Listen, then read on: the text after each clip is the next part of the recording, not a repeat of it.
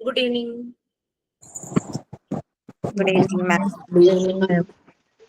Good evening, ma'am. Good evening, ma'am. Good evening, ma'am. Good evening, ma'am. Good evening. കുറച്ച് പേരുള്ളതുണ്ട് night വെച്ചത് തന്നെ എല്ലാരും കയറട്ടെ എന്ന് വിചാരിച്ചതായിരുന്നു. ഓക്കെ, എത്ര പേര് വരുന്നുണ്ട് നിങ്ങള് പ്രാക്ടിക്കൽ സെഷന്?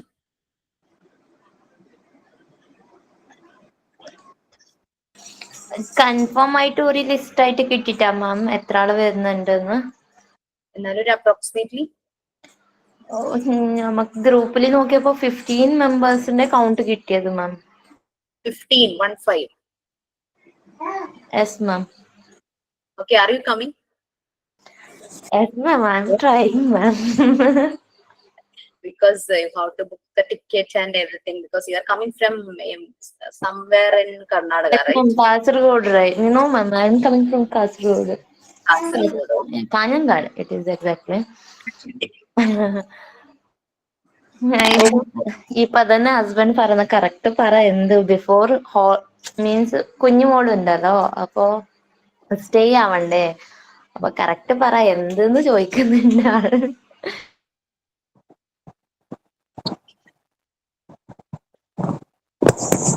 നിങ്ങളുടെ 9th, അതായത് 9th നിങ്ങൾ തൊട്ട് മുന്നിലുള്ള ബാച്ച് 9th ബാച്ചിൽ നിന്ന് they are planning 10 people. കഴിഞ്ഞ പ്രാവശ്യം അവർക്ക് വരാൻ പറ്റാത്ത അത്ര പേര് വരുന്നുണ്ട്. അതുപോലെ 8th ബാച്ചിൽ നിന്ന് വരുന്നുണ്ട് 10 പേര്.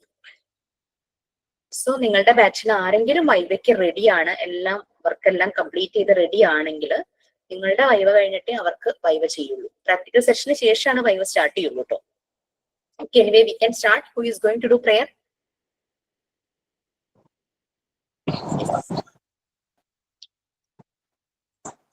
ശ്രീദേവി അൺമ്യൂട്ട് ചെയ്തുകൊണ്ട് ചോദിച്ചതാണേ. Yes, who is ready to do prayer? No one is there. We can do a silent prayer. Okay, silent prayer ഒരു 2 minutes കഴിഞ്ഞിട്ട് നമുക്ക് ക്ലാസ് സ്റ്റാർട്ട് ചെയ്യാം.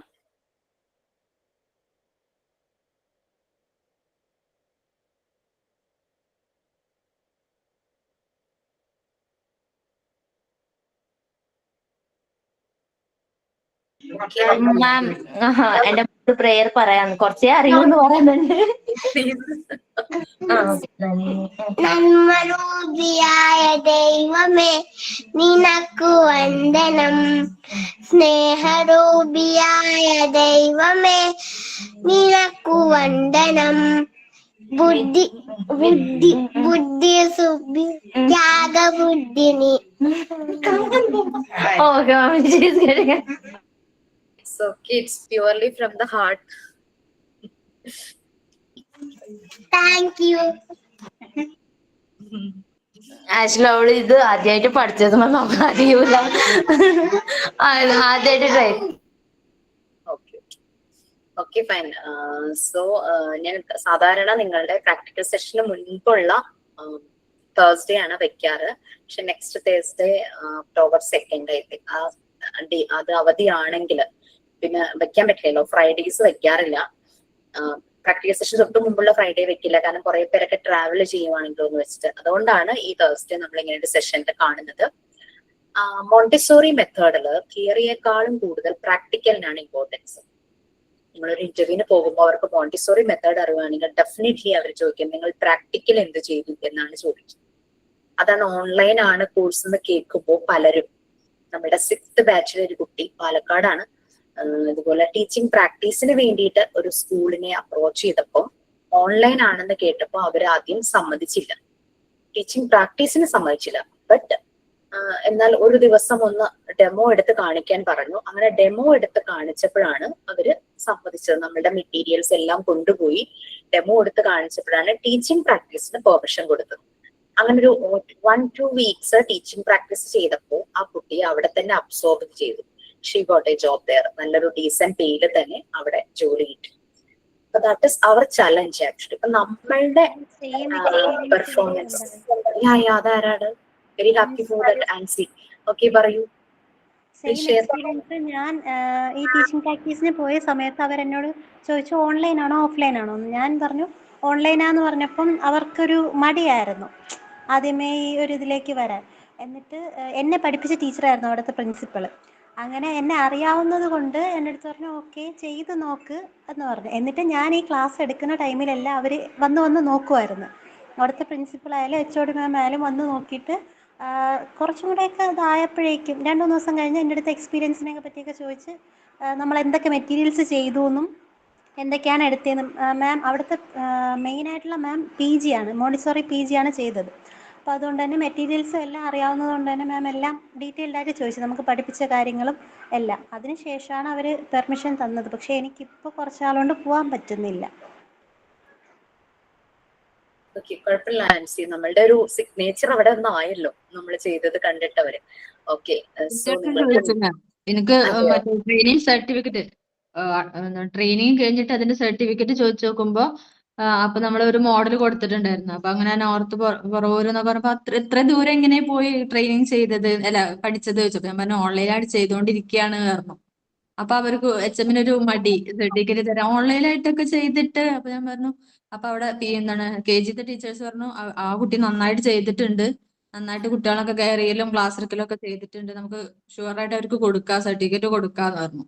ഇപ്പൊ നാളെ മുതൽ എന്നോട് 1 വീക്ക് ഇനിയും ചെല്ലാൻ പറഞ്ഞിട്ടുണ്ട്. അടുത്തൊരു ടീച്ചർ ലീവാണ്. അപ്പൊ നാളെ മുതലല്ല മൺഡേ മുതൽ ഇനി ചെല്ലാൻ പറഞ്ഞിട്ടുണ്ട് വീണ്ടും. Okay fine. മാം ഞാനൊരു ഡൗട്ട് ചോദിക്കട്ടെ? അതെ, ഞാനും ഇതുപോലെ സ്കൂളില് ഞാനിപ്പോ കേറിയുള്ളൂ കേട്ടോ. സ്കൂളിൽ അറ്റൻഡ് ചെയ്ത് കേറി ഒരു 10 ദിവസത്തേക്കാണ് കേറിയത്. അത് കഴിഞ്ഞപ്പോ അവിടെ 1-ാം ക്ലാസ് തൊട്ട് 7-ാം ക്ലാസ് വരെയുള്ള കുട്ടികൾക്ക് 1 മാസത്തേക്ക് കമ്പ്യൂട്ടർ പഠിപ്പിക്കാനായിട്ട് കയറാമോ എന്ന് ഇങ്ങോട്ട് റിക്വസ്റ്റ് ചെയ്ത് വന്നു. നമുക്ക് അങ്ങനെ ചെയ്യാൻ പറ്റുമോ? പിന്നെന്താ, തീർച്ചയായിട്ടും. കാരണം നമ്മള് മോണ്ടിസോറി പഠിച്ചാലും അവിടെ ചെന്ന് നമ്മൾ പെർഫോം ചെയ്യുമ്പോൾ അവര് നമ്മുടെ പൊട്ടൻഷ്യൽ മനസ്സിലാക്കി നമ്മളെ ഹയർ ഗ്രേഡിലേക്ക് ചിലപ്പോൾ നമുക്ക് വേറെയും ക്വാളിഫിക്കേഷൻ ഉണ്ടാവും.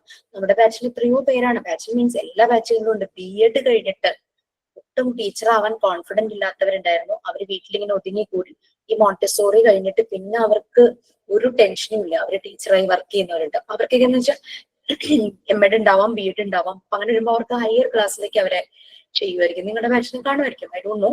അങ്ങനെ കുറെ പേരുടെ മെസ്സേജ് എനിക്ക് വരാറുണ്ട് കോഴ്സ് കഴിഞ്ഞവരുടെ. ക്ലാസ്സിൽ അവർ ആദ്യം പറയാനൊന്നും മടിക്കും ഞാൻ ബി എഡ് അല്ലെങ്കിൽ എം എഡ് കഴിഞ്ഞതാണെന്ന്. പക്ഷെ കുറെ അങ്ങായി ക്ലാസ്സുമായി നല്ല മേർജ് ആയി കഴിയുമ്പോൾ അവർ പറയും ഞാൻ ഇങ്ങനെ ബി എഡ് എം എഡ് കഴിഞ്ഞതെന്ന്. എനിക്ക് എന്റെ സ്വന്തം മക്കളെ തന്നെ മാനേജ് ചെയ്യാൻ പറ്റുന്നില്ലായിരുന്നു. അങ്ങനെ ഹസ്ബൻഡ് ചോദിച്ചിട്ടുണ്ട്, നീ ബി എഡ് ഒക്കെ പഠിക്കുമ്പോൾ കുട്ടികളെ എങ്ങനെ നോക്കാം എന്നുള്ളതാണല്ലോ. നമുക്ക് എഡ്യൂക്കേഷൻ സൈക്കോളജിന്റെ ഒരു ഭാഗം ഉണ്ടല്ലോ. അങ്ങനെ പഠിക്കുന്നില്ലേ, പിന്നെ എന്തുകൊണ്ടാണ് കുട്ടികളെ നോക്കുമ്പോൾ ഇത്ര ഫ്രസ്ട്രേറ്റഡ് ആവുന്നതെന്ന് ചോദിച്ചു. But after doing Montessori she is very happy and husband is very happy, kids are very happy. കാരണം അവരുടെ അമ്മ മാറിയല്ലോ, അങ്ങനെ ജോലിയും കിട്ടുകയും ചെയ്തു പെട്ടെന്ന് തന്നെ.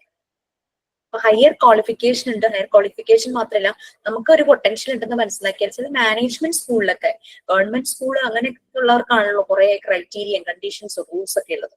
അവര് മാനേജ്മെന്റിന്റെ തീരുമാനം ഉള്ള സ്കൂളുകൾ നമ്മള് ഹയർ ക്ലാസ്സിലേക്കൊക്കെ എടുക്കും. ചിലപ്പോൾ നമ്മളുടെ ഒരു പ്രൊഫഷണൽ ലൈഫ് അവിടെ കൊണ്ട് തന്നെ സെറ്റ് ആവാൻ ചാൻസ് ഉണ്ട്. Okay, so after completing our module 3 that is practical, ഞാൻ അതിനുശേഷം നിങ്ങൾക്ക് എങ്ങനെയാണ് വൈവ അറ്റൻഡ് ചെയ്യേണ്ടതെന്ന് പറഞ്ഞു തരാം. നമ്മളൊരു സ്കൂളിൽ ഇന്റർവ്യൂവിന് പോകുന്ന പോലെ തന്നെയാണ് നമ്മുടെ വൈവ, ഒരു മോക്ക് ഇന്റർവ്യൂ പോലെ തന്നെയാണ്. അപ്പൊ ആ ഒരു സീരിയസ് ആയിട്ടിരുന്ന് തന്നെ വൈവ നിങ്ങൾ അറ്റൻഡ് ചെയ്യേണ്ട സമയത്ത് അറ്റൻഡ് ചെയ്യണം. നിങ്ങൾക്ക് പി ജിയുടെ ക്ലാസ് സ്റ്റാർട്ട് ചെയ്തിട്ടേ ഉള്ളൂ. അപ്പൊ ഈ 4th അറ്റൻഡ് ചെയ്യുന്ന കുട്ടികൾക്ക് അതുകൊണ്ട് ചെറിയ റിലാക്സേഷൻ ഞാൻ തരും. ചില കാര്യങ്ങൾ, അതായത് പി ജിയുടെ സെമിനാർ പ്രസന്റ് ചെയ്യുന്ന കുട്ടികൾ ഉണ്ടായിരിക്കും. അതുപോലെ തന്നെ ലാസ്റ്റ് ഒരു 10 ക്വസ്റ്റ്യന്റെ അസൈൻമെന്റ് ഞാൻ തന്നിട്ട് അധികമായിട്ടില്ലല്ലോ. അത് പിന്നെ മോണ്ടിസോറി അപ്പാരറ്റസ് റെക്കോർഡ്, ഈ 3 കാര്യത്തിലും റിലാക്സേഷൻ തരും. പക്ഷെ 4th വന്ന് നിങ്ങൾ വൈവ അറ്റൻഡ് ചെയ്ത് കഴിഞ്ഞാൽ 2 വീക്സിനുള്ളിൽ അത് കംപ്ലീറ്റ് ആക്കണം. ആ ഒരു ഉറപ്പ് തരണം കേട്ടോ. ഞാൻ എല്ലാവരുടെയും വാക്കുകളെ ട്രസ്റ്റ് ചെയ്യുന്ന ഒരാളാണ്. So please. Okay, so start ചെയ്യാം. മോഡ്യൂൾ 3 സമയം കിട്ടുമ്പോൾ ഒന്ന് വായിച്ചു നോക്കുക. അതിൽ നിറയെ ആക്ടിവിറ്റീസ് ആണ്, ഡെമോൺസ്ട്രേഷൻ. കുട്ടികളുടെ ഏജിനനുസരിച്ച് അവരെ ഓരോരോ ആക്ടിവിറ്റീസ് ചെയ്യിക്കാനും. മറിയ മോണ്ടിസോറി ഡിസൈൻ ചെയ്ത കുറെ മെറ്റീരിയൽസിന്റെ ഡീറ്റെയിൽസ് ആണ്. നിങ്ങളുടെ 5th റെക്കോർഡ് നിങ്ങൾക്ക് കോപ്പി ചെയ്യാനായിട്ട് തന്നതില് മറിയ മോണ്ടിസോറി ഡിസൈൻ ചെയ്ത മെയിൻ ആയിട്ടുള്ള എല്ലാ മെറ്റീരിയൽസിന്റെ ഫീച്ചേഴ്സും പ്രിൻസിപ്പിൾസും അതുകൊണ്ട് കുട്ടികൾ ചെയ്യുമ്പോൾ അവർക്ക് എന്ത് മനസ്സിലാകുന്നു എന്നുള്ളത് വളരെ ചുരുക്കി എഴുതിയിട്ടുണ്ട്. ചുരുക്കി എഴുതിയെന്ന് ഞാൻ പറയാൻ കാരണം മറിയ മോണ്ടിസോറിയുടെ കൺസെപ്റ്റ് ആയിരുന്നു, മോണ്ടിസോറി മെറ്റീരിയൽസിന്റെ ഫണ്ടമെന്റൽ ലെസൺസ് നമ്മൾ കുട്ടികൾക്ക് കൊടുക്കുമ്പോൾ, അതായത് ഡെമോ കൊടുക്കുമ്പോൾ 3 കാര്യങ്ങൾ ശ്രദ്ധിക്കണം. ഒന്ന് സിംപ്ലിസിറ്റി, ബ്രിവിറ്റി ആൻഡ് ഒബ്ജക്ടിവിറ്റി. അത് നമ്മൾ ത്രൂ ഔട്ട് നമ്മുടെ ലൈഫിൽ നമ്മൾ ആ മെറ്റീരിയൽസിന്റെ കാര്യത്തിൽ മാത്രമല്ല നമ്മൾ ചെയ്താൽ it's very better.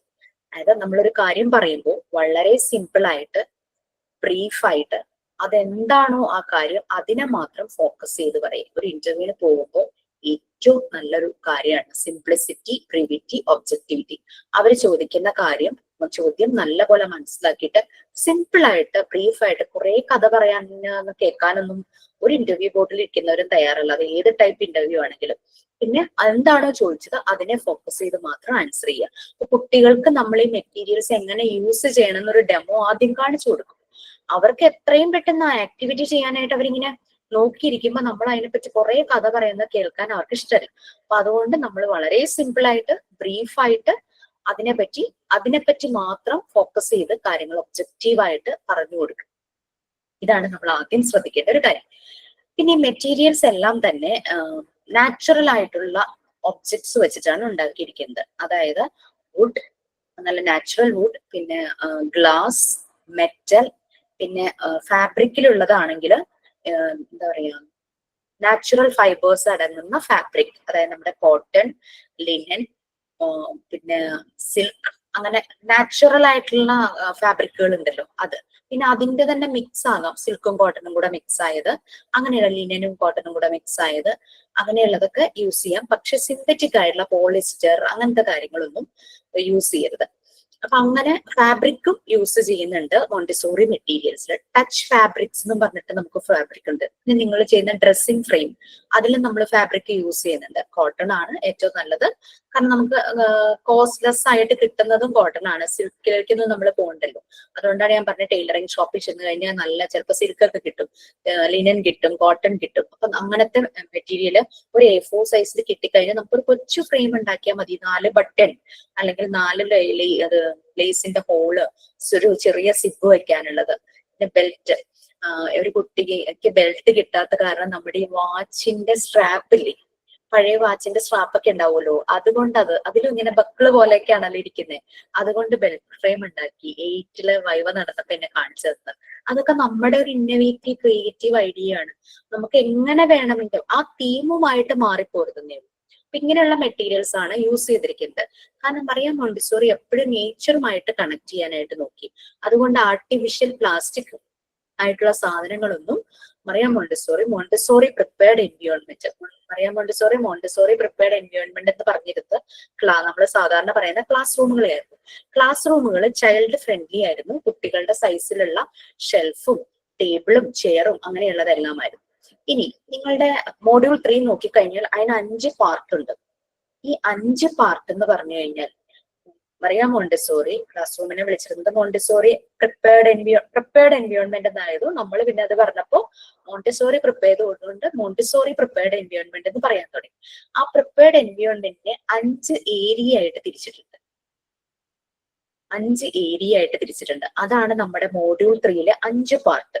Module 3 practical ആണ്, തിയറി എക്സാംസ് ഒന്നുമില്ല. നമ്മളുടെ 5th റെക്കോർഡുമായിട്ട് കണക്റ്റഡ് ആണ് മോഡ്യൂൾ 3. ഓക്കെ, 5th റെക്കോർഡ് നോക്കിക്കഴിഞ്ഞു കഴിഞ്ഞാൽ നിങ്ങൾക്ക് 5 ഏരിയ കാണാം. 5 ഏരിയയിലാണ് നമ്മൾ ഡേറ്റാസ് എഴുതിയിരിക്കുന്നത്. 5 ഏരിയയിലെ മെറ്റീരിയൽസിനെ സെപ്പറേറ്റ് ചെയ്തിട്ടായിരിക്കും നമ്മൾ എഴുതിയിരിക്കുന്നത്. അപ്പൊ അതിന് 1ാമത്തെ ഏരിയ ആണ് പ്രാക്ടിക്കൽ ലൈഫ് ഏരിയ. നത്തിങ് നമ്മുടെ കിച്ചൺ തന്നെ, നമ്മുടെ വീട്ടിലെ കിച്ചൺ ഇല്ലേ, അതാണ് മോണ്ടിസോറി പ്രിപ്പയർഡ് എൻവിയോൺമെന്റിലെ പ്രാക്ടിക്കൽ ലൈഫ് ഏരിയ. അപ്പൊ നമ്മൾ കിച്ചണിൽ എന്തൊക്കെ കാര്യങ്ങൾ ചെയ്യുന്നു? നമ്മൾ വെള്ളവുമായിട്ട് റിലേറ്റഡ് ആയിട്ടുള്ള കാര്യങ്ങൾ ചെയ്യുന്നുണ്ട്, പച്ചക്കറി അരിയുന്നുണ്ട്, ഫ്രൂട്ട്സ് കട്ട് ചെയ്യുന്നുണ്ട്, പിന്നെ ജഗ്ഗില് വെള്ളം നിറയ്ക്കുന്നു, അവിടെ എന്തെങ്കിലും വെള്ളം വീണ് പോയി കഴിഞ്ഞാൽ അത് മോപ്പ് ചെയ്യുന്നു, അവിടെ പാത്രങ്ങളെല്ലാം വാഷ് ചെയ്ത് ശരിക്കും അടുക്കി വെക്കുന്നു. അങ്ങനെ കുറെ കാര്യങ്ങൾ നമ്മൾ കിച്ചണിൽ ചെയ്യുന്നുണ്ടല്ലേ. കുക്കിംഗ് ഉണ്ട്, അങ്ങനെ എല്ലാം ചെയ്യുന്നുണ്ട്. അപ്പോ ഈ യൂറോപ്യൻ കൺട്രീസിലൊക്കെ ഭക്ഷണം കഴിക്കുമ്പോൾ അവർ കൂടുതലായിട്ട് നാപ്കിൻസ് യൂസ് ചെയ്യും. ഒന്നുമില്ലെങ്കിലും അവരും അത് നിവർത്തി അവരുടെ മടിയിലിടും, കുട്ടികൾക്ക് ബിബ് പോലെ കെട്ടിക്കൊടുക്കും അല്ലെ. അവരുടെ ഒരു കൾച്ചർ, അവരുടെ ആ ഒരു ഫുഡ് കഴിക്കുന്ന ആ ഒരു അതിന്റെ മാനേഴ്സ്, ആ ഒരു കൾച്ചറൊക്കെ അങ്ങനെയാണ്. അപ്പം പ്രാക്ടിക്കൽ ലൈഫ് ഏരിയയിലെ കുട്ടികളെ ഈ നാപ്കിൻസ് ഫോൾഡ് ചെയ്യാനും അൺഫോൾഡ് ചെയ്യാനും അവർ പ്രാക്ടീസ് ചെയ്യും. പിന്നെ അതുപോലെ തന്നെ ഇപ്പൊ ജഗ്ഗില് വെള്ളം ഫില്ല് ചെയ്യണം. നമ്മൾ സാധാരണ അഡൾട്ടിന് അതിൽ വലിയ ഇൻട്രസ്റ്റ് ഒന്നും ഉണ്ടാവില്ലായിരിക്കും, പക്ഷെ കുട്ടികൾക്ക് ആ പ്രോസസ്സ് ഭയങ്കരമായിട്ട് അവർ ഇഷ്ടപ്പെടും. അവരെ കൊണ്ട് പറ്റുന്ന രീതിയിൽ ജഗ്ഗില് വെള്ളം ഫില്ല് ചെയ്യാനായിട്ട് നമ്മൾ അവർക്കുള്ള ഫ്രീഡം അവർക്ക് കൊടുക്കണം. ഈ വെള്ളം തുളുമ്പി പോവോ, അങ്ങനെ ഇച്ചിരി സ്പിൽ ഔട്ട് ആയി കഴിഞ്ഞു കഴിഞ്ഞാൽ അത് അവിടെ മോപ്പ് ചെയ്യാനുള്ള ക്ലോത്ത് നമ്മൾ വെച്ചിട്ടുണ്ടാവണം. ആ ക്ലോത്ത് എടുത്ത് അവരെ വെള്ളം തുടച്ച് അവിടെ വൃത്തിയാക്കി, ക്ലോത്തും അവർ വൃത്തിയാക്കി അത് ഉണങ്ങാനായിട്ട് വെക്കുന്നതൊക്കെ കുട്ടികൾ നമ്മുടെ കിച്ചണിൽ നിന്ന് പ്രാക്ടീസ് ചെയ്യാൻ. പച്ചക്കറി അരിയുമ്പോൾ അവരെ ചെയ്യിക്കുക. കഴിഞ്ഞ ദിവസം ക്ലാസ്സുകളിലൊക്കെ പറയുന്നുണ്ടായിരുന്നു, ചപ്പാത്തി ഉണ്ടാക്കുമ്പോൾ അവർക്കും കൊടുക്കും കുഴയ്ക്കാനായിട്ട്. അത് ചെറിയ ഉരുളയൊക്കെ കൊടുക്കുക, അവർ പല ഷേപ്പ് ഒക്കെ ചിലപ്പോൾ ഉണ്ടാക്കും. അത് കളയായിരിക്കാം, പക്ഷെ എന്നാലും അവരുടെ കുറെ ക്രിയേറ്റീവ് ഐഡിയ അങ്ങനെയൊക്കെ അങ്ങനെ വരും. പിന്നെ അതുമല്ല, വിരൽ യൂസ് ചെയ്ത് അതിങ്ങനെ കുഴച്ചുകൊണ്ടിരിക്കുമല്ലേ, അപ്പൊ അവരുടെ ഫൈൻ മോട്ടോർ സ്കിൽസ് ഡെവലപ്പ് ചെയ്യാനായിട്ട് തുടങ്ങും. ഇതെല്ലാം നമുക്ക് പ്രാക്ടിക്കൽ ലൈഫ് ഏരിയ കുട്ടികൾക്ക് ലൈഫ് സ്കിൽസ് ഡെവലപ്പ് ചെയ്യുന്നത് കിച്ചണിൽ നിന്ന് തന്നെയാണ് ശരിക്കും. അത് ഫസ്റ്റ് നമുക്കറിയാലോ, ഇവര് കടന്നു പോകുന്ന എൻവിയോൺമെന്റിന്റെ 3 ഏരിയ എന്ന് പറയുന്നത് വീട്, സ്കൂള്, സൊസൈറ്റി. വീട്ടില് അവരിതെല്ലാം ചെയ്യണം എന്നാണ് പറയുന്നത്. അപ്പൊ പ്രാക്ടിക്കൽ ലൈഫ് ഏരിയയില് ഇമ്പോർട്ടന്റ് ആയിട്ടുള്ള ഒരു മെറ്റീരിയൽ ഉണ്ട്, ദാറ്റ് ഇസ് മാറ്റ്. മാറ്റ് അറിയാം, മാറ്റ് റെക്ക് നമ്മള് ചെയ്യിക്കാൻ. Yes, okay, very good.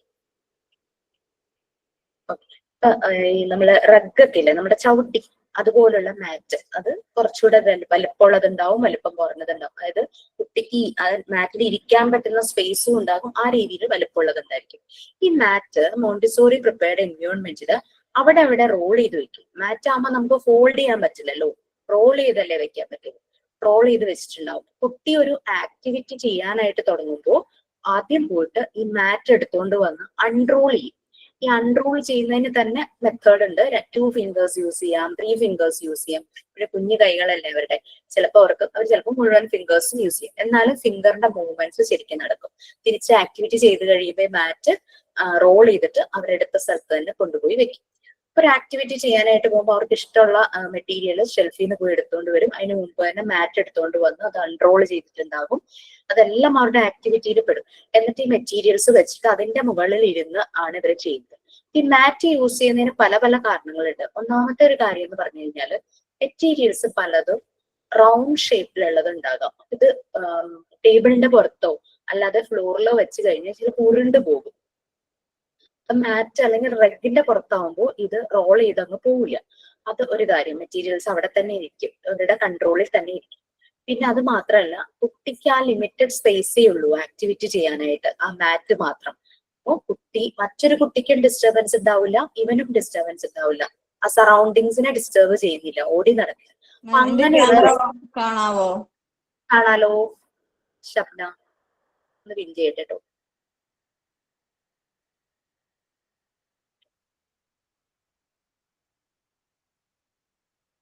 Shabna, ഇതെന്താ റെക്കോർഡാണോ അതെന്തെങ്കിലും ടെക്സ്റ്റ് ആണോ, എന്താ ഇത്? ഷബ്ന പറയുന്നുണ്ടെങ്കിൽ മ്യൂട്ടാണ്, കേൾക്കുന്നില്ല. മോണ്ടിസോറി അവര് ഓഫ്ലൈൻ ആയിട്ടാണ് ചെയ്തിരുന്നത് ഇവിടെ അടുത്തുള്ളൊരു ചേച്ചി. അപ്പൊ എനിക്ക് മെറ്റീരിയൽസ് ഒക്കെ അറിയാൻ വേണ്ടിയിട്ട് അവര് ചെയർ വെക്കുന്നത് അങ്ങനെയെല്ലാം എന്നെ കാണിക്കാൻ വേണ്ടി തന്നതാ. ഇത് മറ്റേ മാറ്റ് റോൾ ചെയ്യുന്നല്ലേ, ആ താഴെ ഒരു ഗ്രീൻ കളറിൽ കാണുന്നത്? യെസ്, റോളിംഗ് മാറ്റ്. ഇത് അൺറോളിംഗ് ചെയ്യുന്നത്. ഓക്കെ. ഇത് വേ ഓഫ് ക്യാരിങ് ദ മാറ്റ്, എങ്ങനെ ക്യാരി ചെയ്യാം. കുട്ടികളാവുമ്പോ 2 കയ്യിൽ എടുത്തോണ്ട് വരുമായിരിക്കും അല്ലെ? അതാണിത് ഫസ്റ്റ് സ്റ്റെപ്പ്. 3rd 4th അങ്ങനെ കാണിക്കുന്നുണ്ട്. പിന്നെ ചെയർ എങ്ങനെ അവർക്ക് ചെയർ അവരുടെ സാധനങ്ങളെല്ലാം അവർ തന്നെ എടുക്കണല്ലോ. എങ്ങനെ ചെയർ വെക്കാം, എങ്ങനെ ചെയർ ക്യാരി ചെയ്യാം, ഫുൾ ഡീറ്റെയിൽസ് ഉണ്ട്. ഉപകാരമുള്ളൊരു ഫയലായിരുന്നു കിട്ടിയത്. നന്നായി. അവരുടെ റെക്കോർഡാണോ ഇത്? യെസ്, അവർക്കെല്ലാം 5th റെക്കോർഡ്, ഇങ്ങനെ ഒരു 5th റെക്കോർഡ് ഉണ്ട്. ഇത് പ്രാക്ടിക്കലിന്റെ, അതുപോലെ മാത്സിന്റെ, അങ്ങനെ എല്ലാത്തിനും ഉണ്ട്. സെൻസോറിയൽ 5 ഏരിയക്കും അവർക്ക് 5 റെക്കോർഡ് ആയിരിക്കും, നമ്മുടെ പോലെ ആവില്ല അല്ലെ? അതെ, അങ്ങനെ 5 റെക്കോർഡ്സ് കാണാം. വേറെ റെക്കോർഡില്ല, ക്രിയേറ്റിവിറ്റിക്കൊന്നുമില്ല. ഇല്ല. ഇത് അതുപോലെ മാം പറഞ്ഞ നേരത്തെ എങ്ങനെ അവര് ഒരു ജഗ്ഗിൽ എങ്ങനെ വെള്ളം നിറക്കും, അത് അവർക്കുള്ള ബീഡ്സ് വെച്ചിട്ടുണ്ടല്ലോ, നമുക്ക് മാത്സിന്റെ അത് എങ്ങനെ ബീഡ്സ് എടുത്തു വരും, എല്ലാ ഡീറ്റെയിൽസും കിട്ടിയല്ലോ. ഇതാ കണ്ടില്ലേ ജഗ്ഗിൽ നിറക്കുന്നത്. ഞാൻ ഒരു റെക്കോർഡ് മാത്രം നമുക്ക് പറഞ്ഞത് മാത്രം എടുത്തു വന്നതാ. Very good. അല്ലാണ്ട് നമ്മൾ വൺസ് ഒരു മോണ്ടിസോറി സ്കൂൾ ഒന്ന് വിസിറ്റ് ഒക്കെ ചെയ്യുമ്പോൾ നമുക്ക് കുറെയൊക്കെ കാര്യങ്ങൾ മനസ്സിലാവും. പിന്നെ അവർ അലോ ചെയ്യുവാണ് മോണ്ടിസോറി സ്കൂൾ കൂടുതൽ അറിയാനായിട്ട്. ഒരു 10 days അവിടെ പ്രാക്ടീസ് ചെയ്യാൻ പോവുകയാണെങ്കിൽ നമുക്ക് കുറെ കൂടെ മനസ്സിലാകും. ഒറ്റ ദിവസം കൊണ്ട് പ്രാക്ടിക്കലൊക്കെ ചെയ്ത് കഴിഞ്ഞാൽ നമുക്ക് അത് ഐഡിയ കിട്ടില്ല, നമ്മൾ പോയി തന്നെ ചെയ്യണം.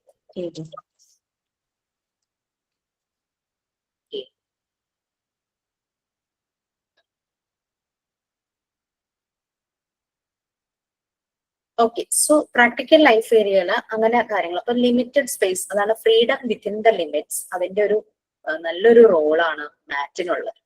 അല്ലെങ്കിൽ കുട്ടി ഓടി നടക്കൂലേ ആ സറൗണ്ടിങ്സിൽ. ഇത് അവൻ ആദ്യം തന്നെ ഡിസിപ്ലിൻ അവിടെ തന്നെ ഇരുന്നത് ചെയ്യുന്നു, അതുകൊണ്ട് ഓടി നടക്കുന്നില്ല മാറ്റിന്റെ പുറത്തേക്ക്. മെറ്റീരിയൽസും നാശാവില്ല, ഒരഞ്ഞൊരഞ്ഞു പോവില്ല ഈ മാറ്റിന്റെ പുറത്തിരിക്കുന്നതുകൊണ്ട്. അത് നന്നായിട്ട് തന്നെ ഇരിക്കും. അപ്പൊ പ്രാക്ടിക്കൽ ലൈഫ് ഏരിയയില് ഡ്രസ്സിംഗ് ഫ്രെയിംസ് നിങ്ങൾ ഉണ്ടാക്കിയിട്ടുണ്ടാവും പലരും. നോർമൽ ബട്ടൺ, ബ്രസ്റ്റ് ബട്ടൺ നമുക്ക് ചെയ്യാം. പിന്നെ ബട്ടൺ ചെറുതും വലുതും ഉണ്ടാവും. എപ്പോഴും കുട്ടികൾക്ക് ബട്ടൺ ഇടാനാണെന്ന് തോന്നുന്നു എളുപ്പം, അത് അഴിച്ചെടുക്കാൻ അവരെ വല്ലാണ്ട് വിഷമിക്കണു എന്നൊക്കെ പാരന്റ്സ് പറഞ്ഞു കേട്ടിട്ടുണ്ട്. പിന്നെ സിപ്പിന്റെ, പിന്നെ അതുപോലെ തന്നെ വെൽക്രോ, അത് ചില ഷൂ ബാഗിലൊക്കെ ക്ലോസ് ചെയ്യുന്നത് ഈ വെൽക്രോ യൂസ് ചെയ്തിട്ടാണല്ലോ. അപ്പൊ അത് പിടിക്കുമ്പോ ശ്രദ്ധിക്കണം, കാരണം പിടിച്ചെന്ന് വലിക്കുമ്പോ അതിന്റെ സ്റ്റിച്ച് വിട്ട് പോകാനുള്ള ചാൻസ് ഉണ്ട്. അപ്പൊ നമ്മൾ ഏതാണോ വലിക്കുന്നത് മറ്റേതിൽ നമ്മുടെ തമ്പ് വെച്ചിട്ട് ഒന്ന് പിടിച്ചു വെക്കണം, അല്ലെങ്കിൽ അത് സ്റ്റിച്ച് ചെയ്യുന്ന വിട്ടു പോകാനുള്ള ചാൻസസ് ഉണ്ട്. അങ്ങനെയൊക്കെ അവരെ പ്രാക്ടീസ് ചെയ്യിക്കുകയാണെങ്കിൽ അവരെല്ലാ സാധനവും വളരെ സൂക്ഷിച്ച് ഉപയോഗിക്കും. പിന്നെ സിപ്പ്, ബെൽറ്റ്. ഒരു ഡൗട്ട് ചോദിച്ചോട്ടെ, നമ്മൾ ഈ ഡ്രസ്സിംഗ് ഫ്രെയിം ചെയ്യുമ്പോഴേ അതിനകത്ത് ഹൂക്കിന്റെ ചെയ്യാവോ? ഹുക്ക് ചെയ്യാലോ. അത് ഹുക്ക് തന്നെ പല ടൈപ്പ് ഇല്ലേ? അതായത് യൂണിഫോമിന്റെ ട്രൗസറിലൊക്കെ ഇടുന്ന ഒരു സൈസ് ഹുക്ക് ഉണ്ടല്ലോ. അതുണ്ട്. വേറെ നമ്മുടെ ഈ ബ്ലൗസിന്റെ ഒക്കെ ടൈപ്പ് വേറെ ഉണ്ട്. ചെയ്യാം, നമ്മുടെ പഴയ ഡ്രസ്സിൽ നിന്നൊക്കെ അത് എടുത്താൽ മതി. അതെല്ലാം ചെയ്യാം. കാരണം ഇതിപ്പം യൂറോപ്യൻ കൺട്രീസിന്റെ ഒരു ഡ്രസ്സിങ് കൾച്ചർ വെച്ചിട്ടുള്ള ഫ്രെയിംസ് ആയിരിക്കും നമ്മൾ കാണുന്നത് അല്ലെ. നമ്മുടെ ഒരു ട്രഡീഷൻ അനുസരിച്ചുള്ള നമ്മളുടെ കുറെ ഡ്രസ്സുകൾ ഉണ്ടല്ലോ, നമ്മുടെ കുട്ടികൾ അതായിരിക്കുമല്ലോ കൂടുതൽ യൂസ് ചെയ്യുന്നത്. അപ്പൊ നമുക്ക് അങ്ങനെ അവൈലബിൾ ആയിട്ടുള്ള എല്ലാ മെറ്റീരിയൽസും വെച്ചിട്ട് ഡ്രസ്സിംഗ് ഫ്രെയിം ചെയ്യാം. ഈ ഹുക്ക്, ബ്ലൗസിന്റെ ഹുക്ക് പോലത്തെ. പിന്നെ ബ്ലൗസിന്റെ ഹുക്ക് തന്നെ, ആ ഹുക്ക് ഇടുന്ന ഭാഗം രണ്ട് രീതിയിൽ ടൈലേഴ്സ് സ്റ്റിച്ച് ചെയ്യാറുണ്ടല്ലോ. ഒന്നൊരു ഗ്യാപ്പ്, ഒന്ന് ആ ഡ്രസ്സിൽ തന്നെ ഗ്യാപ്പ് ഇട്ടിട്ടും ഒന്നല്ലാതെ അതിന്റെ തന്നെ ഒരു ഐ പോലത്തെ ഒരു സാധനമുണ്ട്, അതിലും ചെയ്യാറുണ്ട്. അങ്ങനെയൊക്കെ നോക്കി നമുക്ക് മാക്സിമം ഉണ്ടാക്കാവുന്നതൊക്കെ ഉണ്ടാക്കി വെക്കാം. നിങ്ങൾക്ക് ഇപ്പൊ ഡ്രസ്സിംഗ് ഫ്രെയിം ഇപ്പൊ മിസ് പറഞ്ഞതിനനുസരിച്ച് ഇപ്പൊ 4 പീസാണ് ചെയ്യാൻ പറ്റില്ലെങ്കിൽ ഓക്കെ, നോ പ്രോബ്ലം. നമുക്ക് പിന്നെ സമയം കിട്ടുമ്പോൾ പിന്നെ ചെയ്ത് വെക്കാം. ഒരു സ്കൂളിലേക്ക് നിങ്ങളിപ്പോ വർക്ക് ചെയ്യാൻ പോകുമ്പോൾ ആ സ്കൂളിന്റെ ആ ഒരു ആക്ടിവിറ്റി റിലേറ്റഡ് ആയിട്ടായിരിക്കും പിന്നെ നിങ്ങൾ മെറ്റീരിയൽസ് ഉണ്ടാക്കാനായിട്ട് തുടങ്ങുന്നത്. So it's up to you എങ്ങനെയാണെന്ന് വെച്ച് കഴിഞ്ഞാൽ ചെയ്താൽ ഓക്കെ. അപ്പൊ മാറ്റ്, ഡ്രസ്സിംഗ് ഫ്രെയിം, പിന്നെ ഇതുപോലുള്ള ആക്ടിവിറ്റീസ്, ജഗ്ഗില് വെള്ളം നിറയ്ക്കുക, അങ്ങനെ നമ്മൾ നമ്മുടെ കിച്ചണിൽ ചെയ്യുന്ന പല കാര്യങ്ങളുമായിട്ട് കണക്ട് ചെയ്ത് സറൗണ്ടിങ്സിനെ കെയർ ചെയ്യുക. Care of person, care of surroundings, care of each other, ആ ഒരു മ്യൂച്വൽ ഹെൽപ്പ്, മ്യൂച്വൽ റെസ്പെക്ട് എല്ലാം ഈ ഒരു പ്രാക്ടിക്കൽ ലൈഫ് ഏരിയയിലാണ്. അവർ ലെമണേഡ് ഉണ്ടാക്കാൻ പഠിക്കുന്നു, കുക്കീസ് ഉണ്ടാക്കാനായിട്ട്, മൈക്രോവേവ് ഓവൻ ഉണ്ടെങ്കിൽ കുക്കീസ് ഉണ്ടാക്കാനായിട്ട് പഠിക്കുന്നു. അങ്ങനെയുള്ള കാര്യങ്ങളെല്ലാം കുട്ടികൾക്ക് ചെയ്യാനായിട്ട് പറ്റും. പിന്നെ നെക്സ്റ്റ് രണ്ടാമത്തെ ഏരിയ ആയിട്ട് വരുന്നത് ലാംഗ്വേജ് ഏരിയ. രണ്ടാമത്തേന്നല്ല, ഞാൻ ആദ്യത്തെ ഏരിയ ആയിട്ട് ലാംഗ്വേജ് ഏരിയ പറയുവാണെങ്കിൽ നമുക്കറിയാം ലാംഗ്വേജ് ഏരിയയിൽ കുട്ടികൾക്ക് എന്തെല്ലാം ആക്ടിവിറ്റീസ് വരും, എന്തെല്ലാമായിരിക്കും. ആദ്യമായിട്ട് ഒരു പ്രീ സ്കൂളോ അംഗൻവാടിയോ വാട്ടെവർ ഇറ്റ് ബി, എങ്ങോട്ട് പോയാലും ഒരു കുട്ടിക്ക് ലാംഗ്വേജ് ഏരിയയിൽ അത് എന്തൊക്കെയായിരിക്കും പഠിക്കുന്നത്?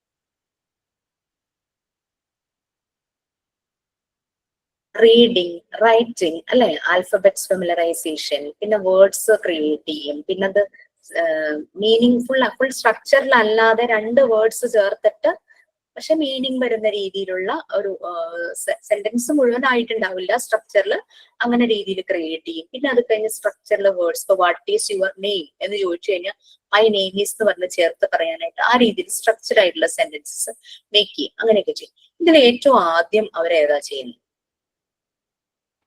റീഡിംഗ് ആണോ റൈറ്റിംഗ് ആണോ? റൈറ്റിംഗ് അല്ലെ. കുഞ്ഞുങ്ങൾ ശരിക്കും പറഞ്ഞു കഴിഞ്ഞാല് അവരുടെ ഈ പെൻസിൽ പിടിക്കാനായിട്ട് അവരുടെ ഈ വിരലുകൾക്ക് പറ്റുന്നത് അവരുടെ ഫൈൻ മോട്ടോർ സ്കിൽസ് ഡെവലപ്പ് ആകണം, അല്ലെങ്കിൽ അവരെ കൊണ്ട് പെൻസിൽ ഹോൾഡ് ചെയ്യാനായിട്ട് പറ്റില്ല. അപ്പൊ നമ്മൾ ഫസ്റ്റ് ഇവരുടെ ആ ഒരു ഫൈൻ മോട്ടോർ സ്കിൽസ് ഡെവലപ്പ് ആകുന്ന രീതിയിലുള്ള ആക്ടിവിറ്റീസ് നമുക്ക് ചെയ്യിക്കാനായിട്ട് പറ്റും. അതിന് നമുക്ക് പ്രീ റൈറ്റിംഗ് ബോർഡ്സ് ഉണ്ട്. റൈറ്റിംഗ് സ്റ്റാർട്ട് ചെയ്യുന്നതിന് മുമ്പ് ആ റൈറ്റിംഗിലേക്ക് എത്താനുള്ള ഒരു സ്റ്റെപ്പ്, അതിന് വേണ്ടുന്ന പ്രീ റൈറ്റിംഗ് ബോർഡ്സ് ഉണ്ട്. അത് നിങ്ങളെ ടീച്ചേഴ്സ് കാണിച്ചോന്ന് എനിക്കറിയില്ല ഡെമോ ക്ലാസ്സില്. സെഷൻ ഞാൻ നേരത്തെ എടുത്തതിന് കാരണം ഞാൻ പറഞ്ഞല്ലോ നെക്സ്റ്റ് വീക്ക് പറ്റിയില്ലെങ്കിലും ഒന്ന് വിചാരിച്ചു. ഈ പ്രീ റൈറ്റിംഗ് ബോർഡ് ഞാൻ മോണ്ടെസോറി പഠിക്കുന്ന സമയത്ത് ഞങ്ങൾക്ക് 3 ടൈപ്പ് ബോർഡായിരുന്നു. ഒന്ന് നമ്മളുടെ ഈ മോസ്കിറ്റോ കോയിലില്ലേ, കൊതുകുതിരി കാണിച്ചു, ഓക്കെ. അതുപോലെ മിസ് കാണിച്ചിട്ടുണ്ടാവും ഒരു മോസ്കിറ്റോ കോയിൽ പോലെ കൊതുകുതിരി ഇരിക്കുന്ന പോലത്തെ ഒരു സംഭവം ഉണ്ടായിരുന്നു. അതായത് ഒന്ന് കേർവ്ഡ് ആയിരുന്നു, അതിന്റെ ഉള്ളിലൂടെ ഇങ്ങനെ ഒരു നോബ് പോലെ ഞങ്ങൾക്ക് ഉണ്ടായിരുന്നു. ആ നോബ് ഇങ്ങനെ മൂവ് ചെയ്ത് ആ കേർവ് ഞങ്ങൾ ഇതിനെ കംപ്ലീറ്റ് ആക്കുന്നുണ്ടായിരുന്നു. കുട്ടികൾ അങ്ങനെയായിരുന്നു ചെയ്തത്. പിന്നെ ഒരെണ്ണം സ്ട്രെയിറ്റ് ലൈനിൽ വരുന്ന അതേപോലത്തെ, മറ്റേത് ഇങ്ങനെ സർക്കിൾ ആണെങ്കിൽ ഇത് സ്ട്രെയിറ്റ് ലൈനിൽ വരുന്ന സെയിം തന്നെ ഇത്. അങ്ങനെ ഇങ്ങനെ പോകും. അടുത്തത് ഇതിന്റെ രണ്ടിന്റെയും കോമ്പിനേഷൻ ആയിരുന്നു, സ്ട്രെയിറ്റ് ലൈനും കേർവും കൂടെ കോമ്പിനേഷൻ. അങ്ങനെ 3 പ്രീ റൈറ്റിംഗ് ബോർഡായിരുന്നു ഞങ്ങൾക്ക് ഉണ്ടായിരുന്നത്. പക്ഷെ നമ്മളുടെ എഡ്യൂക്കേഷൻ സിസ്റ്റം എപ്പോഴും ഓരോ വർഷം കഴിയുന്തോറും അപ്ഡേറ്റഡ് ആകുന്നുണ്ടല്ലേ. അതുപോലെ മോണ്ടിസോറി മെറ്റീരിയൽസിലും അപ്ഡേഷൻ നടക്കുന്നുണ്ട്. അപ്പോ ഇപ്പൊ വന്നിരിക്കുന്ന പ്രീ റൈറ്റിംഗ് ബോർഡ്സ് എന്ന് പറഞ്ഞു കഴിഞ്ഞാൽ അത് ഈ പറഞ്ഞ കേർവും ഉണ്ട്, സ്ട്രെയിറ്റ് ലൈനും ഉണ്ട്, പിന്നെ എന്റെ കോമ്പിനേഷൻ ഉണ്ട്, പിന്നെ ട്രീയുടെ ഷേപ്പ് ഉണ്ട്, വീടിന്റെ ഷേപ്പ് ഉണ്ട്. ഇതിന്റെ കൂടെ തന്നിരിക്കുന്നത് ഒരു സ്റ്റൈലസ്, ഒരു പെൻ പോലെ ഒരു കൊച്ചു വുഡൻ പീസാണ്. ഇത് വെച്ചിട്ടാണ് അതിന്റെ ആ ഷേപ്പിലൂടെ ഇങ്ങനെ വരയ്ക്കുന്നത്. അപ്പൊ ഇത് പെയർ ആയിട്ടാ, അതായത് ഒരേ ബോർഡ് തന്നെ 2 എണ്ണം ഉണ്ട്. ഇത് കുട്ടികളുടെ ബ്രെയിൻ ഡെവലപ്മെന്റ് നമുക്ക് യൂസ് ചെയ്യാനായിട്ട് പറ്റും. അതായത് ഈ ബോർഡിനകത്ത് 2 പീസ് ഇങ്ങനെ ഇരുത്താൻ പറ്റുന്ന രീതിയിലുള്ള നീളത്തിലുള്ള ബോർഡാണ്. അപ്പോൾ ലെഫ്റ്റ് ഹാൻഡ് കൊണ്ടും റൈറ്റ് ഹാൻഡ് കൊണ്ടും ഒരേ ആക്ടിവിറ്റി ഒരുമിച്ച് ചെയ്യും. ഇത് ചെയ്യുമ്പോൾ എന്താ ഒരു ഗുണം? ഇങ്ങനെ 2 കൈ കൊണ്ട് ഇങ്ങനെ ചെയ്യുന്നത് നമ്മുടെ brain development, right and left brain development. അതെ, ബ്രെയിൻ എക്സസൈസ് ആണ് അല്ലേ. അങ്ങനെ ചെയ്യുമ്പോൾ. ആദ്യം ഇവർക്ക് രണ്ടും ഒരേ സമയത്ത് മൂവ് ചെയ്യാൻ പറ്റില്ല, പെട്ടെന്ന്. പക്ഷെ അവർ പ്രാക്ടീസ് ചെയ്ത് അവർക്ക് ഈസി ആകും. അപ്പൊ ബ്രെയിൻ ഡെവലപ്മെന്റിന് അത് ഹെൽപ്പ് ചെയ്യും. ബ്രെയിൻ റൈറ്റിംഗ് ബോർഡ്സ്, റൈറ്റിങ്ങിനുള്ള സ്കില്ല്, ആ ഫൈൻ മോട്ടോർ സ്കിൽസ് ഡെവലപ്പ് ചെയ്യുന്നതിന്റെ ഒപ്പം തന്നെ ഒരു ബ്രെയിൻ എക്സസൈസും കൂടെ കിട്ടും. ആ രീതിയിൽ അപ്ഡേറ്റഡ് ആക്കി ആ ഒരു ബോർഡ് പെയറാക്കി കൊണ്ടുവന്നു. ഓരോ ബോർഡ് ഞങ്ങൾക്ക് ഓരോന്നായിട്ടായിരുന്നു ബോർഡ്. ഓക്കെ, അത് കർവ് ലൈൻസ്, സ്ട്രെയിറ്റും കർവും കൂടെ ഒരുമിച്ച് വരുമ്പോൾ എങ്ങനെ വരയ്ക്കാനും എഴുതാനും പറ്റും. ഇപ്പൊ നമ്മള് സ്മോൾ ലെറ്റർ പി എഴുതുമ്പോൾ അവിടെ സ്ട്രെയിറ്റ് ലൈൻ വരുന്നുണ്ട്, കർവ്ഡ് വരുന്നുണ്ട്. ആ ഒരു പ്രാക്ടീസ് ഉദ്ദേശിച്ചായിരുന്നു ഞങ്ങൾ പഠിക്കുന്ന സമയത്തുള്ള പ്രീ റൈറ്റിംഗ് ബോർഡ്. അപ്പം പ്രിൻസിപ്പിൾസും ഫീച്ചേഴ്സും ഒക്കെ മറിയാം മോണ്ടിസോറി വർഷങ്ങൾക്ക് മുമ്പ് ഡിസൈൻ ചെയ്ത് വെച്ചത് തന്നെ. പക്ഷെ മെറ്റീരിയൽസിൽ അപ്ഡേഷൻ നടക്കുന്നുണ്ട്. അപ്പൊ അങ്ങനെ പ്രീ റൈറ്റിംഗ് ബോർഡ്സ് ഉണ്ട്. ഈ കുട്ടികൾ ആദ്യമായിട്ടൊക്കെ അക്ഷരം എഴുതുമ്പോൾ ഇവരെന്താ പറയാ, ഞാൻ എ വരച്ചു, ഞാൻ ബി വരച്ചു എന്നല്ലേ പറയാം. അവർ എഴുതുന്നു എന്നുള്ളതിനേക്കാൾ അവർ വരച്ചു എന്നാണ് ആദ്യം പറയുന്നത്. അപ്പൊ ഡ്രോയിങ് എന്നുള്ള കൺസെപ്റ്റ് ആണ് ഇവർക്ക് കൂടുതൽ. അതുകൊണ്ടാണ് നമ്മൾ 4th റെക്കോർഡില് ഈ ഡ്രോയിങ് രീതിയിൽ കുട്ടികൾക്ക് പല ആക്ടിവിറ്റീസും കൊടുക്കുന്നത്. ആൽഫബറ്റ്സ് ജോയിൻ ചെയ്ത് പിക്ചർ കംപ്ലീറ്റ് ചെയ്യുക, ഡോട്ട്സ്. അപ്പൊ അതിൽ അങ്ങനെ ജോയിൻ ചെയ്ത് വരുമ്പോ എ കഴിഞ്ഞ അടുത്ത ഏത്, അപ്പൊ ആ ഒരു ആൽഫബറ്റ്സിന്റെ ഫെമിലറൈസേഷൻ നമുക്ക് കിട്ടും. നമ്പേഴ്സ് ജോയിൻ ചെയ്ത് പിക്ചർ കംപ്ലീറ്റ് ചെയ്യാന്ന് പറഞ്ഞാൽ 1 കഴിഞ്ഞ് 2 അങ്ങനെ നമ്പേഴ്സിന്റെ ഫെമിലറൈസേഷൻ. അപ്പൊ ഡ്രോയിങ് എന്നുള്ള കൺസെപ്റ്റിലൂടെ അവരെ നമ്മൾ നമ്പേഴ്സും ആൽഫബറ്റ്സും ഐഡന്റിഫൈ ചെയ്യിക്കുന്നുണ്ട് നമ്മുടെ puzzles and other kids activity ബുക്കിൽ. ഈ രീതിയിലാണ് കുട്ടികളിലേക്ക് ലാംഗ്വേജിന്റെ ഡെവലപ്മെന്റ് വരും. പിന്നെ ലാംഗ്വേജ് വേറൊരു ഒരു പോസിറ്റീവ് തിങ് ഉണ്ട്. നമ്മൾ ഏത് ആക്ടിവിറ്റി ചെയ്താലും, അതിപ്പോ പ്രാക്ടിക്കൽ ലൈഫിലായാലും ശരി, സെൻസോറിയൽ ഏരിയയിലാണെങ്കിലും ശരി, മാത്തമാറ്റിക്കൽ ഏരിയയിലാണെങ്കിലും ശരി, സയൻസ്, മ്യൂസിക്കൽ ഏരിയ, അങ്ങനെയുള്ള ഏത് ഏരിയ ആണെങ്കിലും ഇതിന്റെ എല്ലാം ബൈ പ്രോഡക്റ്റ് ആയിട്ട് വരുന്ന ഒരു ഡെവലപ്മെന്റ് ആണ് ലാംഗ്വേജ് എന്ന് പറയുന്നത്. കുഞ്ഞ് ജനിക്കുമ്പോ തുടങ്ങി ഓരോരോ ശബ്ദങ്ങൾ കേൾക്കുവാണല്ലേ. ഒരു പ്രായം വരുമ്പോ ഇവർ എന്തൊക്കെയോ പറയാൻ ശ്രമിക്കുന്നു, ഇവർ കേൾക്കുന്നതിന് ഇമിറ്റേറ്റ് ചെയ്യാനായിട്ട് നോക്കും. അപ്പൊ കുട്ടി എന്ത് ആക്ഷൻ ചെയ്യുമ്പോഴും അവന് ബൈ പ്രോഡക്റ്റ് ആയിട്ട് വരുന്നതാണ് ലാംഗ്വേജ് ഡെവലപ്മെന്റ് എന്ന് പറയുന്നത്. അപ്പൊ അതൊരു ബോണസ് ആണ്. ഏതൊരു ആക്ടിവിറ്റി ചെയ്യുമ്പോഴും കിട്ടുന്ന ഒരു ബോണസ് ആണ് ലാംഗ്വേജ് എന്ന് പറയുന്നത്. ലാംഗ്വേജ് ഏരിയയിൽ നമുക്ക് അത് വരും. പിന്നെ നിങ്ങൾ എല്ലാവരും ഉണ്ടാക്കിയിട്ടുണ്ടാവും sand paper letters and numbers. ഞാൻ പറഞ്ഞിരുന്നു അറ്റ്ലീസ്റ്റ് ക്യാപിറ്റൽ ലെറ്റർ എങ്കിലും ചെയ്യാനായിട്ട് പറഞ്ഞു, അല്ലെ. അപ്പൊ അത് മറിയ മോണ്ടിസോറി ഡിസൈൻ ചെയ്ത മെറ്റീരിയൽസ് വളരെ ഇമ്പോർട്ടന്റ് ആണ്. അതുകൊണ്ടാണ് പലരും ഫോം ഷീറ്റും ഗ്ലിറ്റർ പേപ്പറും കാണാൻ അതല്ലേ മാം ഭംഗി എന്നൊക്കെ ചോദിച്ച് പലരും പറഞ്ഞിരുന്നു.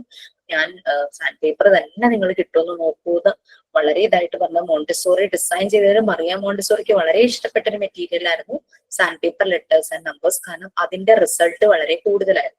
കാരണം മോണ്ടിസോറി ഇങ്ങനെ ആക്ടിവിറ്റീസ് ഒക്കെ എന്താണ് ചെയ്യിപ്പിക്കുന്നത്, പാരന്റ്സിന്റെ കൺസേൺ നമുക്കും അറിയാം. ഇപ്പോഴത്തെ കാലഘട്ടത്തിലും പാരന്റ്സ് അങ്ങനെ തന്നെയാണ്. കുട്ടികൾക്ക് എന്തെങ്കിലും എഴുതാൻ കൊടുക്കും, അവരെ വായിപ്പിക്കും. അങ്ങനെ നിർബന്ധമായിട്ട് ഇങ്ങനെ ദിവസവും പറഞ്ഞുകൊണ്ടിരുന്നപ്പോ മറിയ മോണ്ടിസോറിയുടെ അസിസ്റ്റന്റും കൂടെ ഡിസൈൻ ചെയ്തതാണ് കുട്ടികൾക്ക് വേണ്ടിയിട്ട് സാൻഡ് പേപ്പർ ലെറ്റേഴ്സ് ആൻഡ് നമ്പേഴ്സും. കാരണം അവരുടെ സെൻസസിനെ ആക്ടിവേറ്റ് ചെയ്യുന്ന രീതിയിൽ ലാംഗ്വേജ് അവരുടെ ഉള്ളിലേക്ക് ചെല്ലണം, നമ്പേഴ്സ് അവരുടെ ഉള്ളിലേക്ക് ചെല്ലണം. അപ്പൊ സെൻസോറിയൽ ഏരിയയിലുള്ള ഒരു മെറ്റീരിയലും കൂടിയാണ് ശരിക്കും ഈ സാൻഡ് പേപ്പറിലുള്ള ലെറ്റേഴ്സും നമ്പേഴ്സും. കാരണം അവർ സെൻസസ് ടച്ച് ചെയ്ത് ആ റഫ്നെസ് മനസ്സിലാക്കി ആ ടെക്സ്ചർ മനസ്സിലാക്കുമ്പോഴാണ് അവരുടെ ഉള്ളിലേക്ക് അത് ട്രേസ് ചെയ്യുമ്പോഴാണ് ബ്രെയിനിലേക്ക് ആ ലെറ്ററിന്റെ ഇമേജ് ഇംപ്രഷൻ ആയിട്ട് ചെല്ലുന്നത്. അങ്ങനെ word reading card, picture reading card എല്ലാം ഉണ്ടാക്കിയത് കുട്ടികളുടെ റീഡിംഗ് റൈറ്റിംഗ് സ്കില്ലിന് വേണ്ടിയിട്ടാണ്. പിന്നെ മോണ്ടിസോറിക്ക് നിർബന്ധമായിരുന്നു ബോർഡിൽ എഴുതിപ്പിച്ച് പഠിപ്പിക്കേണ്ട, ആ ഒരു രീതിയിലുള്ള ട്രഡീഷണൽ മെത്തേഡ് വേണ്ട എന്നുള്ളത് കൊണ്ടാണ് Maria Montessori movable alphabets and numbers എന്നുള്ളൊരു കൺസെപ്റ്റ് കൊണ്ടുവന്നത്. അതായത് ആൽഫബറ്റ്സ് ഒക്കെ ഇങ്ങനെ ലൂസ് ആയിട്ട് ബോക്സിൽ കിടക്കും. അപ്പൊ കുട്ടിക്ക് ആൽഫബറ്റ്സ് എടുത്തിട്ട് അതിനെ ചേർത്ത് വെച്ച് വേർഡ് ഉണ്ടാക്കാം. ബോൾ എന്ന് പറയുമ്പോഴേക്കും ആ ഒരു ഇതുമായിട്ട് ഫെമിലറൈസ് ആയിട്ടുണ്ടെങ്കിൽ അതിന്റെ ലെറ്റേഴ്സ് ഫോണറ്റിക് സൗണ്ട് വെച്ചിട്ട് കുട്ടിയെ പഠിപ്പിച്ച് കഴിയുമ്പോൾ ബോൾ എന്നുള്ള സൗണ്ട് കേൾക്കുമ്പോൾ കുട്ടി അതിനനുസരിച്ച് ലെറ്റേഴ്സ് അതിനെ പിക്ക് ചെയ്ത് അത് വെക്കും. ഇനി അതിൽ ഏതെങ്കിലും ഇപ്പൊ ഒരു എല്ല് വെച്ചില്ല എന്ന് വിചാരിക്കുക. അപ്പൊ നമ്മൾ അത് കുട്ടി ഇങ്ങനെ നോക്കും. അത് കഴിയുമ്പോൾ വേർഡ് റീഡിംഗ് കാർഡിൽ എപ്പോഴെങ്കിലും ബോൾ എന്നുള്ളത് കണ്ടിട്ടുണ്ടെങ്കിൽ ആ ഓർമ്മ വെച്ചിട്ടോ അല്ലെങ്കിൽ നമ്മൾക്ക് ആ കുട്ടി കാണുന്ന രീതിയിൽ നമുക്ക് എവിടെയെങ്കിലും അത് പ്ലേസ് ചെയ്യാം. നമ്മൾ നീ ചെയ്തത് തെറ്റാണെന്ന് നമ്മൾ ചൂണ്ടിക്കാണിക്കുന്നില്ല. അപ്പൊ കുട്ടി നോക്കുമ്പോ ഒരു എല്ലാം മിസ്സിംഗ് ആണ്, സോ അത് വെക്കാം. അല്ലെങ്കിൽ എക്ക് പകരം ഓയോ അങ്ങനെ എന്തെങ്കിലും വെച്ചു എന്ന് വിചാരിക്കാം. അപ്പോഴും കുട്ടി തന്നെ മനസ്സിലാക്കുക ആ ലെറ്റർ അല്ല വേണ്ടത്, ഓ മാറ്റിയിട്ട് എ കൊണ്ടുവന്ന് വയ്ക്കാനായിട്ട് പറ്റണം. അതേസമയം എഴുതുവാണെങ്കിൽ അത് വെട്ടിയിട്ട് വേറെ എഴുതുമ്പോഴേക്കും ആ ഒരു കറക്ഷൻ ചെയ്തത് ഇങ്ങനെ മനസ്സിൽ വരുമല്ലോ. മൂവബിൾ ആൽഫബറ്റ്സ് ആകുമ്പം അവർക്ക് മാറ്റി ലെറ്റർ മാറ്റി കറക്റ്റ് ചെയ്യാനായിട്ട് പറ്റും. അവരുടെ കോൺഫിഡൻസ് കുറച്ചുകൂടെ കൂടും. പിന്നെ കുറച്ച് കഴിയുമ്പോൾ അവരുടെ നെയിം അങ്ങനെ അവർ പ്ലേസ് ചെയ്യും. പിന്നെ സെന്റൻസുകൾ നമുക്ക് ഡ്രിങ്ക് വാട്ടർ അങ്ങനെയുള്ള സെന്റൻസുകൾ, പ്ലേ പോൾന്നോ പിന്നെന്താ ക്യൂട്ട് ഡോൾന്നോ അങ്ങനെയെങ്കിലും, സ്മോൾ ബോയ്, നൈസ് ഗേൾ അങ്ങനെയൊക്കെയുള്ള മീനിങ് വരുന്ന എന്നാൽ ഫുൾ സ്ട്രക്ചർ അല്ലാത്ത വേർഡ്സ് ചേർത്തിട്ട് അവര് സെന്റൻസ് ഉണ്ടാക്കും. അത് കഴിയുമ്പോൾ സ്ട്രക്ചറിൽ വരുന്ന വാട്ട് ഈസ് യുവർ നെയിം എന്ന് പറയുമ്പോൾ മൈ നെയിം ഈസ് എന്ന് പറഞ്ഞിട്ട് അവരവരുടെ പേര് വെക്കുന്നു. അങ്ങനെയൊക്കെയുള്ള അത് നമുക്ക് ഈ മൂവബിൾ ആൽഫബറ്റ്സ് പറ്റും. ഇനി ഇതില് മൂവബിൾ ആൽഫബറ്റ്സിൽ തന്നെ 2 കളറിലായിരിക്കും ആൽഫബറ്റ്സ് ഉണ്ടാവുക. അതെന്തുകൊണ്ടായിരിക്കും? കുറെ ലെറ്റേഴ്സ് എല്ലാം ഒരേ കളറ്, കുറെ ലെറ്റേഴ്സ് എല്ലാം വേറെ കളർ, കുറെ letters blue colour. Vowels and consonants concept അതാണ്. അപ്പൊ അത് അവർക്ക് മനസ്സിലാവും. വോവൽസ് ആൻഡ് കൺസണൻസ് എന്നുള്ളത് അവർ ഈ കളർ നോക്കിയിട്ട് അത് അവർക്ക് പിടിയിട്ടു. പിന്നെ ഈ മൂവബിൾ ലെറ്റേഴ്സ് തന്നെ പല രീതിയിലുണ്ട്. അതായത് large movable letters, small letters തന്നെ വലിപ്പമുള്ളത്, സ്മോൾ ലെറ്റേഴ്സ് തന്നെ വലിപ്പം കുറഞ്ഞത്, ക്യാപിറ്റൽ ലെറ്റേഴ്സ് വലിപ്പമുള്ളത്, സൈസ് കൂടിയത്, ക്യാപിറ്റൽ ലെറ്റേഴ്സ് തന്നെ ചെറുത്. ആ രീതിയിലാണ് മൂവബിൾ ആൽഫബറ്റ്സ് 4 രീതിയിൽ. ചില കുട്ടികൾക്ക് കുറച്ച് ബിഗ് സൈസിലുള്ളത് കാണുമ്പോൾ പിന്നെ അവർ സ്മോൾ സൈസിലേക്ക് മാറും. അങ്ങനെയുള്ള രീതിയിൽ അവർക്കത് യൂസ് ചെയ്യാനായിട്ട് പറ്റും. അപ്പൊ ഇങ്ങനെയുള്ള കാര്യങ്ങളാണ് ലാംഗ്വേജ് ഏരിയയിൽ വരുന്നത്. ഇനി സെൻസോറിയൽ ഏരിയ എന്ന് പറയുമ്പോൾ നമുക്കറിയാം 5 സെൻസസ് വരുന്നുണ്ട്. ഈ 5 സെൻസസിനെ ആക്ടിവേറ്റ് ചെയ്യിക്കുന്ന രീതിയിലാണ് സെൻസോറിയൽ ഏരിയയിൽ കാര്യങ്ങൾ വരുന്നത്. നമ്മുടെ വിഷ്വൽ, ഹിയറിംഗ്, സ്മെൽ, ഓൾഫാക്ടറി, പിന്നെ ഗസ്റ്റേറ്ററി, ടേസ്റ്റ്, പിന്നെ ടാക്ടൈൽ സെൻസ്, ടച്ച് ചെയ്ത് ഫീൽ ചെയ്യുന്ന രീതിയിൽ. വിഷ്വൽ നമുക്കറിയാം പലപ്പോഴും ക്രൊമാറ്റിക് സെൻസ്, കളറ് ഭയങ്കര വൈബ്രന്റ് കളേഴ്സ് ഒക്കെ ഇവർക്ക് ഇഷ്ടമായിരിക്കും. അതുകൊണ്ട് മിക്ക മെറ്റീരിയൽസും അതുപോലെ വൈബ്രന്റ് കളറിലൊക്കെ ആയിരിക്കും. നമുക്ക് കളർ ടാബ്ലറ്റ്സ് ഉണ്ട്. 3 ടൈപ്പ് കളർ ടാബ്ലറ്റ്സ് ആണുള്ളത്. Primary, secondary and tertiary. Colour ടാബ്ലറ്റ്സിനെ കാറ്റഗറൈസ് ചെയ്തിരിക്കുന്ന 3 ടൈപ്സ് ആയിട്ടാണ്. പ്രൈമറിയിൽ 3 കളേഴ്സ്, സെക്കൻഡറിയിൽ 11 കളേഴ്സ്, ടെർഷറിയിൽ 7 കളേഴ്സ് കോമ്പിനേഷൻ. ഇങ്ങനെ കളർ മിക്സ് ചെയ്ത് 9 ഷെയ്ഡ്സിൽ മിക്സ് ചെയ്ത് 63 കളർ കോമ്പിനേഷൻസ് ആയിട്ടാണ് ചെയ്യുന്നത്. കളർ മിക്സിങ് അവർ പഠിക്കുന്നത് ടെർഷറി കളർ ടാബ്ലറ്റ്സ് വെച്ചിട്ട്. അപ്പൊ ഇങ്ങനെ 3 ടൈപ്പ് കളർ ടാബ്ലറ്റ്സ് ഉണ്ട്. ഓക്കെ, ഇനി ഇപ്പൊ ക്രൊമാറ്റിക് സെൻസ് അവർക്ക് വളരെ അട്രാക്റ്റീവ് ആയിട്ട് തോന്നും. ക്രൊമാറ്റിക് സെൻസ് പിന്നെ നിങ്ങൾക്കറിയാം പിങ്ക് ടവറിന്റെ ആ പിങ്ക് കളർ അവരെ ഒത്തിരി അട്രാക്ട് ചെയ്യുന്ന ഒരു കളറാണ്. പിന്നെ അത് കൂടാതെ പിങ്ക് ടവർ ഒരു കുട്ടിക്ക് ഏൽപ്പിച്ചു കഴിഞ്ഞു കഴിഞ്ഞാൽ കുട്ടി എന്തെല്ലാം ചെയ്യും?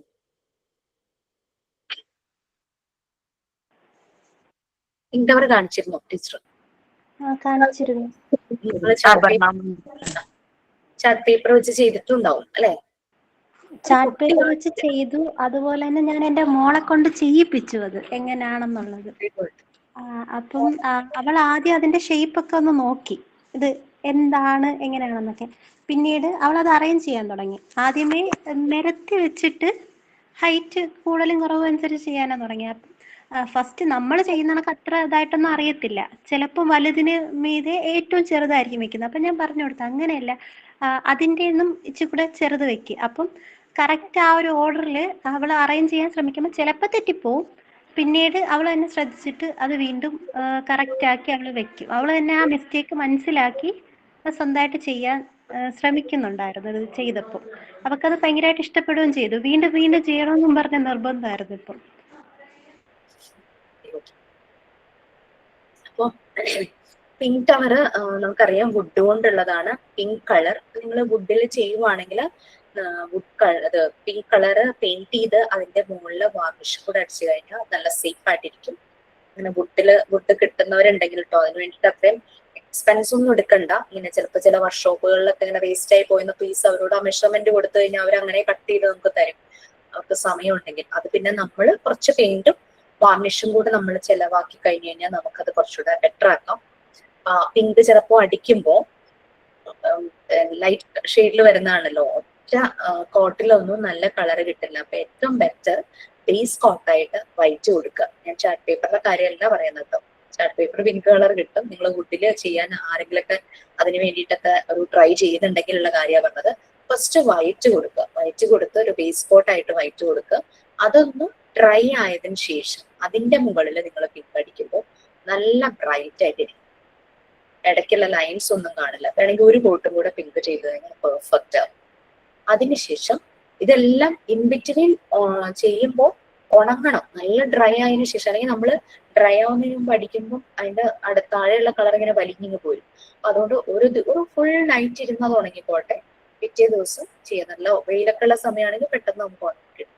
അങ്ങനെ ഇത്രയും ക്ഷമയൊന്ന് കാണിക്കണം. 2-3 days എടുത്താലും കുഴപ്പമില്ല. എന്നിട്ട് ലാസ്റ്റ് വാർണിഷ് അടിക്കുക. വാർണിഷ് അടിക്കുമ്പോൾ സാധാരണ വുഡ് വാർണിഷിന് അല്ലാത്ത വാർണിഷൊക്കെ തന്നെ ഇതിനൊരു യെല്ലോ ടിന്റ് ഉണ്ടാവും. അപ്പൊ നമ്മൾ പിങ്കിലേക്ക് അത് കൊടുക്കുമ്പോൾ നമ്മളുടെ നല്ല പിങ്ക് കളറിന് ഒരു ചേഞ്ച് വരും, യെല്ലോ ടിന്റ് വരുന്നതാണ്. അതുകൊണ്ട് ക്ലിയർ വാർണിഷ് വാങ്ങിക്കാൻ കിട്ടും. ക്ലിയർ വാർണിഷ് എന്ന് പറഞ്ഞ് ചോദിച്ചു വാങ്ങണം. അപ്പൊ ചിലപ്പോൾ കടയിലുള്ള ആൾക്ക് ക്ലിയർ വാർണിഷ് ഏതാ അല്ലാത്ത വാർണിഷ് ഏതാ ചിലപ്പോൾ അറിയണമെന്ന് ഉണ്ടാവില്ല, ചിലർക്ക് അറിയായിരിക്കും. നമുക്ക് കിട്ടും ഒരു ചെറിയ ടിൻ വാങ്ങിച്ചാൽ മതി. ഇത്രയുള്ളൊരു ടിൻ കിട്ടുമ്പോൾ ജസ്റ്റ് അതിനെ ഒന്ന് കുലുക്കി നോക്കുക. കുലുക്കി നോക്കുമ്പോൾ ഇതിങ്ങനെ നമ്മുടെ വാട്ടർ പച്ചവെള്ളമല്ലേ അത് കുലുങ്ങുന്ന പോലത്തെ ശബ്ദമാണെങ്കിൽ, അതായത് തിക്നെസ് കുറവായിരിക്കും, ശബ്ദമാണെങ്കിൽ അത് ക്ലിയർ വാർണിഷാണ്. മറ്റേത് അങ്ങനെ പച്ചവെള്ളം കുലുങ്ങുന്ന പോലെ കുലുങ്ങില്ല. അത് പറഞ്ഞതെന്നാണ്, നിങ്ങൾക്ക് ശ്രമിച്ചു നോക്കും. ഓക്കെ, അങ്ങനെ നമുക്കത് യൂസ് ചെയ്യാം. ഈ ഫ്യൂച്ചറിൽ നിങ്ങൾ വുഡ് കൊണ്ട് എന്തെങ്കിലുമൊക്കെ ചെയ്യുന്നുണ്ടെങ്കിൽ. പിന്നെ നമുക്ക് വരും ഈ ചാർട്ട് പേപ്പർ ആവുമ്പോൾ കുട്ടികൾക്ക് കളർ മനസ്സിലാകും, ഹൈറ്റ്, സൈസ്, ഷേപ്പ് എല്ലാം മനസ്സിലാകും. പക്ഷെ വെയിറ്റ് മനസ്സിലാകണമെങ്കിൽ സംഭവം വുഡ് തന്നെ ആയിരിക്കണം അല്ലെ. ആ വെയിറ്റ് ഡിഫറൻസ് അവർക്ക് ഫീൽ ചെയ്യും. അപ്പൊ നമ്മൾക്ക് കുട്ടികളെ ഒരിക്കലും നമുക്ക് അബ്സ്ട്രാക്ട് ഐഡിയാസ് കൊച്ചു പ്രായത്തിൽ കൊടുത്താൽ അവർക്ക് ഒരു പിടിയും കിട്ടില്ല. ഇതിന് വെയിറ്റ് കൂടുതലാണ്, ഇതിന് വെയിറ്റ് കുറവാന്ന് പറഞ്ഞാൽ അവർക്ക് മനസ്സിലാവില്ല.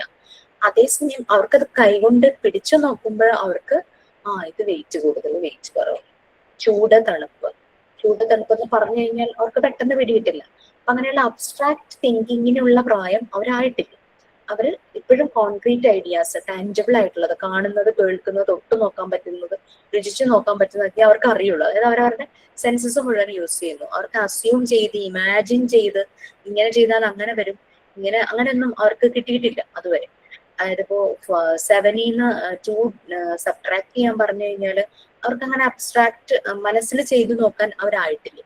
അതുകൊണ്ടാണ് ഈ രീതിയിലുള്ള മെറ്റീരിയൽസ്, കോൺക്രീറ്റ് ഐഡിയാസ് ആണ് അവർക്ക് മനസ്സിലാവുള്ളൂ എന്നുള്ളതുകൊണ്ട്.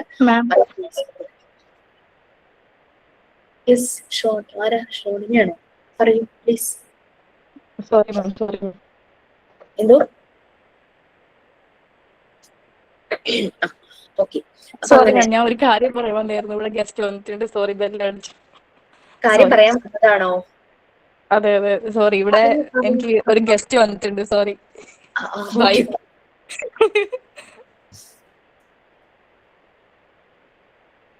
ഓക്കെ, സോ അങ്ങനെയാണ് മെറ്റീരിയൽസ് ഡിസൈൻ ചെയ്ത് വെച്ചിരിക്കുന്നത്. അപ്പൊ പിങ്ക് കവറിന്റെ ഹൈറ്റ് മാത്രമല്ല വെയിറ്റ് മനസ്സിലാകുന്നു വുഡ് ആകുമ്പോഴും. ബ്രൗൺ സ്റ്റെയർസ്, നിങ്ങൾ ബ്രൗൺ സ്റ്റെയർസ് ടീച്ചർ കാണിച്ചോ? എത്ര പീസ് ഉണ്ടായിരുന്നു ബ്രൗൺ സ്റ്റെയറിന്? അത് എന്തായിരുന്നു ഷേപ്പ്? 11. ഓക്കെ. ഞാൻ പറഞ്ഞില്ലേ അപ്ഡേഷൻ നടക്കുന്നുണ്ടായിരുന്നു. ഞങ്ങളുടെ സമയത്ത് 10 പീസസേ ഉണ്ടായിരുന്നുള്ളൂ. ക്യൂബോയിഡ് ഷേപ്പ് ആയിരുന്നു, 10 പീസസ് ആയിരുന്നു. അപ്പൊ നമ്മൾ അതിങ്ങനെ സ്റ്റാക്ക് ചെയ്യുന്നത് നമുക്കറിയാം, ആ ഒരു സ്റ്റെയറിന്റെ ഷേപ്പിൽ വെക്കും അല്ലെ. ഈ 10 പീസസിൽ 11th പീസ് ഇപ്പോഴാണ് അപ്ഡേറ്റഡ് വേർഷനിലാണ് വന്നിരിക്കുന്നത്. കാരണം അത് എന്തിനാണ് മനസ്സിലാക്കിയത്? ലെവൽ കറക്റ്റ് ആണോ? Control of error. നമ്മുടെ ഓട്ടോ കറക്ഷനും ഓട്ടോ എഡ്യൂക്കേഷനുമാണ്. കൺട്രോൾ ഓഫ് എററിന് വേണ്ടിയിട്ടാണ് ആ 11th കേസ്. ചെയ്ത് നോക്കുമ്പോഴൊക്കെ മനസ്സിലാവും. ഓക്കെ, അങ്ങനെ അത് പിന്നെ ആ ബ്രൗൺ കളർ ഭയങ്കര അട്രാക്റ്റീവ് ആയിട്ടുള്ള കളറാണ്. പിന്നെ നമ്മൾക്ക് ഈ ബ്രൗൺ സ്റ്റെയർ കിട്ടിയത് നല്ല പെർഫെക്റ്റ് പീസ് ആയിരുന്നു കേട്ടോ. ഇതെല്ലാം ഓൺലൈനിൽ ആമസോണിൽ നിന്ന് വാങ്ങിച്ചതായിരുന്നു നമ്മുടെ ഇൻസ്റ്റിറ്റ്യൂട്ടിലേക്ക് നമ്മുടെ മെറ്റീരിയൽസ്. പക്ഷെ പിങ്ക് ടവറിന്റെ കാര്യത്തിൽ നമ്മൾക്ക് ഒരു ചെറിയ പ്രശ്നം പറ്റി. വേറൊന്നുമല്ല, വന്നത് പലതും ക്യൂബ് അല്ലായിരുന്നു, ക്യൂബോയിഡ് ഷേപ്പ് ആയിരുന്നു, മെഷർമെന്റ് കറക്റ്റ് അല്ലായിരുന്നു. അതിൽ മാത്രമാണ് നമുക്ക് അത് ഒരു ഇഷ്യൂ വന്ന് കുറെ ദിവസം കഴിയുമ്പോഴാണല്ലോ നമുക്ക് പ്രാക്ടിക്കൽ സെഷൻ വരുന്നത്. പക്ഷെ ഇത് നോക്കിയപ്പോഴാണ് പിടികിട്ടിയത് നമുക്ക് റിട്ടേൺ ചെയ്യാനുള്ള ഒരു ടൈം ഉണ്ടായിരുന്നില്ല, അതാണ് പറ്റിപ്പോയി. അപ്പൊ ശരിക്കും പിങ്ക് ടവർ കറക്റ്റ് മെഷർമെന്റിലാണ് വന്നിരുന്നതെങ്കിൽ നമ്മളുടെ 10 സെന്റിമീറ്ററിന്റെ വലിയ ക്യൂബില്ലേ, അത് ബ്രൗൺ സ്റ്റെയറിനെ നമ്മളിങ്ങനെ കുത്തനെ നിർത്തി കഴിഞ്ഞാൽ അതിന്റെ മുകളിൽ കറക്റ്റ് ആയിട്ട് അത് പ്ലേസ് ചെയ്യാൻ പറ്റും. ആ മെഷർമെന്റ് കറക്റ്റ് ആണ്. അപ്പൊ കുട്ടികള് ഫസ്റ്റ് നമ്മൾ പിങ്ക് ടവർ കൊടുക്കുമ്പോൾ അവരിങ്ങനെ നല്ല സ്റ്റാറ്റിക് ചെയ്ത് ആക്ടിവിറ്റി ചെയ്യും, റിപ്പീറ്റ് ചെയ്യും, അവർക്ക് ഇഷ്ടമുള്ള അത്രയും റിപ്പീറ്റ് ചെയ്യും. പിന്നെ ബ്രൗൺ സ്റ്റെയർസ് കൊടുക്കുമ്പോൾ അതും അവർ കറക്റ്റ് ഓർഡറിലൊക്കെ വെച്ച് ഇത് ചെയ്യും. പിന്നെ അവര് കോമ്പിനേഷൻ ഓഫ് പിങ്ക്, പിന്നെ അവര് മാനിപ്പുലേറ്റ് ചെയ്യും അവർക്ക് കിട്ടുന്ന മെറ്റീരിയൽസ്. അപ്പൊ അവര് പിങ്കും ബ്രൗണും കൂടെ അതിന്റെ കോമ്പിനേഷൻ ചെയ്യാൻ തുടങ്ങും, ട്രെയിൻ പോലെ വെക്കും. അങ്ങനെയാണ് ഈ ബ്രൗൺ സ്റ്റാറിന്റെ മുകളിൽ കുത്തനെ നിർത്തിയിട്ട് അതിന്റെ മുകളിൽ പിങ്ക് ടവറിന്റെ പീസ് വെക്കുന്നത്, അല്ലെങ്കിൽ പിങ്ക് ടവറിന്റെ ക്യൂബിന്റെ മുകളിൽ ബ്രൗൺ സ്റ്റാറിന്റെ ക്യൂബോയിഡ് വെക്കുന്നത്. അങ്ങനെ ആ രീതിയിലൊക്കെ അവർ വെച്ച് നോക്കും. അപ്പൊ നമുക്ക് കറക്റ്റ് മെഷർ ആണെങ്കിൽ ഓരോന്നിന്റെയും കറസ്പോണ്ടിങ് 10ന്റെ മുകളിൽ ആദ്യത്തെ ബ്രൗൺ സ്റ്റാറിന്റെ ക്യൂബോയിഡും 9ന്റെ മുകളിൽ രണ്ടാമത്തെ പീസ്, അങ്ങനെ നമുക്ക് വയ്ക്കാമായിരുന്നു. നമുക്ക് ചെയ്ത് നോക്കായിരുന്നു ആ കോമ്പിനേഷൻ. അതവിടെ ഒരു പ്രോബ്ലം പറ്റിപ്പോയി. നമ്മൾ പേ ചെയ്തു 7,000 എങ്ങാണ്ട് പിങ്ക് ടവറിന്, പക്ഷെ ബ്രൗൺ സ്റ്റിയറിന് 11,000 8,000 എന്തോ ആയിരുന്നു ഒന്ന് വന്നു. പക്ഷെ ഇങ്ങനെ ഒരു പ്രോബ്ലം, അതിനിപ്പോ ഏതെങ്കിലും ഒരു 17,000 ഓൺലൈനിൽ പിങ്ക് ടവർ. അത് ഓരോ സമയം കഴിയുമ്പോ മാറിക്കൊണ്ടിരിക്കും. ഞാൻ അന്ന് ദീപാവലിയുടെ എങ്ങാണ്ട് ഒരു ഓഫറിന് നോക്കിയിരുന്ന് മാമിനെ കൊണ്ട് വാങ്ങിപ്പിച്ചതാണ്. കാരണം ഭയങ്കര റേറ്റ് ആണ്. അത് മുഴുവനായിട്ട് ചെന്നൈയിലോ ബാംഗ്ലൂരൊക്കെ പോയി ഒന്ന് വാങ്ങാന്ന് വിചാരിച്ചപ്പോ 2 lakhs ഒക്കെ വരും എല്ലാ മെറ്റീരിയലും കൂടി. സ്കൂളൊക്കെ തുടങ്ങുന്നവർക്ക് ഡൽഹിയിലാണ് വാങ്ങിച്ചത്. ഡൽഹിയിൽ മൊത്തമായിട്ട് മോണ്ടിസോറിയുടെ ഐറ്റംസ് മൊത്തമായി, ഞാൻ പറയാം ചേച്ചി അത് ടീച്ചറാണ്, ഇപ്പൊ മോണ്ടിസോറിയിൽ വർക്ക് ചെയ്യുന്ന ടീച്ചർ തന്നെയാണ്. അപ്പൊ അവര് മൊത്തമായിട്ട് ഡൽഹിയിൽ നിന്ന് മൊത്തം സാധനങ്ങൾ അങ്ങനെ ഇറക്കുക ചെയ്തത്. അങ്ങനെ നമ്മൾക്ക് പോയി വാങ്ങാനൊക്കെ പറ്റുന്ന ഒരാളുണ്ടെങ്കിൽ ചെന്നൈ, ബാംഗ്ലൂർ, ഡൽഹിന്നൊക്കെ നമുക്കത് പോയി വാങ്ങാം. പിന്നെ ചിലര് സ്കൂള് ക്ലോസ് ചെയ്യും, മോണ്ടിസോറി സ്കൂളായിട്ട് തുടങ്ങിയിട്ട് അവര് ചിലപ്പോൾ ഔട്ട് സൈഡിലേക്കൊക്കെ പോകാനൊക്കെ ആയിട്ട് ക്ലോസ് ചെയ്യുമ്പോൾ അങ്ങനെ കിട്ടുവാണെങ്കിൽ നമുക്ക് നല്ലത് കിട്ടും, കുറച്ച് ലാഭത്തിൽ കിട്ടും. അപ്പൊ നിങ്ങളൊക്കെ സ്കൂളൊക്കെ സ്റ്റാർട്ട് ചെയ്യാനുണ്ടെങ്കിൽ ഇപ്പോഴേക്ക് അന്വേഷിച്ച് വെച്ചു എവിടെ നിന്നാണ് നമുക്ക് കുറച്ച് നല്ല സാധനങ്ങൾ കിട്ടുക. സ്കൂളൊക്കെ ക്ലോസ് ചെയ്യുന്നവരുടെയൊക്കെ ആവുമ്പോൾ നല്ലതായിരിക്കും. അവർക്ക് എങ്ങനെയെങ്കിലും അത് ഡിസ്പോസ് ചെയ്തിട്ട് പോകണം എന്നുള്ളത് കാരണം നമ്മളുടെ വലിയ എമൗണ്ട്. പിന്നെ നമ്മളും സ്കൂൾ സ്റ്റാർട്ട് ചെയ്യാനൊക്കെ പോകുമ്പോൾ ആ ഒരു എത്തിക്സ് ഒക്കെ ഉള്ളവരാണെങ്കിൽ ഭയങ്കരമായിട്ട് നമ്മളുടെ ക്യാഷ് ഒന്നും വാങ്ങും. അങ്ങനെയൊക്കെ കിട്ടുവാണെങ്കിൽ നന്നായിരിക്കും. അപ്പൊ അത് പിങ്ക് ടവർ, ബ്രൗൺ സ്റ്റിയേഴ്സ്, ഇത്. പിന്നെ നമുക്ക് ഇതിനകത്ത് 2 ടൈപ്പ് സിലിണ്ടേഴ്സ് ഉണ്ട്. ഏതൊക്കെ?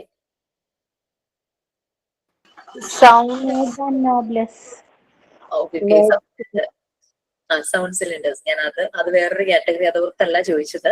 നമുക്ക് നോബ്ഡ്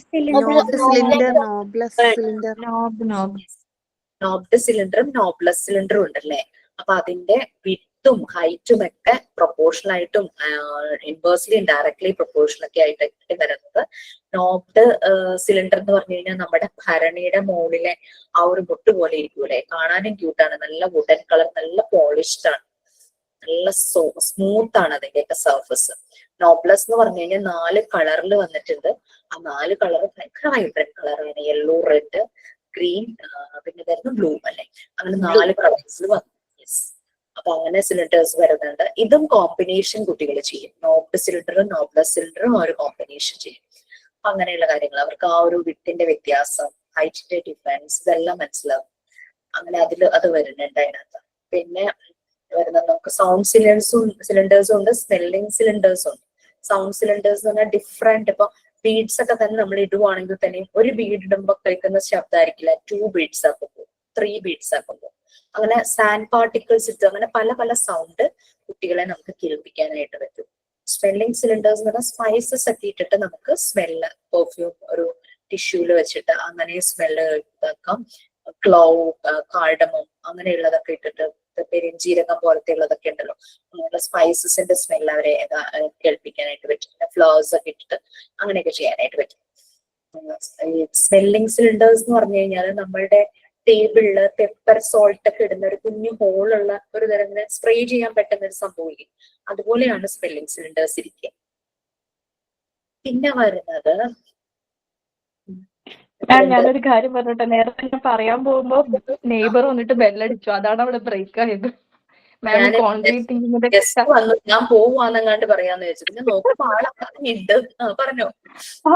അതെ അതെ, അത് പുള്ളിക്കാരി നെയ്ബർ വന്നതോ, അതുകൊണ്ടാണ് ബ്രേക്ക് ആയത്. ആ മാം കോൺക്രീറ്റ് തിങ്കിങ്ങിന്റെ കാര്യം പറഞ്ഞപ്പോ ഞാൻ ഇന്ന് മോന്റെ ഒരു ഇൻസിഡന്റ് ഉണ്ടായി, ഞാൻ അതാണ് പറയാൻ വന്നത്. അത് ഇവനോട് അസസ്മെന്റിന്റെ സമയത്ത് living things and non living things എഴുതാൻ പറഞ്ഞു. അപ്പൊ അവൻ ഇന്ന് എഴുതി വെച്ചത് me, my dad, my mom, tree, അങ്ങനെയൊക്കെയാണ് അവൻ എഴുതി വെച്ചിട്ട്. അപ്പൊ അവനെ എനിക്ക് തെറ്റു പറയാനും പറ്റുന്നില്ല. അതെ അതെ അതെ, അതെന്തായാലും ഇഷ്ടപ്പെട്ടു. നീ മൈ ഡാഡ് മൈ മോം. അവൻ എഴുതി വെച്ചത്, അവൻ ആദ്യം എഴുതുന്നത് അവന്റെ പേരാ അയ്യാൻ, പിന്നെ എഴുതി my dad, my mom. Okay, എത്രയിലാ മോൻ പഠിക്കുന്നത്? KG-യാ? മോനിപ്പോൾ KG2.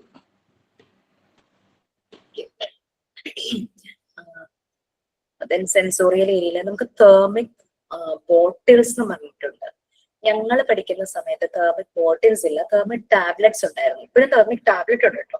തേർമിക് ബോട്ടിൽസ് ഇത്രയും ചെറിയ സൈസിലുള്ള ഗ്ലാസ് ബോട്ടിൽസ് ആയിരിക്കും. നമുക്ക് ടെമ്പറേച്ചർ എന്ന് പറഞ്ഞു കഴിഞ്ഞാൽ ചൂട് മാത്രമല്ല അല്ലെ, 0 ഡിഗ്രി സെൽഷ്യസും ടെമ്പറേച്ചർ തന്നെയല്ലേ. അപ്പൊ നമ്മളുടെ നോർമൽ ടെമ്പറേച്ചർ നമ്മളുടെ 0 ഡിഗ്രി സെൽഷ്യസ്, അതായത് കോൾഡ് ഐസ് ക്യൂബ് അങ്ങനെയൊക്കെ വരുമ്പോൾ നിങ്ങൾ കോൾഡ് വാട്ടർ ഒഴിക്കുമ്പോൾ ആ ബോട്ടിലിൽ പുറത്ത് തൊടുമ്പോൾ ഒരു ടെമ്പറേച്ചർ ആയിരിക്കും. പിന്നെ നമുക്ക് ലൂക്ക് വാം വാട്ടർ, നമുക്ക് തൊടാൻ പറ്റുന്ന ഒരു ചൂടിന്റെ വെള്ളം ഉണ്ടല്ലോ അത്, അല്ലാതെ നോർമൽ വാട്ടർ, അങ്ങനെ. അപ്പൊ 4 ടൈപ്പ് ബോട്ടിൽസ് ആണുള്ളത്. ഈ 4 ബോട്ടിൽസ് തന്നെ പെയർ ആക്കാൻ വേണ്ടി 8 ബോട്ടിൽസ് ഉണ്ട്. അപ്പൊ 4 ബോട്ടിലില് ഡിഫറെന്റ് ടെമ്പറേച്ചറിലുള്ള വാട്ടർ ഫില്ല് ചെയ്യും. മറ്റേ 4 ബോട്ടിലും സെയിം ടെമ്പറേച്ചറിൽ വരുന്ന 4 ടൈപ്പ് വാട്ടർ ഫില്ല് ചെയ്യും. എല്ലാ ബോട്ടിലും കണ്ട ഒരുപോലെ ഇരിക്കും. എന്നിട്ട് വെക്കും ഒരു 8 ഇങ്ങനെ വെക്കും. എന്നിട്ട് കുട്ടികള് ടച്ച് ചെയ്തിട്ട് ഈ ബോട്ടിൽസിനെ പെയർ ചെയ്യും. അതായത് ഒരേ ടെമ്പറേച്ചറിലുള്ള 2 ബോട്ടിൽ ഉണ്ടായിരിക്കും. ഇവര് ടച്ച് ചെയ്ത് ഈ ബോട്ടിലിനെ തമ്മിൽ പെയർ ചെയ്ത് വെക്കും. ഇതാണ് തെർമിക് ബോട്ടിൽസ്. അതുപോലെ തന്നെ തെർമിക് ടാബ്ലറ്റ്സ് ഉണ്ട്. ഈ ചെറിയ പീസ് പോലെ, അതിലും ഇതുപോലെ ടെമ്പറേച്ചർ ഡിഫറൻസ് മനസ്സിലാകാനായിട്ട് പറ്റും. പിന്നെ നിങ്ങൾ ടച്ച് ടാബ്ലറ്റ്സ് പറഞ്ഞു തന്നിട്ടുണ്ട്. പിന്നെ നമ്മൾ പറഞ്ഞിരുന്നു സാൻഡ് പേപ്പർ ഡിഫറെന്റ് ടെക്സ്ചറിൽ കിട്ടുവാണെങ്കിൽ നമുക്കും ഇതുപോലെ തന്നെ ടച്ച് ടാബ്ലറ്റ്സ് പോലെ ഉണ്ടാകുന്നതൊക്കെ പറഞ്ഞു. അപ്പൊ ഇതെന്ന് പറഞ്ഞാൽ നമ്മളുടെ ടാക്ടൈൽ സെൻസ്, നമ്മൾ ടച്ച് ചെയ്ത് സെൻസ് ചെയ്യുവാണ് അല്ലെ. അപ്പൊ നമ്മൾ കണ്ണടച്ച് ചെയ്ത് കഴിഞ്ഞാൽ നമുക്ക് പെട്ടെന്ന് കോൺസെൻട്രേഷൻ കിട്ടും. കുട്ടികളോട് ഇങ്ങനെ പ്രാക്ടിക്കൽ സെഷൻ വരുമ്പോൾ ഞാൻ പറയും നിങ്ങൾ കണ്ണ് തുറന്നിട്ടും ചെയ്തോളൂ, കണ്ണടച്ചിട്ട് ചെയ്യാൻ പറഞ്ഞു. അപ്പൊ അവർ പറയായിരുന്നു കണ്ണടച്ച് ചെയ്തപ്പോ പെട്ടെന്ന് തന്നെ അവർക്ക് ചെയ്യാൻ പറ്റിയെന്ന്. എന്നിട്ട് കണ്ണ് തുറന്ന് ചെയ്യുമ്പോൾ ഈ ബോർഡിലേക്ക് നോക്കിക്കൊണ്ടേയിരിക്കും. നമ്മുടെ 2 സെൻസിനെ അവിടെ ഉപയോഗിക്കും, ബോർഡിലേക്ക് നോക്കി. അപ്പൊ നമ്മൾ ഡെഫിനറ്റ്ലി ആ ടച്ചിനേക്കാളും കൂടുതൽ നോക്കി ഒരുപോലെ ഉണ്ടോന്ന് ആ രീതിയിൽ നോക്കാനായിട്ട് ഒരു ശ്രമം നടത്തും. അപ്പൊ കണ്ണടച്ചാകുമ്പോൾ നമ്മൾ വേറെ ഒന്നും ശ്രദ്ധിക്കുന്നില്ല, നമ്മൾ ഈ ഒരു ടച്ച് മാത്രം കോൺസെൻട്രേറ്റ് ചെയ്യുമ്പോൾ കുറച്ചുകൂടെ പെട്ടെന്ന്. അപ്പൊ ബ്ലൈൻഡ് ഫോൾഡ് ചെയ്ത് അങ്ങനെയുള്ള സെൻസസിന്റെ ആക്ടിവിറ്റീസ് ചെയ്യിക്കുമ്പോൾ കുട്ടികളെ കൊണ്ട് തെർമിക് ടാബ്ലറ്റ്സ് ആണെങ്കിലും ടച്ച് ടാബ്ലറ്റ്സ് ആണെങ്കിലും ചെയ്യിക്കാനായിട്ട് നോക്കാം. ഓക്കെ, പിന്നെ നമ്മളുടെ മാത്തമാറ്റിക്കൽ ഏരിയ ആണ്. മാത്തമാറ്റിക്കൽ ഏരിയ എന്ന് പറയുമ്പോൾ നമ്പർ ഫെമിലറൈസേഷൻ, കൗണ്ടിങ്, പിന്നെ അരിത്തമെറ്റിക് ഓപ്പറേഷൻസ് അല്ലെ, അഡീഷൻ, മൾട്ടിപ്ലിക്കേഷൻ, സബ്ട്രാക്ഷൻ, ഡിവിഷൻ, ഇതെല്ലാം വരുന്നു. മാത്സ് കേൾക്കുമ്പോൾ പാരന്റ്സിനും ഒരു ടെൻഷനാണ്, കുട്ടികൾക്കും ഒരു, ചെറിയ കുട്ടികൾക്ക് ഒട്ടും അറിയില്ല എന്താ മാത്സിന്റെ ആ ടെൻഷൻ എന്നുള്ളത്. വലുതാകുമ്പോൾ ഒക്കെ മിക്ക കുട്ടികളുടെ ഒരു പേടി സ്വപ്നമായിട്ട് ഇങ്ങനെ മാത്സ് വരും. പക്ഷെ പലപ്പോഴും ആ പഠിപ്പിക്കുന്ന ടീച്ചറുടെ ടീച്ചിങ് മെത്തേഡ് മാറ്റുമ്പോൾ പല കുട്ടികളും മാത്സിനെ ഇഷ്ടപ്പെട്ടും കണ്ടിട്ടുണ്ട്. അതുകൊണ്ട് നമുക്ക് മാത്സ് എന്നുള്ള വിഷയത്തിന്റെ പ്രശ്നമല്ല, അതിന്റെ ആ ഒരു പഠന രീതി നമ്മൾ കുറച്ചുകൂടെ ആക്ടിവിറ്റി ഓറിയന്റഡ് ആക്കുവാണെങ്കിൽ കുട്ടികൾ ആ സബ്ജക്ട് ഇഷ്ടപ്പെടുന്നതാണ്. നമ്പർ ഫെമിലറൈസേഷന് വേണ്ടിയിട്ട് നമ്മൾ ഓൾറെഡി ചെയ്തിട്ടുണ്ട്. Sand paper, letters and numbers sensorial ഏരിയയിലും വരുന്നുണ്ട്, മാത്തമാറ്റിക്കൽ ഏരിയയിലും അത് വരുന്നുണ്ട്. പിന്നെ കാർഡ്സ് ആൻഡ് കൗണ്ടേഴ്സ് നിങ്ങൾ അത് കാണിച്ചിട്ടുണ്ടെന്ന് വിചാരിക്കുന്നു. കാർഡ്സ് ആൻഡ് കൗണ്ടേഴ്സ് ഉണ്ടോ? അത് റോഡ്സ് കാണിച്ചിട്ടില്ല. കാർഡ്സ് ആൻഡ് അതൊരു ഒരു ബെൽ ഷേപ്പിലുള്ള ഒരു ഒബ്ജക്ട് അങ്ങനെയാണോ? അല്ല മാം, റെഡും ബ്ലൂ ആയിട്ടുള്ള റോഡ്സ് വെച്ചിട്ടുള്ളതാണ് പറഞ്ഞിട്ടുണ്ടായിരുന്നത്. Number rods. അത് അഡിഷൻ ആൻഡ് മൾട്ടിപ്ലിക്കേഷൻ ആ ഒരു ലെവലിലുള്ളതുണ്ടല്ലോ, ഇത് ചെയ്തിരുന്നു. ഓക്കെ, അരിത്തമെറ്റിക് ഓപ്പറേഷനിലേക്ക് വരാം. അതിന് മുമ്പ് നമുക്ക് കൗണ്ടിങ്ങും നമ്പർ ഫെമിലറൈസേഷനും പഠിക്കണമല്ലോ. അതിന് വേണ്ടിയിട്ട് നമ്മൾ സാൻഡ് പേപ്പർ നമ്പേഴ്സ് നമ്മളുടെ കയ്യിലുണ്ട്. അത് ട്രേസ് ചെയ്ത് കുട്ടിക്ക് ഓരോ നമ്പറും എന്താണ്, എങ്ങനെയാണ് അതിന്റെ ഇമേജ് വരുന്നത് എന്നുള്ളത് ആ കിട്ടും, ആ ഒരു ഇംപ്രഷൻ വരും. പിന്നെ നമുക്കുള്ളത് അത് അടുത്ത ക്ലാസ്സിൽ കാണിക്കും. കാരണം ഞാൻ ഒരു 1 വീക്ക് മുമ്പിലാണല്ലോ നിങ്ങൾക്ക് പ്രാക്ടിക്കൽ സെഷൻ തരാൻ വന്നത്. കാരണം നമുക്ക് വ്യാഴാഴ്ച കിട്ടിയില്ലെങ്കിലോ എന്ന് വിചാരിച്ചിട്ടാണ് അങ്ങനെ ചെയ്തത്. നമുക്ക് കാർഡ്സ് ആൻഡ് കൗണ്ടേഴ്സ് എന്ന് പറഞ്ഞിട്ട് ഒരു പിക്ചർ ഉണ്ട്. നിങ്ങൾക്ക് പിക്ചർ അയച്ചു തന്നിട്ടുണ്ടെങ്കിൽ അതിൽ കാണും കേട്ടോ. അത് നോബൽ മാതിരി പിന്നെ നമ്പേഴ്സ് കാർഡ് നോബ് പോലെ ഇരിക്കണേ. പിന്നെ നമ്പേഴ്സ് ഒരു വൈറ്റ് ബാക്ക്ഗ്രൗണ്ടിൽ ബ്ലാക്ക് കൊണ്ട് എഴുതിയിട്ടുള്ള ചെറിയ സ്ക്വയർ പീസിലുള്ള നമ്പേഴ്സ് നിങ്ങൾക്ക് കാണാനായിട്ട് പറ്റും പിക്ചേഴ്സ്. ഞാൻ പറഞ്ഞു വന്നത് ഇത് അപ്ഡേറ്റഡ് വേർഷൻ ആണ്. ഞാൻ പഠിക്കുന്ന സമയത്ത് 2017 ഞങ്ങളുടെ മെറ്റീരിയൽസ് എങ്ങനെയാന്ന് വെച്ച് കഴിഞ്ഞാൽ ഇതുപോലെ തന്നെ വൈറ്റ് ബാക്ക്ഗ്രൗണ്ടിൽ എഴുതിയിട്ടുള്ള കാർഡ്സ്. വൈറ്റ് അല്ലെങ്കിൽ ഒരു ഓഫ് വൈറ്റ് കളർ ആയിരിക്കും ഈ ഒരു കാർഡിനുള്ളത്. ബ്ലാക്ക് കളറിൽ നമ്പേഴ്സ് എഴുതിയിട്ടുണ്ട്. പിന്നെ നമ്മൾ ഈ കോയിൻ, നമ്മുടെ 5 റുപ്പി കോയിൻ ഒക്കെ വരില്ലേ, ആ ഷേപ്പിൽ വരുന്ന ഈ നമ്മൾ സ്നേക്ക് ആൻഡ് ലാഡർ ഒക്കെ കളിക്കുമ്പോൾ നമ്മളുടെ ഇത് മൂവ് ചെയ്യാനായിട്ട് ചിലപ്പോ ഒരു കോയിൻ ഷേപ്പ് കളറുള്ള ഒരു വട്ടത്തിലൊരു സംഭവം നമുക്ക് കിട്ടില്ലേ? ലൂഡോസ് ഒക്കെ കളിക്കുമ്പോൾ വട്ടത്തിൽ ഇങ്ങനെ കിട്ടില്ലേ? അത് ഒരു 5 റുപ്പി കോയിന്റെ ആ വലുപ്പത്തിൽ വന്നിട്ട് വുഡൻ പീസ് ആണ്. റെഡ് കളറിലുള്ളതായിരുന്നു ഞങ്ങളുടെ. 1 എന്നുള്ള നമ്പർ പറയുമ്പോൾ ആ ഒരു പോയിന്റ് ഷേപ്പിലുള്ള സാധനം വെക്കും. 2 എന്നുള്ള നമ്പർ പറയുമ്പോൾ 2 ആ ഒരു പീസ് വെക്കും. അങ്ങനെയാണ് ഇത്. നിങ്ങൾക്ക് ഇവിടെ വന്നിരിക്കുന്ന ഒരു ബെൽ ഷേപ്പിൽ, അതായത് ചെറിയൊരു നോബ് പോലെയുണ്ട് മുകളില്. അപ്പൊ കുട്ടിയുടെ ഈ 2 ഫിംഗേഴ്സ് യൂസ് ചെയ്തിട്ട് അതിങ്ങനെ പിടിക്കും. നമ്മൾ അഡൾട്ട്സ് എടുക്കുമ്പോൾ നമുക്ക് ഇങ്ങനെ എടുത്ത് കൊണ്ടുവരാം. പക്ഷെ കുട്ടിയെ എപ്പോഴും അതിന്റെ മുകളിൽ ഇങ്ങനെ പിടിച്ച് ഇങ്ങനെ കൗണ്ട് ചെയ്ത് കൊണ്ട് വെക്കാനായിട്ട് പറ്റും. പിന്നെ വേറെന്താണ് ബീഡ് സ്ട്രിങ്. പലരും ഉണ്ടാക്കിയിട്ടുണ്ടാവും. ഗോൾഡൻ ബീഡ് ഭയങ്കര ഇഷ്ടമായിരുന്നു മറിയ മോണ്ടിസോറിക്ക്. ഗോൾഡൻ ബീഡ് വെച്ചിട്ട് അവർ യൂണിറ്റ്സ് ഉണ്ടാക്കി. യൂണിറ്റ്സ് ഇൻ ദ സെൻസ് 10ന്റെ പവേഴ്സ് ഇല്ലേ, 10, 100. ഏറ്റവും വലിയ വാല്യൂ വരുന്ന സ്ട്രിങ് എന്ന് പറഞ്ഞു കഴിഞ്ഞാൽ 10 ബീഡ്സ് ഉള്ള സ്ട്രിങ് ആയിരുന്നു. അങ്ങനെ 10ന്റെ അങ്ങനത്തെ സ്ട്രിങ് അവർ 10 എണ്ണം വെച്ചിട്ട് 100 എന്നുള്ള രീതിയിൽ അങ്ങനെ 10ന്റെ യൂണിറ്റ്സ് ചെയ്തു. 100 വെച്ചു. അങ്ങനെയുള്ളത് 20 എണ്ണം വെച്ചപ്പോ 200 ആയി. 30 എണ്ണം ആയപ്പോ 300. അങ്ങനെ ഒരു 40 വെച്ചപ്പോ അങ്ങനെ 1000 വരെ ആക്കിയപ്പോ ഒരു ക്യൂബ് ഷേപ്പിലായി. സ്റ്റാക്ക് ചെയ്തു. ഫസ്റ്റ് ലെയറിൽ 10ന്റെ സ്ട്രിങ്സ് ഇങ്ങനെ വരിയായി വെച്ചു. അതിന്റെ അടുത്ത ലെയറിൽ അടുത്ത 10 10ന്റെ സ്ട്രിങ്സ് വെച്ചു. അപ്പൊ ആദ്യത്തെ ലെയറിൽ എത്ര എണ്ണമായി? 100 വന്നില്ലേ?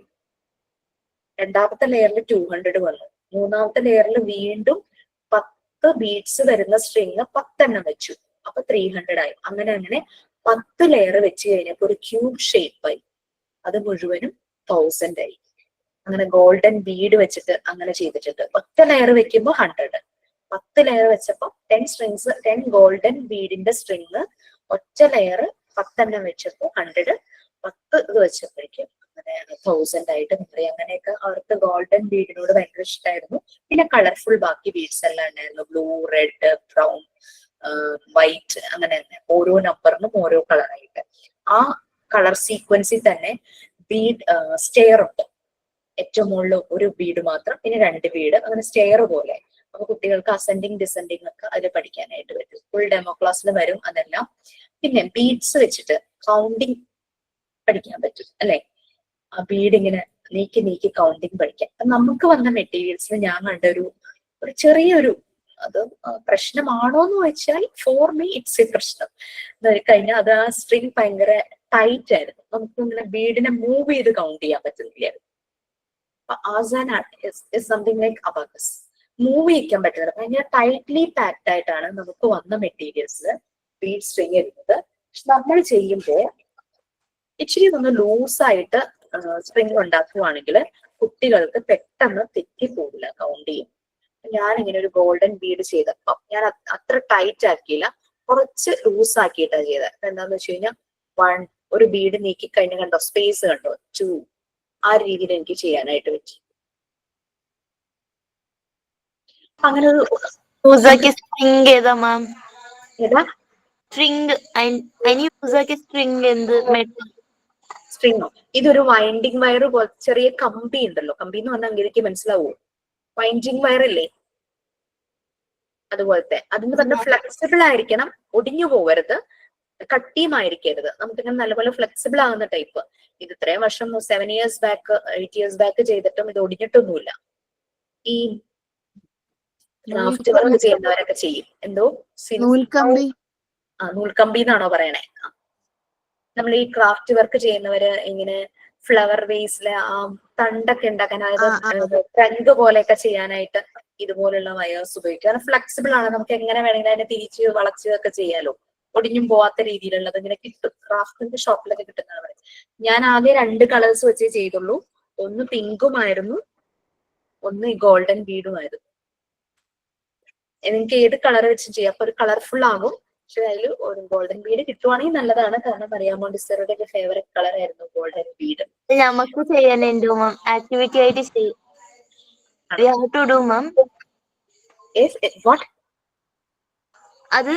ആക്ച്വലി നമുക്ക് അതിന്റെ ആക്ടിവിറ്റീസ് തന്നിട്ടാ, അപ്പൊ നമുക്ക് ചെയ്യാനുണ്ടാവോ? Yes, you have to make that bead string. അത് 1ന്റെ 1 2 3 4 5 6 7 8 9 10 അങ്ങനെ 10 സ്ട്രിങ്സ് ഓരോന്നും ഒരു 4 എണ്ണം 3 എണ്ണം ഒക്കെ ഉണ്ടാക്കുകയാണെങ്കിൽ നല്ലതായിരുന്നു. വേറൊന്നുമല്ല, നമ്മൾ ഈ സ്കൂളിൽ പോകുമ്പോഴേ നമ്മളുടെ കയ്യിൽ ഒരെണ്ണേ ഉള്ളെങ്കിൽ കുഞ്ഞുങ്ങൾ ഭയങ്കര ക്യൂരിയസ് ആയിട്ടായിരിക്കില്ല വരുന്നത്.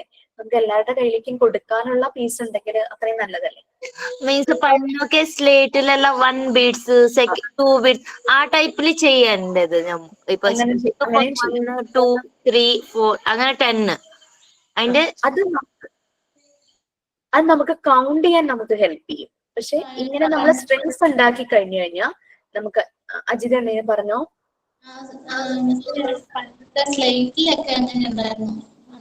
അതെ, ഇപ്പൊ അങ്കിത പറഞ്ഞത് അങ്ങനെ സ്ലേറ്റില്, പണ്ടത്തെ സ്ലേറ്റില് അത് നമുക്ക് കൗണ്ട് ചെയ്യാനായിട്ട് ഹെൽപ്പ് ചെയ്യും അല്ലെ. 1 2 നമുക്ക് പറഞ്ഞ് കൗണ്ട് ചെയ്യാൻ പറ്റും. നമുക്ക് അഡീഷനും മൾട്ടിപ്ലിക്കേഷനും ബീഡ് സ്ട്രിങ് വെച്ച് ചെയ്യാൻ പറ്റും.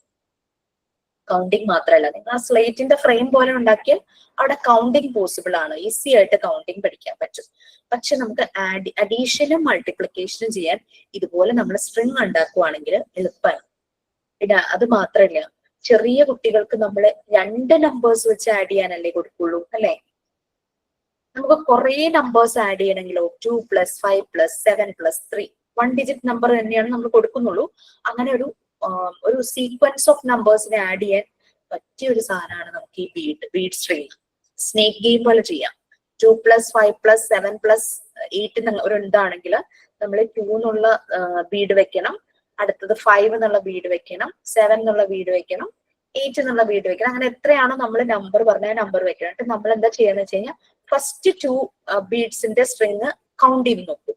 2 5 കൂടെ 2 എന്ന ബീഡും കണ്ടിന്യൂസ് ആയിട്ട് 5ന്റെ വെച്ചിരിക്കുന്ന ആ ബീഡും കൂടെ അതിലെ ആ സ്ട്രിങ്ങിലെ ബീഡ്സും കൂടെ കൗണ്ട് ചെയ്യുമ്പോൾ നമുക്ക് 7 കിട്ടും. അപ്പൊ നമ്മൾ എന്ത് ചെയ്യും, കുട്ടികളെ ചെയ്യണമെന്ന് വെച്ചാൽ ആ 2ഉം 5ഉം ഉള്ള, അതായത് ആ സ്നേക്കിനെ വെട്ടി കുഞ്ഞാക്കും. ആ 2ഉം 5ഉം കൂടെ വരുന്ന 2 സ്ട്രിങ്ങിനെ മാറ്റിയിട്ട് അതിന്റെ പ്ലേസിൽ 7 ആണല്ലോ കിട്ടിയത് കൗണ്ട് ചെയ്തപ്പോ 7 എന്നുള്ള സ്ട്രിങ് വെക്കും. പിന്നെ 7നെ അടുത്ത നമ്പർ കൊണ്ട് ആഡ് ചെയ്ത് നോക്കണം. അങ്ങനെ സ്നേക്ക് ഗെയിം പോലെ ചെയ്യാൻ പറ്റും. ആ സ്നേക്കിനെ നമ്മൾ നീളത്തിൽ നിന്ന് സ്നേക്കിനെ നമ്മൾ ചെറുതാക്കി കൊണ്ടുവരണം. ആണ് നമ്മളുടെ ആക്ടിവിറ്റി. അത് നമുക്ക് വരുമ്പോ ചെയ്യാം. ക്ലാസ്സിലും അത് പറയാൻ ഞാൻ ടീച്ചേഴ്സിനോട് കേട്ടോ. പിന്നെ നമുക്ക് ഇതിന് അരിത്തമെറ്റിക് ഓപ്പറേഷൻസ് പഠിക്കും. ബീഡ് സ്ട്രിങ് വെച്ചിട്ട് മൾട്ടിപ്ലിക്കേഷനും അഡീഷനും നമുക്ക് it's very easy to do. പിന്നെ ബാക്കി 4 ഓപ്പറേഷൻസിന് നമുക്ക് ബോർഡാണുള്ളത്. ഒരു ബോർഡ് ഗെയിം ചെയ്യുന്ന പോലെ തന്നെ അവര് അഡീഷൻ സ്ട്രിപ്പ് ബോർഡ് ഉണ്ട്, സബ്ട്രാക്ഷൻ സ്ട്രിപ്പ് ബോർഡ് ഉണ്ട്, അതുപോലെ തന്നെ മൾട്ടിപ്ലിക്കേഷൻ സ്ട്രിപ്പ് ബോർഡ് ഉണ്ട്, പിന്നെ ഡിവിഷൻ മൾട്ടിപ്ലിക്കേഷൻ സ്ട്രിപ്പ് ബോർഡ് അല്ല, മൾട്ടിപ്ലിക്കേഷൻ ബോർഡ്, ഡിവിഷൻ ബോർഡ്, അങ്ങനെയുണ്ട്. ഇത് വെച്ചിട്ടാണ് അവര് ഈ 4 ഓപ്പറേഷൻസും പഠിക്കുന്നത്. അപ്പൊ ഒരു ഗെയിം പോലെ ചെയ്യും. അപ്പൊ അവർക്ക് ആ ഒരു ടെൻഷൻ വരുന്നില്ല. ടേബിള് പഠിക്കണ്ട, വിരലിൽ കൂട്ടി നോക്കണ്ട, കല്ലിലെ വിരലും കാലിലെ വിരലും ഒക്കെ എടുത്താലും ഒന്നും മനസ്സിലാവില്ല. ആ രീതിയിലല്ലേ നമ്മുടെ കുഞ്ഞുങ്ങൾ ചെയ്യണം നമ്മൾ കാണാറില്ല. നമ്മളുടെ ചെറുപ്പത്തിൽ എന്താ, ഞങ്ങളെ ഒരു സാറ് പേടിപ്പിച്ചായിരുന്നു മൾട്ടിപ്ലിക്കേഷൻ ടേബിൾ. ഇങ്ങനെ പാട്ട് പോലെ ഉറക്കത്തിൽ പോലും ചിലപ്പോൾ ഞെട്ടി എണീക്കും അത് ഓർത്തിട്ട്. അതുപോലെയായിരുന്നു ടേബിൾ പഠിപ്പിച്ചിരുന്നത്. അപ്പൊ അങ്ങനെയൊക്കെ ഓരോരോ അവസ്ഥകളായിരുന്നു വന്നത്. പക്ഷെ ആ പേടിച്ച് ചെയ്തത് മനസ്സിലുണ്ട്, പോയിട്ടൊന്നുമില്ല. എന്നാലും ഇതൊരു ഗെയിം പോലെ കുട്ടികളെ ചെയ്യാം. അപ്പൊ അവര് ഹയർ ക്ലാസ്സിലേക്ക് പോകുമ്പോഴേക്കും അവർക്ക് ഈസി ആയിരിക്കും ഇതൊന്ന് ഹാൻഡിൽ ചെയ്യാനായിട്ട്.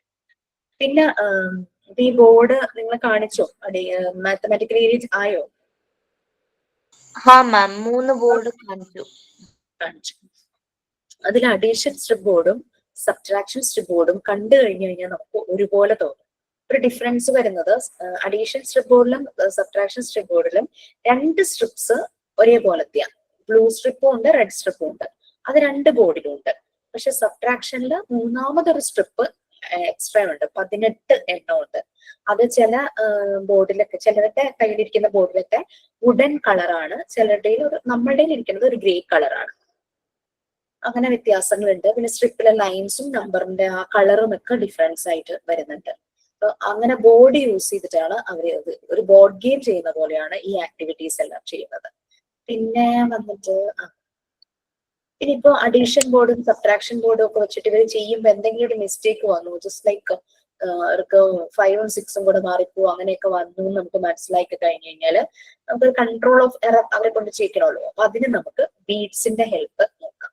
പിന്നെ ലൂസ് ബീഡ്സിനേക്കാളും എപ്പോഴും സ്ട്രിങ് ആയിരിക്കും നല്ലത്. കാരണം കുട്ടികൾക്ക് എപ്പോഴും മൈന്യൂട്ട് ആയിട്ടുള്ള കാര്യങ്ങളോട് ഭയങ്കര ഇൻട്രസ്റ്റ് ആയിരിക്കും. അവരത് മൂക്കിൽ വെക്കാനോ വായിലിടാനോ ചെവിയിലിടാനോ ഒക്കെ ഉള്ള ഒരു ടെൻഡൻസി ഉണ്ട്. അതുകൊണ്ടാണ് ഇങ്ങനെ സ്ട്രിങ്ങിന് വെക്കുവാണെങ്കിൽ നമുക്ക് അങ്ങനത്തെ അത് സെക്യൂർ ആയിരിക്കണം 2 എൻഡും. അത് തുറന്ന് അവർ പുറത്തേക്ക് എടുക്കരുത്.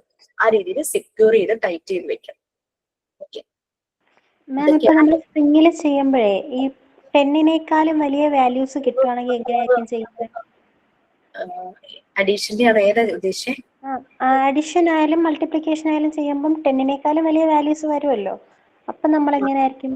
നമ്മളുടെ ബോർഡിന്റെ കപ്പാസിറ്റി എങ്ങനെയാണ്? ബോർഡിൽ നമ്പേഴ്സ് മാർക്ക് ചെയ്തിട്ടുണ്ട്, മനസ്സിലായില്ലേ? ബോർഡില് ബോർഡല്ല, നമ്മളിപ്പം ഈ ബീഡ്സ് വെച്ച് ചെയ്യിക്കത്തില്ലേ, അപ്പോഴെങ്ങനെയായിരിക്കും? അതാണ് നമ്മൾ പറയുന്നത് ഓരോ ബീഡ് സ്ട്രിങ്ങും നമുക്ക് കുറച്ചധികം വേണമെന്ന്. ഇപ്പൊ നമ്മൾ 7 + 5 കുട്ടിയെ കൊണ്ട് ചെയ്യിച്ചു, നമുക്ക് 12 അല്ലേ ആൻസർ കിട്ടിയത്. നമുക്ക് മാക്സിമം 10 വരുന്ന സ്ട്രിങ് ഉള്ളത്. അപ്പൊ എന്താ ചെയ്യാ? 12ന് കുട്ടിക്ക് വേണമെങ്കിൽ എന്തൊക്കെ വെക്കാം? 6 + 6, 2 6 സ്ട്രിങ് എടുത്ത് വെക്കുമ്പോ 12 ആയി. അല്ലെങ്കിൽ 10 + 2 വെക്കാം, പിന്നെ 9 + 3 വെക്കാം. അങ്ങനെ ആ ഒരു രീതിയിൽ അങ്ങനെ ചെയ്യിക്കാം. അങ്ങനെ നമുക്ക് കോമ്പിനേഷൻ വെക്കാം. 10 ആണ് നമുക്ക് മാക്സിമം ഉള്ള സ്ട്രിങ് വരുന്നത്. ഞാൻ പറയുന്നത് 1ന്റേത് 2 സെറ്റ്, 2ന്റെ 2 സെറ്റ്, അങ്ങനെ 10ന്റെ 2 സെറ്റ്, അങ്ങനെ 2 സെറ്റ് ആക്കിയിട്ട് ബീഡ്സ് ചെയ്യാനാ പറയുന്നത്. 2നേക്കാൾ കൂടുതൽ ഉണ്ടെങ്കിൽ നല്ലതാണ് അങ്കിത. നമ്മുടെ മോണ്ടിസോറി മെറ്റീരിയലിൽ 1 10 നമ്പേഴ്സ് ഉണ്ട്, 2 10 നമ്പേഴ്സ്, അങ്ങനെ അത്രയും അധികം ഉണ്ട്. നമ്മൾക്ക് ഇപ്പൊ പറ്റുന്ന എത്രയാണോ അത്രയും നിങ്ങൾ ചെയ്യാം. പിന്നെ നിങ്ങൾ സ്കൂളിലൊക്കെ പോവാറാകുമ്പോൾ make sure that we have more materials. പിന്നെ വേറൊരു കാര്യം കൂടിയുണ്ട്, നമ്മള് ഒത്തിരി എക്സസും ആക്കരുത്, ഒത്തിരി ലെസ്സും ആക്കരുത്. കാരണം കൂടുതലാകുമ്പോൾ കുട്ടികൾക്ക് എല്ലാവർക്കും കിട്ടി കാരണം ഇവര് പേഷ്യൻസോടുകൂടി വെയിറ്റ് ചെയ്യേണ്ട അങ്ങനെ ഒരു വാല്യൂ ഇവരുടെ ഉള്ളിൽ വരണം. അപ്പൊ അതുകൊണ്ട് നമ്മൾ ഒത്തിരി മോറും ആക്കരുത്, ലെസ്സും ആക്കരുത്. ഇപ്പൊ ഒരു 5 കുട്ടികൾ ഒരു ആക്ടിവിറ്റി ചെയ്യുവാണ്, അത്രയും സാധനമേ ഉള്ളൂ. അപ്പൊ ബാക്കി 5 കുട്ടികൾക്ക് കൊടുക്കണം. They have to wait. അവർക്ക് അല്ലെങ്കിൽ വേറൊരു ആക്ടിവിറ്റി കൊടുത്തു, അവരത് ചെയ്ത് കഴിഞ്ഞു, ഇനി നെക്സ്റ്റ് അവർ ഇതാണ് ചെയ്യേണ്ടത്. They have to wait. അപ്പൊ ആ ഒരു പേഷ്യൻസ്, ആ ഒരു വാല്യൂ അവരുടെ ഉള്ളിൽ വരും. നമ്മള് സെയിം തന്നെ നമ്മള് ഇൻസ്റ്റിറ്റ്യൂട്ടിൽ നിങ്ങൾ നേരിട്ട് വന്ന് ചെയ്യുമ്പോഴും സെയിം ഉണ്ട്. നിങ്ങൾ ഗ്രൂപ്പായിട്ടൊരു 8 പേരായിരിക്കും ഇരിക്കുന്നത്, ഷെയറിംഗ് കൂടെ പഠിക്കും. 8 പേരായിരിക്കും ഇരിക്കുക. അപ്പൊ ഒരു മെറ്റീരിയലാണ് അറ്റ് എ ടൈം ഒരു ടേബിളിലേക്ക് വരുന്നത്. അപ്പൊ നമ്മൾ പറയുന്നത് എന്താന്ന് വെച്ച് കഴിഞ്ഞാല് നമ്മളത് ഫസ്റ്റ് ഡെമോ കാണിക്കും. ശരിക്കും ആ സെയിം മെത്തേഡ്, അതായത് നിങ്ങൾക്ക് ഇഷ്ടമുള്ളത് പോയിട്ട് എടുത്തോണ്ട് വന്നിട്ട് ടേബിളിൽ വന്ന് അത് മാറ്റിന്റെ മുകളിൽ വെക്കുന്നു. നമ്മൾ ഡെമോ ചെയ്ത് കാണിക്കും, ഇതാണ് ചെയ്യേണ്ടതെന്ന് പറഞ്ഞ് ഞങ്ങൾ വളരെ ഷോർട്ട് ടൈമിൽ ഡെമോ കാണിക്കും. പിന്നെ നിങ്ങൾ ഓരോരുത്തരും ചെയ്യണം. അപ്പൊ ഒരാൾ സ്റ്റാർട്ട് ചെയ്ത് കഴിഞ്ഞ് മറ്റുള്ളവരത് ഒബ്സർവ് ചെയ്തുകൊണ്ടിരിക്കും. അത് കഴിയുമ്പോൾ അടുത്ത ആള്. അല്ലാതെ ഞാൻ ചെയ്യാം അങ്ങനത്തെ ഒരു പരിപാടി നമ്മളുടെ ഇടയിലില്ല. അപ്പൊ പേഷ്യൻസോടുകൂടി നമ്മൾ വെയിറ്റ് ചെയ്യുക നമ്മുടെ ടേൺ ആവാനായിട്ട്. അത് നമ്മളുടെ കുട്ടികളിൽ നമ്മൾ അത് കൊടുക്കണം. ഷെയറിങ്, അതാണ് പറയുന്നത്. 2 കുട്ടികളുണ്ട്, പപ്പ ഓഫീസ് വിട്ട് വന്നപ്പോ 2 ചോക്ലേറ്റ്സ് കൊണ്ടുവന്നു, ബട്ട് ഒന്നേ ഉള്ളൂ എന്നും പറഞ്ഞു കൊടുത്തിട്ട് അത് നിങ്ങൾ 2 പേരും കൂടെ കഴിക്കണം. അപ്പൊ അവരത് ഷെയർ ചെയ്ത് നമ്മുടെ വായിലും ഒരു ചെറിയ പീസ് കൊണ്ടുവയ്ക്കുവാണെങ്കിൽ വേണ്ടാന്ന് പറയണ്ട, വെരി ഹാപ്പി. വീട്ടിൽ ആരൊക്കെ ഉണ്ട് അവരുടെ വായിലൊക്കെ ഒരു കഷ്ണം കൊണ്ടുവച്ചാൽ ഇറ്റ്സ് വെരി ഗുഡ്. അവരുടെ ഉള്ളിൽ ആ വാല്യൂ, നമ്മുടെ കയ്യിൽ അവർക്ക് കൊടുക്കാനുള്ള ഇനഫ് ഉണ്ട്. പക്ഷെ don't give them like that. Okay,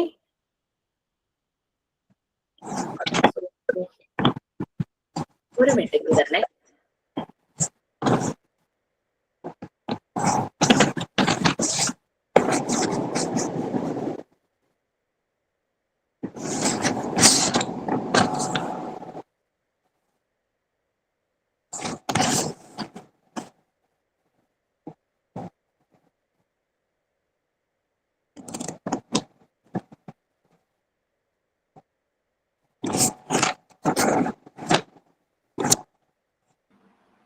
mathematical ഏരിയയിൽ നമുക്ക് ഇങ്ങനെയാണ് കാര്യങ്ങൾ പോകുന്നത്. അപ്പൊ നമ്മളിപ്പോ പ്രാക്ടിക്കൽ ലൈഫ് ഏരിയ കഴിഞ്ഞു, sensorial area, language area, mathematical area, അങ്ങനെ കാര്യങ്ങൾ. പിന്നെ മാത്തമാറ്റിക്കൽ ഏരിയയിൽ തന്നെ ശ്രീദേവി മ്യൂട്ട് ചെയ്യാമോ? എക്കോ അടിക്കുന്നുണ്ട് മാം. ശ്രീദേവി മ്യൂട്ട് ആയിട്ടുണ്ട്. ഓക്കെ, മാത്തമാറ്റിക്കൽ ഏരിയയിൽ നമുക്കറിയാം ജോമെട്രി എന്നുള്ളൊരു സെഷൻ നമുക്കുണ്ടല്ലേ. ജോമെട്രിയിൽ നമ്മൾ പല ഷേപ്സും നമ്മൾ ഫെമിലറൈസ് ആകുന്നുണ്ട്. Different types of triangles. നിങ്ങൾക്ക് ട്രയാങ്കിൾസ് അതുപോലെ കട്ട് ചെയ്ത് ചെറിയ കാർഡ്ബോർഡിൽ കട്ട് ചെയ്ത് നല്ല കളർഫുൾ ആയിട്ടുള്ള ബ്രൈറ്റ് ആയിട്ടുള്ള കളർ പേപ്പർ വെച്ച് ഒട്ടിച്ച് ഡിഫറെന്റ് ടൈപ്പ് ട്രയാങ്കിൾസ് കാണിക്കാനായിട്ട് പറ്റും. പിന്നെ സർക്കിൾ ഉണ്ട്. അങ്ങനെ നമ്മുടെ 2D ഷേപ്സ് ഒക്കെ ഉണ്ടല്ലോ, ട്രയാങ്കിൾ, സ്ക്വയർ, പിന്നെന്താ റെക്ടാങ്കിൾ, സർക്കിൾ, അങ്ങനെയുള്ള പല പല ഷേപ്പ് അതങ്ങനെ കട്ട് ചെയ്ത് കാർഡ്ബോർഡിൽ ചെയ്യും. ഇത് തന്നെ 3D ഷേപ്പ് സോളിഡ്സിലേക്ക് പോകും. Cube, cuboid, prism, sphere, ovoid, ellipsoid, അങ്ങനെ കുറെ ഷേപ്സ് ഉണ്ട്. ഇതെല്ലാം വുഡനാണ്, വുഡൻ ബേസിസിലാണ് ഇതൊക്കെ വരുന്നത്. അപ്പൊ അങ്ങനെ ഷേപ്പും വരും. ഓക്കെ, ഇതെല്ലാം കുട്ടികളെ കാണിക്കുമ്പോൾ ഇവര് അവരുടെ സറൗണ്ടിങ്സിലുള്ള സിമിലർ ഷേപ്പുമായിട്ടൊക്കെ കണക്ട് ചെയ്യും. ഓവോയിഡ് ഒക്കെ കാണുമ്പോൾ എഗ്ഗുമായിട്ട് കണക്ട് ചെയ്യും. സ്ഫിയർ അവര് എന്താ പറയാ, അവര് വീട്ടിൽ നമ്മള് എന്തെങ്കിലും സ്നാക്സോ അങ്ങനെ റൗണ്ട് ഷേപ്പിൽ വരുന്ന സ്നാക്സ് ഒക്കെ ലഡു ഉണ്ടാവും. പിന്നെ അതുപോലെ തന്നെ ഫുട്ബോൾ, അങ്ങനെയുള്ള ബോളുമായിട്ടൊക്കെ അങ്ങനെ അവർക്ക് കുറെ ലിസ്റ്റ് ഓഫ് സാധനങ്ങൾ കിട്ടും ഈ ഷേപ്പുമായിട്ട് വരുന്നത്. നമുക്ക് ചിലപ്പോൾ 1 or 2 ഒക്കെ കഴിഞ്ഞ് കഴിഞ്ഞാൽ നമ്മൾക്ക് അങ്ങ് ബ്ലാങ്ക് ആയി പോകും. പക്ഷെ കുട്ടികൾ കുറെ കാര്യങ്ങൾ കണക്ട് ചെയ്യും. അങ്ങനെ കുറെ ഉണ്ടാവും. അപ്പൊ അങ്ങനെ ഈ ജോമെട്രിക്കൽ സോളിഡ്സ് അവര് കണക്ട് ചെയ്യുന്നുണ്ട്. പിന്നെ അതുപോലെ തന്നെ നമുക്ക് ബൈനോമിയൽ ക്യൂബ്സും ഉണ്ട്, ട്രൈനോമിയൽ ക്യൂബ്സും ഉണ്ട്. അത് ടീച്ചേഴ്സ് കാണിച്ചോ? ഇല്ല, അത് വരുന്നു. നമ്മുടെ കയ്യിൽ ബൈനോമിയൽ ക്യൂബ്സ് മാത്രമാണ് ഇപ്പോൾ ഉള്ളത്. ഈ ബൈനോമിയൽ ക്യൂബ്സ് എന്ന് പറഞ്ഞു കഴിഞ്ഞാൽ നമ്മൾ ആൾജിബ്ര പഠിക്കുന്ന സമയത്ത് നമ്മൾ എന്താ പറയാ ax²+bx+c എന്നൊക്കെ പറഞ്ഞ് പഠിക്കുന്നുണ്ടല്ലേ. പിന്നെ a+b ദ ഹോൾ ക്യൂബ്, അങ്ങനെയൊക്കെ നമ്മൾ ആൾജിബ്രയില് വേരിയബിൾസും നമ്പേഴ്സും കൂടെ മിക്സ് ചെയ്തിട്ട് പവർ വരുന്ന വേരിയബിൾസും ഒക്കെ നമ്മൾ പഠിക്കുന്നുണ്ട്. അപ്പൊ അതിന്റെ ഒരു ബേസ് കൺസെപ്റ്റ് ആണ് ശരിക്കും പറഞ്ഞു കഴിഞ്ഞാൽ ബൈനോമിയൽ ക്യൂബും ട്രൈനോമിയൽ ക്യൂബ്സും. ഇതിലെ ഷേപ്സ് എന്ന് പറഞ്ഞാൽ ക്യൂബും ഉണ്ട്, ക്യൂബോയിഡും ഉണ്ട്. ബൈനോമിയൽ ക്യൂബ്സിലെ കളർ കോമ്പിനേഷൻസ്, കളർ വരുന്നത് ബ്ലൂ, റെഡ്, പിന്നെ ബ്ലാക്ക്, അങ്ങനെയുള്ള രീതിയിലുള്ള ക്യൂബും ക്യൂബോയിഡും ഉണ്ട്. അതായത് ബ്ലൂ കളർ മാത്രമുള്ള ക്യൂബ് ഉണ്ട്, ബ്ലൂ കളർ മാത്രമുള്ള ക്യൂബോയിഡ് ഉണ്ട് ആ ഷേപ്പിൽ വരുന്നത്. പിന്നെ ചിലത് റെഡ് മാത്രമുള്ള ക്യൂബും ഉണ്ട്, പിന്നെ ക്യൂബോയിഡ് ആയിട്ടുണ്ട്. ആ ചില ക്യൂബോയിഡിന്റെ ഒരു ഫേസില് ബ്ലാക്ക് ആണെങ്കിൽ മറ്റേ ഫേസിൽ റെഡ്, അങ്ങനെ combination, red and black combination വരുന്ന രീതിയിലും ക്യൂബോയിഡ്സ് ഉണ്ട്. അങ്ങനെയൊക്കെ വരുന്നത് അത് നമ്മൾ പ്ലേസ് ചെയ്യുന്ന ഒരു രീതിയുണ്ട്. അത് ടീച്ചേഴ്സ് ക്ലാസ്സിൽ കാണിക്കുമ്പോഴേ നിങ്ങൾക്ക് മനസ്സിലാവുള്ളൂ. അത് പ്ലേസ് ചെയ്യണം. പിന്നെ അതുപോലെ തന്നെ ബൈ എന്ന് പറഞ്ഞ 2 അല്ലെ. അപ്പൊ നമ്മള് ഈ ക്യൂബും ക്യൂബോയിഡ്സും പ്ലേസ് ചെയ്യും. ആദ്യം ഒരു ലെയർ പ്ലേസ് ചെയ്യും, പിന്നെ സെക്കൻഡ് ലെയർ, അങ്ങനെയാണ്. ഫസ്റ്റ് ലെയർ എന്ന് പറഞ്ഞു കഴിഞ്ഞാൽ 2 സ്ക്വയർ എന്ന് പറഞ്ഞാൽ എത്രയാ? 4 ആണ്. 4 ഷേപ്സ് ആയിരിക്കും ഫസ്റ്റ് ലെയറിൽ. സെക്കൻഡ് ലെയർ അഗെയിൻ 2 സ്ക്വയർ, അപ്പോഴും അവിടെ 4 ഷേപ്സ് വരും. അങ്ങനെ ഇപ്പൊ ടോട്ടൽ എത്ര ഷേപ്സ് ഉണ്ട്? 4 + 4 8. അതാണ് ബൈനോമിയൽ ക്യൂബ്സിൽ നമ്മൾ ഇത് സെറ്റ് ചെയ്യുന്നത്. ആദ്യം ഒരു ലെയറിൽ ക്യൂബ്സും ക്യൂബോയിഡ്സും കൂടെ വെക്കും. അത് അറേഞ്ച് ചെയ്യുന്ന രീതിയുമുണ്ട്. അതിന്റെ മുകളിൽ അഗെയിൻ ക്യൂബ്സും ക്യൂബോയിഡ്സും വെക്കും. അപ്പൊ നമുക്ക് ടോട്ടൽ 8 പീസസ് ആണ്. ഈ 8 പീസസ് ഗ്രൗണ്ട് ലെയറിൽ 4 പീസസ്, അതിന്റെ മുകളിൽ 2 സ്ക്വയർ പൈ. അടുത്ത ട്രൈനോമിയൽ ക്യൂബ്സ് ആണ്. 3 സ്ക്വയർ 3 സ്ക്വയർ 3 സ്ക്വയർ, അങ്ങനെ 3 ലെയർ. അപ്പൊ എത്ര വന്നു?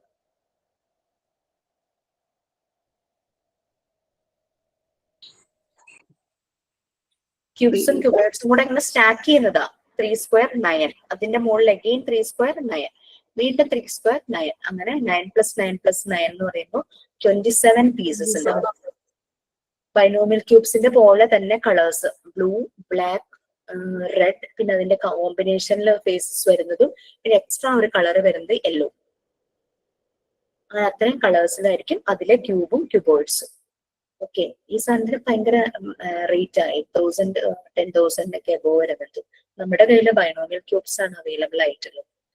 അത് സ്റ്റാക്ക് ചെയ്യണം, അത് അങ്ങനത്തെ കാര്യങ്ങളൊക്കെ വരുന്നുണ്ട് ഈ മാത്തമാറ്റിക്കൽ ഏരിയയില്. പിന്നെ നെക്സ്റ്റ് വന്നിട്ട് നമുക്ക് science geography music and other cultural ഏരിയയാണ്.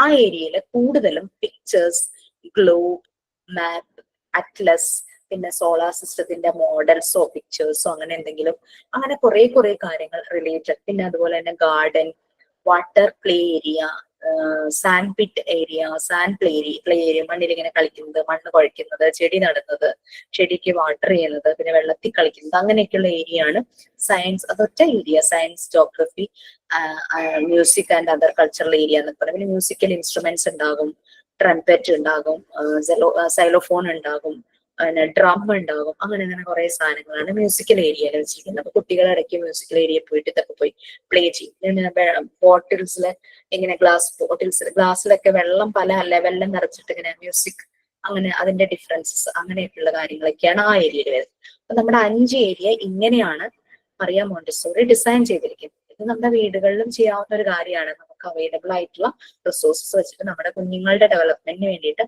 നമുക്ക് വീടുകളിലും ചെയ്യാവുന്ന കാര്യം. ഓക്കെ, ഇതാണ് നിങ്ങളുടെ പ്രാക്ടിക്കൽ ഏരിയയുടെ ഒരു ബ്രീഫിംഗ് എന്ന് പറയുന്നത്. ഇനി ഞാൻ വൈവയെ കുറിച്ച് കുറച്ച് കാര്യങ്ങൾ പറയാം. കാരണം വൈവ നിങ്ങളൊന്ന് അറ്റൻഡ് ചെയ്യാൻ വരുന്നുണ്ടെങ്കിൽ നമുക്ക് വൈവ എന്ന് പറയുന്നത് ഒരു മോക്ക് ഇന്റർവ്യൂ, ഒരു ഇന്റർവ്യൂവിന്റെ ഒരു ഡെമോ പോലെ തന്നെയാണ്. നമ്മളൊരു ഇന്റർവ്യൂവിന് പോകുമ്പോൾ നമ്മൾ ശ്രദ്ധിക്കേണ്ട കാര്യങ്ങൾ, നമ്മുടെ ബോഡി ലാംഗ്വേജ്, നമ്മുടെ ഫിസിക്, നമ്മുടെ പോസ്ചർ, നമ്മുടെ അപ്പിയറൻസ്. ചിലര് വീട്ടില് ഇരിക്കുന്ന പോലെ അങ്ങനെ നൈറ്റിയൊക്കെ ഇട്ട് വന്ന് വൈവ അറ്റൻഡ് ചെയ്യാറുണ്ട്. നമ്മളൊന്നും പറഞ്ഞിട്ടൊന്നുമില്ല, പക്ഷെ എന്നാലും ഞാനിന്ന് പറയുകയാണ്, ആ ഒരു സീരിയസ് ആയിട്ടൊന്ന് കാണണം എന്നുള്ള രീതിയിൽ. ബാക്ക്ഗ്രൗണ്ട് അതൊക്കെ ഒന്ന് ശ്രദ്ധിക്കുക. പിന്നെ ഓൺലൈൻ ആയിട്ട് ചെയ്യുന്നെങ്കിൽ നമ്മളുടെ നെറ്റ് കണക്ഷൻ നേരത്തെ തന്നെ ഒന്ന് ഉറപ്പാക്കുക, ഓഡിയോ വീഡിയോ ക്ലിയർ ആണെന്നുണ്ടോ നമുക്ക് ശ്രദ്ധിക്കുക. പിന്നെ വൈവയുടെ ടൈമിൽ നമ്മൾ ചെയ്ത വർക്കുകളെല്ലാം നമ്മളുടെ അടുത്തുണ്ടായിരിക്കും. ആ രീതിയിൽ എല്ലാം പ്ലേസ് ചെയ്ത് ഡിസ്പ്ലേ ചെയ്ത് വെക്കുക. നിങ്ങൾ ചെയ്ത ആക്ടിവിറ്റീസ്, അസൈൻമെന്റ്സ്, റിപ്പോർട്ട്സ് എല്ലാം ഉണ്ടായിരിക്കണം. ടീച്ചർ ചോദിക്കുമ്പോൾ വീട് മുഴുവൻ ഓടി നടക്കേണ്ട ഒരു അവസ്ഥ നമുക്ക് വരരുത്, നോക്കി കണ്ടുപിടിക്കാനായിട്ട്. അത് വേണം, അത് ചെയ്യാം. പിന്നെ വൈവയിലെ ഡിവൈഡ് ചെയ്തിരിക്കുന്ന സെഷൻസ് പറയാം. മോണ്ടിസോറി അപ്പാരറ്റസ്, എല്ലാവരുടെയും ഒരു മിസ്അണ്ടർസ്റ്റാൻഡിങ് ആണ്. മോണ്ടിസോറി അപ്പാരറ്റസ് എന്ന് പറഞ്ഞു കഴിഞ്ഞാൽ ഞാൻ ചെയ്ത മെറ്റീരിയൽസ് ആണെന്നുള്ളൊരു ധാരണയാണ്. നമ്മൾ കുറെ മെറ്റീരിയൽസ് ചെയ്യുന്നുണ്ടല്ലോ, മോണ്ടിസോറി അപ്പാരറ്റസ് അതാണെന്നാണ്. അല്ല, നമ്മൾ ഇന്നെടുത്ത ഈ പ്രാക്ടിക്കൽ സെഷനും നമ്മൾ അറ്റൻഡ് ചെയ്യാൻ പോകുന്നതും നിങ്ങൾ ഓൺലൈനായിട്ട് അറ്റൻഡ് ചെയ്ത പ്രാക്ടിക്കൽ സെഷനെ റിലേറ്റ് ചെയ്തിട്ടാണ് മോണ്ടിസോറി അപ്പാരറ്റസിൽ ക്വസ്റ്റ്യൻസ് ചോദിക്കുന്നത്. അപ്പൊ നിങ്ങളുടെ 5ാമത്തെ റെക്കോർഡിനെ റിലേറ്റ് ചെയ്തു, അങ്ങനെയുള്ള കാര്യങ്ങളാണ് അതിൽ വരുന്നത്. 100 മാർക്സ് ആണ്. പിന്നെ teaching practice and viva. Teaching പ്രാക്ടീസിന് 50 മാർക്സും വൈവ എന്ന് കാണിച്ചിരിക്കുന്നത് ആ ഒരു വൈവയുടെ സെഷനിൽ നിങ്ങളുടെ ഓവറോൾ പെർഫോമൻസ്, ആ ഒരു പ്രസന്റേഷൻ, നിങ്ങളുടെ ലാംഗ്വേജ്, കമ്മ്യൂണിക്കേഷൻ, ബോഡി ലാംഗ്വേജ് എല്ലാം അതിൽ വരും. 50-50 ആയിട്ടാണ് അത്. ടീച്ചിങ് പ്രാക്ടീസിന്റെ കാര്യം പറയുവാണെങ്കിൽ കുറെ കുട്ടികൾ ടീച്ചിങ് പ്രാക്ടീസിന് പോയിട്ടുണ്ട്, കുറെ പേര് ചെയ്തുകൊണ്ടിരിക്കണം, കുറെ പേര് പോയിട്ടില്ല. പല പേഴ്സണൽ ഇഷ്യൂ കൊണ്ട് പോകാൻ പറ്റിയിട്ടുണ്ടാവില്ല. ചിലര് ടീച്ചറായിട്ട് വർക്ക് ചെയ്യുന്നവരുണ്ടായിരിക്കും. അപ്പൊ ടീച്ചിങ് പ്രാക്ടീസിന് പോയിട്ടുള്ളവരോട് നമ്മൾ ചോദിക്കും എന്തൊക്കെ ആക്ടിവിറ്റീസ് ആണ് ചെയ്തത്, ഏത് ക്ലാസ് ആയിരുന്നു, എന്തായിരുന്നു അവിടെ നിന്ന് കിട്ടിയ ഫീഡ്ബാക്ക്, കുട്ടികളുടെയും പാരന്റ്സിന്റെയും ടീച്ചർമാരുടെയും ഒക്കെ ചോദിക്കുമ്പോൾ നമുക്ക് മനസ്സിലാവും നിങ്ങൾ അവിടെ എങ്ങനെ എഫേർട്ട് എടുത്തു, എന്തൊക്കെ പെർഫോം ചെയ്തു മനസ്സിലാവും. ടീച്ചിങ് പ്രാക്ടീസിന് പോകാത്തവരോട് അവരൊക്കെ ഒരു വിർച്വൽ പ്ലാറ്റ്ഫോം അങ്ങ് ക്രിയേറ്റ് ചെയ്യും. അസ്യൂം ചെയ്യാൻ പറയും നിങ്ങളൊരു ക്ലാസ് റൂമിലാണ്, കുട്ടികളെ എൻഗേജ് ചെയ്യിക്കാൻ നിങ്ങൾ എന്ത് ആക്ടിവിറ്റിയാണ് ചെയ്യാൻ പോകുന്നത്, കുട്ടികളും നിങ്ങളും മാത്രം ഉണ്ടെന്ന് വിചാരിച്ച് ക്ലാസ് എടുക്കുമെന്ന് പറയും. ഒരു ഡെമോ, ചിലപ്പോൾ നമ്മൾ പറയും ആക്ഷൻ സോങ് അല്ലെങ്കിൽ സ്റ്റോറി കുട്ടികൾക്ക് നറേറ്റ് ചെയ്ത് കൊടുക്കും, അങ്ങനെയുള്ള രീതിയിൽ പറയും. പിന്നെ ടീച്ചറായിട്ട് വർക്ക് ചെയ്യുന്നവരോട് ചോദിക്കും, അവർ ചിലപ്പോൾ 2, 3, 5 വർഷമൊക്കെ ആയിട്ട് ടീച്ചറായിട്ട് വർക്ക് ചെയ്യുന്നവരായിരിക്കും കേട്ടോ. അപ്പൊ ചോദിക്കും മോണ്ടിസോറി മെത്തേഡ് അറിഞ്ഞതിന് ശേഷം നിങ്ങൾ എന്തെല്ലാം ചേഞ്ചസ് വരുത്തി, അതിന് നിങ്ങൾക്ക് കിട്ടിയ ഫീഡ്ബാക്ക് എന്താണ്. അവരുടെ ആ ഒരു കോൺഫിഡൻസും അവര് എഫേർട്ട് എടുത്തിട്ടുണ്ടെങ്കിൽ അതൊക്കെ നമുക്ക് അതിൽ നിന്ന് മനസ്സിലാകും. അപ്പൊ അതിനനുസരിച്ചായിരിക്കും നമ്മൾ വാല്യൂ ചെയ്യുന്നത്. വൈവയുടെ ഞാൻ പറഞ്ഞല്ലോ ഓവറോൾ പെർഫോമൻസ്. പിന്നെ റെക്കോർഡ്, നമുക്ക് 5 റെക്കോർഡ് ഉണ്ട്. ഓരോ റെക്കോർഡിനും 20 മാർക്സ് വെച്ചിട്ടാണ്. നിങ്ങൾക്ക് അറിയാം കളക്ഷൻ ബുക്ക് ഉണ്ട്, കിഡ്സ് ആക്ടിവിറ്റി ബുക്ക് ഉണ്ട്, പിക്ചേഴ്സ് വേണ്ടുന്നതുണ്ട്, പാരറ്റസ് റെക്കോർഡ് ഇപ്പൊ തന്നിട്ടുണ്ട്. പിന്നെ സ്റ്റോറി റൈം, ഇതിന് ഓരോന്നിനും കറസ്പോണ്ടിങ് ആയിട്ട് പിക്ചർ ഒട്ടിക്കണം എന്നറിയാം, വരയ്ക്കാം, ഒട്ടിക്കാം. പിന്നെ ഇത് തന്നെത്താനെ ക്രിയേറ്റ് ചെയ്യേണ്ടതാണ്. സ്റ്റോറി റൈമിൽ വരുന്ന കാര്യങ്ങൾ അത് ഓൺ ക്രിയേഷൻ ആണോ എന്ന് നമ്മൾ ചെക്ക് ചെയ്യും. ഓൺ ക്രിയേഷൻ ആയിട്ടുള്ളവർക്ക് അതിനനുസരിച്ച് മാർക്ക് കൊടുക്കും. ഇൻകംപ്ലീറ്റ് ആയിട്ടുള്ള വർക്കുകൾ ഉണ്ടെങ്കിൽ അതിനനുസരിച്ചായിരിക്കും മാർക്ക് വരുന്നത്. പിന്നെ അസൈൻമെന്റ്സ് ആൻഡ് റിപ്പോർട്ട്. എല്ലാവരും പറയും ഞാൻ അസൈൻമെന്റ് ക്ലാസ് റൂമിൽ പോസ്റ്റ് ചെയ്തു, എനിക്ക് എല്ലാത്തിനും ഫുൾ മാർക്ക് വന്നു, പക്ഷേ ടോട്ടൽ മാർക്ക് വന്നപ്പോ എനിക്ക് അവിടെ 90 കിട്ടി, 92 കിട്ടിയുള്ളൂ, 100 കിട്ടിയില്ല എന്ന് പറഞ്ഞു. അസൈൻമെന്റ്സിന് എല്ലാത്തിനും കൂടി 50 മാർക്കാണ്. സർവേ റിപ്പോർട്ടിന് 50 മാർക്ക്. പിന്നെ എന്നോടൊരു ടീച്ചർ ഒരു അസൈൻമെന്റ് എഴുതി സബ്മിറ്റ് ചെയ്യാൻ പറയുന്നു. ഞാൻ പല കാര്യങ്ങളും റെഫർ ചെയ്ത് വളരെ ഭംഗിയായി എഴുതി സബ്മിറ്റ് ചെയ്തു. ടീച്ചർ ഇംപ്രസ്ഡ് ആയി. അവരതിൽ എനിക്ക് 10ൽ 10 മാർക്ക് തന്നു. ഈ സെയിം ടോപ്പിക് ഇതുപോലെ വൈദ്യക്കോ എന്തിനെങ്കിലും ഇരിക്കും, അല്ലെങ്കിൽ ക്ലാസ്സിൽ ഞാൻ ചെന്നപ്പോ അതൊന്ന് പ്രസന്റ് ചെയ്യുമെന്ന് പറഞ്ഞപ്പോൾ അത്ര നന്നായില്ല, എഴുതി വെച്ച പോലെ കണ്ടന്റ് ഒന്നും വന്നില്ല. സോ നമ്മൾ ആ പെർഫോമൻസിന് എത്ര മാർക്ക് കൊടുക്കണം? നമുക്ക് ഫുള്ള് കൊടുക്കാൻ പറ്റും, അതേ ഉള്ളൂ. അപ്പൊ ഏതെങ്കിലും ഒരു അസൈൻമെന്റ് ക്വസ്റ്റ്യൻ നമ്മൾ ചോദിക്കുമ്പോൾ നിങ്ങളുടെ പ്രസന്റേഷൻ അതിനനുസരിച്ചാണ് 50ൽ അതിന് മാർക്ക് ഇടുന്നത്. പിന്നെ 10 ക്വസ്റ്റ്യന്റെ ഒരു അസൈൻമെന്റ് നിങ്ങൾക്ക് തന്നിട്ടുണ്ട്. അത് വൈവയുടെ സ്ലോട്ട് ഇടാൻ തുടങ്ങിക്കഴിഞ്ഞാൽ ആരും അസൈൻമെന്റ് ക്ലാസ് റൂമിൽ സബ്മിറ്റ് ചെയ്യേണ്ട. 10 ക്വസ്റ്റ്യന്റെ അസൈൻമെന്റ് അല്ലെങ്കിലും സബ്മിറ്റ് ചെയ്യേണ്ട, കാരണം കുറേ പേജസ് ഉണ്ട്. അത് സബ്മിറ്റ് ചെയ്യേണ്ട. അത് വൈവയുടെ ടൈമിൽ നമ്മൾ വാല്യൂ ചെയ്യും. അതിൽ ഏതെങ്കിലും ക്വസ്റ്റ്യൻ ചോദിച്ചിട്ട് അതൊന്ന് പ്രസന്റ് ചെയ്യാൻ പറയും. പിന്നെ സർവേയുടെ കാര്യം നമ്മൾ പറഞ്ഞിട്ടുണ്ട്. മിനിമം 5 പാരന്റ്സ് എന്ന് പറഞ്ഞിട്ടുണ്ടായിരുന്നു. ചിലര് 2 പേരെ 3 പേരെയൊക്കെയാ ഡേറ്റ കളക്ട് ചെയ്തത്. ചിലര് ഡേറ്റ മാത്രമേ കളക്ട് ചെയ്യൂ, റിപ്പോർട്ട് എഴുതില്ല. ഇത് കംപ്ലീറ്റ് ആണെങ്കിൽ മാത്രമാണ് അതിന് നല്ലൊരു സ്കോർ നമുക്ക് കൊടുക്കാൻ പറ്റുള്ളൂ. പിന്നെ അത് മാത്രമല്ല, നിങ്ങളുടെ അനാലിസിസും അത് ചെയ്തപ്പോൾ ഉണ്ടായ എക്സ്പീരിയൻസും നിങ്ങളുടെ പേഴ്സണൽ ഒപ്പീനിയനും എല്ലാം നമ്മൾ സർവേയുടെ ടൈമിൽ നമ്മൾ ചോദിക്കും. ഓക്കെ. പിന്നെ ഉള്ളത് ടീച്ചിങ് മെറ്റീരിയൽസ്. നമ്മൾ കുറേ കാര്യങ്ങൾ ഉണ്ടാക്കിയിട്ടുണ്ടല്ലോ. Dressing frames, sand paper letters and numbers, bead string, പിന്നെ word reading card, picture reading card, colour card, നിങ്ങൾക്ക് ഇഷ്ടമുള്ള എന്തെങ്കിലും ക്രാഫ്റ്റ് ഐറ്റംസ്, നിങ്ങളുടെ മാസ്കുകൾ, സ്റ്റോറിക്ക് കറസ്പോണ്ടിങ് ആയിട്ടുള്ള മാസ്ക്, അങ്ങനെ കുറെ കാര്യങ്ങളൊക്കെ ഉണ്ടാക്കിയിട്ടുണ്ടാവും. ടീച്ചേഴ്സ് അതൊന്ന് കാണണമെന്ന് പറയണം. അപ്പൊ നമ്മൾ അതെല്ലാം സെറ്റ് ആക്കി വെച്ചിട്ടുണ്ടെങ്കിൽ ചാർട്ട് വർക്കുകൾ നിങ്ങൾ കുറെ ചെയ്തിട്ടുണ്ട് അല്ലെ, അതെല്ലാം അതിൽ വരും. ക്രാഫ്റ്റ് ഐറ്റംസ് കൊണ്ട് ഉദ്ദേശിക്കുന്നത് എന്താ? നമ്മൾ ബെസ്റ്റ് ഔട്ട് ഓഫ് വേസ്റ്റ് ഓരോന്നൊക്കെ അങ്ങനെ പലതും ചെയ്തിട്ടുണ്ടാവില്ലേ, പല ഇതിനും നിങ്ങൾക്ക് ഇഷ്ടമുള്ള രീതിയിലൊക്കെ എന്തെങ്കിലുമൊക്കെ ചെയ്യാന്നൊക്കെ പറഞ്ഞിട്ടുണ്ടല്ലോ. ക്രാഫ്റ്റ് എന്തെങ്കിലും ഇപ്പം സ്നോഫോൾസോ അങ്ങനത്തെ പേപ്പർ വെച്ച് നമ്മൾ കട്ട് ചെയ്തുണ്ടാക്കില്ലേ. പിന്നെ ബോട്ടിൽ ആർട്ട് ചെയ്യാം, വേസ്റ്റ് ചെയ്യുന്ന ഫ്ലവേഴ്സ് ഉണ്ടാക്കാം, ഫ്ലവർ വേസ് ഉണ്ടാക്കാം, പെൻ സ്റ്റാൻഡ് ഉണ്ടാക്കാം. It's up to you. പിന്നെ ഈ സ്പഞ്ച്, ബ്ലോക്ക് സ്പഞ്ച് ഇല്ലേ, സ്പോഞ്ച് നമ്മൾ പറയണേ, അത് വാങ്ങിച്ചിട്ട് നമ്മൾ ടെഡി ബെയർ ഉണ്ടാക്കില്ലേ, റബ്ബർ ബാൻഡ്, അതൊക്കെ എളുപ്പല്ലേ. ബട്ട് ഇത് നമുക്ക് പറഞ്ഞിട്ടാ ചെയ്യാനീ പറഞ്ഞിട്ടുണ്ടായിട്ടാ അങ്ങനെ ചോദിച്ചത്. Okay okay. ചെയ്യാൻ പറ്റുന്ന എന്തെങ്കിലും ഒരു ക്രാഫ്റ്റ് ചെയ്യും, ഒരു ഫ്ലവർ ഉണ്ടാക്കുമോ, എന്തെങ്കിലും ഒന്ന് ചെയ്താൽ മതി.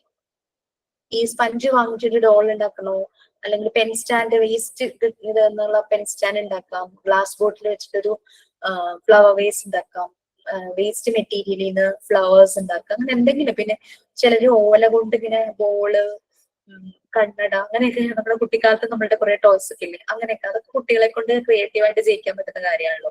കൈറ്റ് ഉണ്ടാക്കാം, നിങ്ങൾക്ക് എളുപ്പത്തിൽ എന്താ ഉണ്ടാക്കാൻ പറ്റുന്ന വെച്ചാൽ എന്തെങ്കിലും ഒരെണ്ണം ചെയ്ത് വെച്ചു. മാസ്ക് പറഞ്ഞില്ലായിരുന്നു? അല്ല, നമ്മൾ പറഞ്ഞിട്ടില്ല, അതാ ചോദിച്ചത്. ആണോ, കുട്ടികൾക്ക് കഥ പറഞ്ഞു കൊടുക്കുമ്പോ ആ സ്റ്റോറിയിലെ ക്യാരക്ടേഴ്സിനനുസരിച്ചുള്ള മാസ്ക് മാം ഇത് ഇങ്ങനെ പറഞ്ഞിട്ടുണ്ടായി, ഏതോ ഒരു ബാച്ചിൽ ഇങ്ങനെ ചെയ്തിട്ടുണ്ട് എന്ന് പറഞ്ഞിട്ടുണ്ടായി. ബട്ട് നമ്മളോട് ചെയ്യാനും പറഞ്ഞിട്ടാ മാം. Okay okay. 8 പേരായിരിക്കും, കുറേ ബാച്ചിൽ ലിസ്റ്റ് ആക്കുന്നത് നല്ലത് തോന്നി. ഓക്കെ, അപ്പൊ നിങ്ങൾ നോക്കൂ, പറ്റുന്നത് ചെയ്യൂ കേട്ടോ. പറഞ്ഞിട്ടുള്ള ആക്ടിവിറ്റീസ് ഒന്ന് പറഞ്ഞേ. Activities number cards, alphabet cards ഇതിന്റെ. പിന്നെ ഇത് കളർ ടാബ്ലറ്റ്സ് ചെയ്യാൻ പറഞ്ഞിട്ടുണ്ട് ഇപ്പൊ പ്രസന്റ് ആയിട്ട്. പിന്നെ പെട്ടെന്ന് ചോദിക്കുമ്പോ കുറവൊന്നുമില്ല. Sand paper letters and numbers numbers, പിന്നെ എനിമൽസ്, ബേർഡ്സ്, അതിന്റെ ഒക്കെ ചാർട്ടുകൾ പറഞ്ഞിട്ടുണ്ട്. ഓക്കെ. ഒരു 4 എണ്ണം വരുന്ന ചാർട്ട്, അത് 6 പിക്ചേഴ്സും അങ്ങോട്ട് വെച്ചിട്ട് ചെയ്യാൻ പറഞ്ഞിട്ടുണ്ടായിരുന്നു.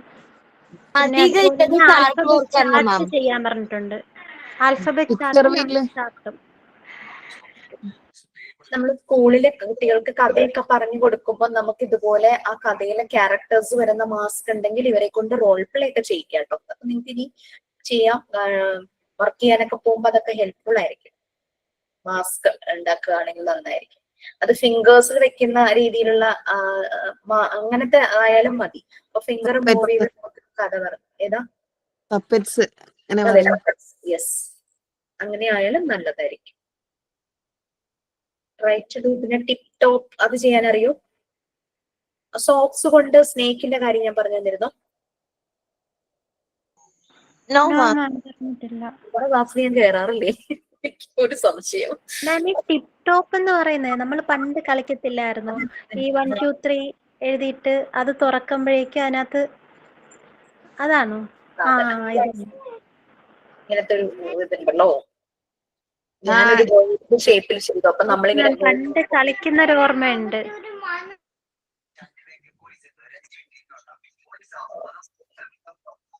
ഇതൊക്കെ നമ്മ ചെയ്യേണ്ടത് മാം. ബട്ട് നമുക്ക് ഇത് ഒരു ഐഡിയയുമില്ല പറഞ്ഞിട്ടാ.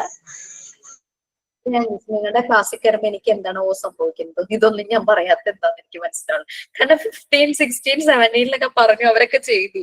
അതാണ് ഞാൻ ചോദിച്ചത്. Because we are very brilliant students. So വേണ്ടവരിക്കും സോക്സ്, പഴയ സോക്സ് ഉണ്ടെങ്കിൽ എടുക്കുക. സോക്സ് നമ്മൾ കയ്യിലിടുമ്പോ ഈ സ്നേക്കിന്റെ പോലെ വരുന്ന രീതിയിൽ അതിനൊന്ന് ഫോൾഡ് ചെയ്യുന്ന ആ മുകളിലത്തെ ഭാഗത്ത് ഗൂഗിളി ഐസ് വാങ്ങിച്ച് ഒട്ടിച്ചു വെക്കുക. കണ്ടോ? അതിന്റെ നാക്ക് ഈ ഒരു നമ്മൾ മടക്കുന്ന ഭാഗത്തായിട്ട് അതിന്റെ ഇത് വരില്ലേ, അവിടെ ഞാനൊരു സാറ്റിൻ റിബൺ ആണ് അടിച്ചിരിക്കുന്നത്. അത് ചെയ്യാം. ഇത് നല്ല ഭംഗിയായിട്ട് കുട്ടികൾ ചെയ്തിട്ടുണ്ട് കേട്ടോ. റാബിറ്റ് ഉണ്ടാക്കിയിട്ടുണ്ട് സ്നേക്കിനെ കൊണ്ട്, മീൻസ് സോക്സ് കൊണ്ട്. പിന്നെ ഇത് തന്നെ കുറച്ചുകൂടെ ഞാൻ ചെയ്തത് വൃത്തിയൊന്നുമായിട്ടില്ല, പക്ഷെ കുറച്ചുകൂടെ നിങ്ങൾക്ക് നന്നായിട്ട് ചെയ്യാനായിട്ട് പറ്റും. എങ്ങനെയാന്ന് വെച്ച് കഴിഞ്ഞാൽ നമ്മൾ ഈ സോക്സിലേക്ക് വർക്ക് ചെയ്യേണ്ട ഐറ്റം ഒന്ന് ലിസ്റ്റ് ചെയ്യാമോ? Yes sure. ലാസ്റ്റ് മൊമെന്റ് ആയി പോയുള്ളൂ നിർത്തിട്ടുള്ളത് കൊണ്ടാണ് ഞാൻ ലിസ്റ്റ് ചെയ്യണോ, നിങ്ങൾക്ക് ഒരു കൺസിഡറേഷൻ തരണമെന്നല്ലെങ്കിൽ. നമ്മൾ ഈ ഒരു ഭാഗല്ലേ, ഒരു പെറ്റൽ ഷേപ്പില് നമ്മളൊരു കാർഡ്ബോർഡ് കട്ട് ചെയ്തെടുക്കുക നമ്മുടെ സോക്സിന്റെ വലുപ്പം അനുസരിച്ച്. എന്നിട്ട് ആ കാർഡ്ബോർഡ് സോക്സിന്റെ അകത്തേക്ക് ഇൻസേർട്ട് ചെയ്യുക. എന്നിട്ട് ഹാൻഡ് സ്റ്റിച്ച് ചെയ്യുക അതിനൊന്ന് സെക്യൂർ ചെയ്യാനായിട്ട്. എന്നിട്ട് നമ്മൾ കൈ കടക്കുമ്പോ നമ്മൾ ഫോൾഡ് ചെയ്യുമല്ലോ, സ്നേക്ക് എങ്ങനെ മൂവ് തല ഇങ്ങനെ ആക്കണതായിട്ട് ഫോൾഡ് ചെയ്യുമ്പോൾ ഈ കാർഡ്ബോർഡ് പീസ് ഉള്ളത് കാരണം അത് മടങ്ങുമ്പോൾ കുറച്ചുകൂടെ നമുക്കൊരു ഒറിജിനാലിറ്റി ഫീൽ ചെയ്യാം. അതിന്റെ കണ്ണൊക്കെ പോയിട്ടോ നാശായി. പിന്നെ ആ ഭാഗത്ത് നാക്ക് നമ്മൾ പ്ലേസ് ചെയ്യും. സോക്സിന്റെ കളർ അനുസരിച്ച് ഒരു തുണി അവിടെ വെച്ച് ഒന്ന് സ്റ്റിച്ച് ഒക്കെ ചെയ്യണേ. നല്ലതായിട്ട് ചെയ്തിട്ടുണ്ട് കേട്ടോ. ബ്ലാക്ക് സോക്സിൽ ചെയ്തു, കണ്ട പേടിയോ. അതുപോലെ തന്നെ ക്യൂട്ടുമാണ് അതിനെ മൂവ് ചെയ്യുമ്പോ. അത് തന്നെ ഡോഗിന്റെ ഷേപ്പില്, ഫ്രോഗിന്റെ ഷേപ്പില്, റാബിറ്റ് ഒക്കെ ആക്കിയിട്ടുണ്ട് കുട്ടികളെ. ഇത് ഈസി അല്ലേ ചെയ്യാനായിട്ട്? സ്നേക്ക് തന്നെ വേണമെന്നില്ലല്ലേ, ഏത് ഷേപ്പ് വേണമെങ്കിലും ചെയ്യാം. അപ്പൊ നമ്മൾ കഥ പറഞ്ഞു കൊടുക്കുമ്പോ നമ്മുടെ 3rd ബാച്ചിൽ ഒരു കുട്ടി ഇങ്ങനെ സ്നേക്ക് ഒക്കെ ചെയ്ത് ഒരു ഇന്റർവ്യൂവിന് പോയപ്പോ എന്ത് ചെയ്തു, ഒന്നും വിട്ടില്ല. എല്ലാ സാധനങ്ങളും ഇങ്ങനെ എന്താവും ബിഗ് ഷോപ്പറിൽ എടുത്തോണ്ട് പോയി. അപ്പൊ ഇവര് ഈ സ്നേക്ക് കണ്ടപ്പോ അവര് കൊച്ചിനോട് പറഞ്ഞു, 43 years ഉണ്ട് കേട്ടോ ആൾക്ക്, ഇതുവരെ ടീച്ചറായിട്ടൊന്നും വർക്ക് ചെയ്തിട്ടുള്ള ഒരു എക്സ്പീരിയൻസും ഇല്ല. അവര് പറഞ്ഞു ഒരു സ്റ്റോറി ക്രിയേറ്റ് ചെയ്ത് പറയാൻ പറഞ്ഞു ഈ സ്നേക്കിനെ. അപ്പൊ നിന്ന നിമിഷം ഒരു സ്റ്റോറിയുടെ കണ്ടന്റ് ഒന്നും അല്ല അവർ ശ്രദ്ധിച്ച്, ആ ഒരു പ്രോംപ്റ്റ് റെസ്പോൺസ് ആയിരുന്നു. അങ്ങനെ അവിടെ ജോലി കിട്ടി. ഈ ലുലു ഇല്ലേ, എന്താണ് യൂസഫ് അലി, ആളുടെ ഒരു സ്കൂളുണ്ട് തൃപ്രയാറിന്റെ പറഞ്ഞിട്ട്, CBSE സ്കൂള്. +2 വരെ ഉണ്ടെന്ന് തോന്നുന്നു. അവിടെയാണ് കിട്ടിയത്. ഭയങ്കര ഹാപ്പിയാണ്. അങ്ങനെ അവര് ഫുൾ വീഡിയോ എടുത്തു ഇന്റർവ്യൂവിന്റെ. അവിടെ വീഡിയോ കവറേജും ചെയ്തു ആ പ്രസന്റേഷൻ എല്ലാം. ആള് വളരെ ഹാപ്പി ആയിട്ടിരിക്കുന്നു. അങ്ങനെ അപ്പൊ ഇങ്ങനെ ഈ ടിക്ടോക്ക് ഒക്കെ ഒന്ന് ഉണ്ടാക്കാനായിട്ട് നോക്കൂ. എന്റെ ഇതിനകത്ത് ഈ ബേർഡിന്റെ ഇങ്ങനെ മടക്കുമ്പോഴേക്കും ഈ ഒരു ഞാനൊരു ബേർഡിന്റെ പോലെ ഭാഗങ്ങൾ ചെയ്തു വെച്ചിട്ടുണ്ട്. ഇതിനിങ്ങനെ മടക്കുമ്പോ ആ ബേർഡ് ഇങ്ങനെ മൂവ് ചെയ്യണ പോലെയൊക്കെ നമുക്ക് തോന്നും. കുറെ നാശമായി ഇത്രയും വർഷത്തെ. പിന്നെ മാസ്കുകള്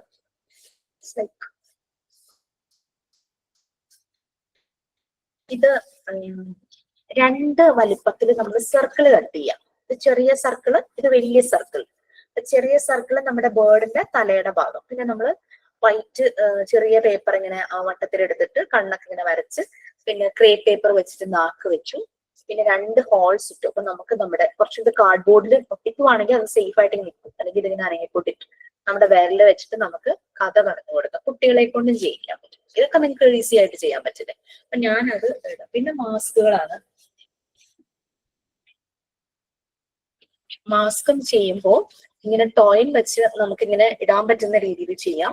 അല്ലെങ്കിൽ സ്റ്റിക്ക് വെച്ച് കൈ പിടിക്കുന്ന രീതിയിൽ മാസ്ക് ചെയ്യാം. അപ്പൊ നമ്മള് സ്റ്റോറി നറേറ്റ് ചെയ്യുന്നത് ഒപ്പം തന്നെ കുട്ടികളെ കൊണ്ട് അത് റോൾ പ്ലേ ആയിട്ട് ചെയ്യിക്കണമെങ്കിൽ അങ്ങനെയും ചെയ്യിക്കാം.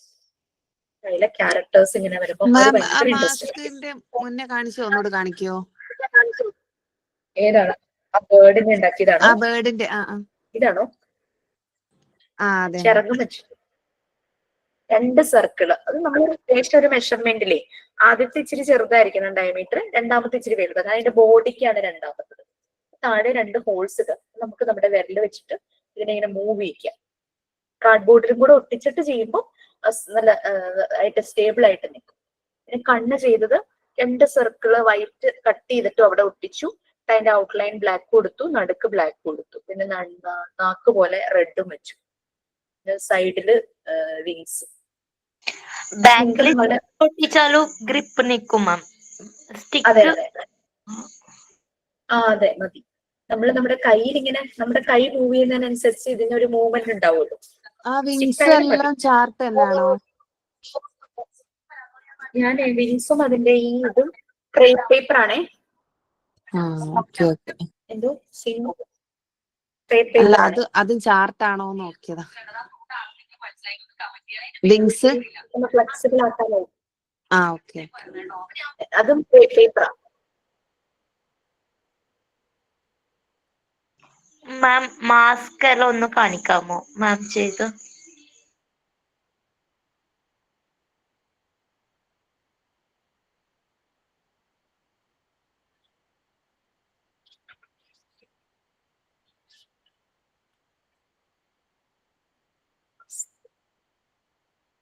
പിന്നെ നമുക്ക് അഥവാ അങ്ങനെ ഒരു വരയ്ക്കണം. അപ്പൊ വരയ്ക്കാൻ ഇപ്പൊ എനിക്ക് ഡ്രോയിങ് അത്ര വശമില്ല എന്ന് വെച്ചാൽ ഞാൻ വരയ്ക്കുമ്പോൾ 2 ലെഫ്റ്റ് ആൻഡ് റൈറ്റ് ഒരേപോലെ വരണത് എനിക്ക് അങ്ങനെ സിമെട്രിക്കലായി വരുന്നത് എനിക്ക് സിമെട്രിക്കൽ ആവാറില്ല.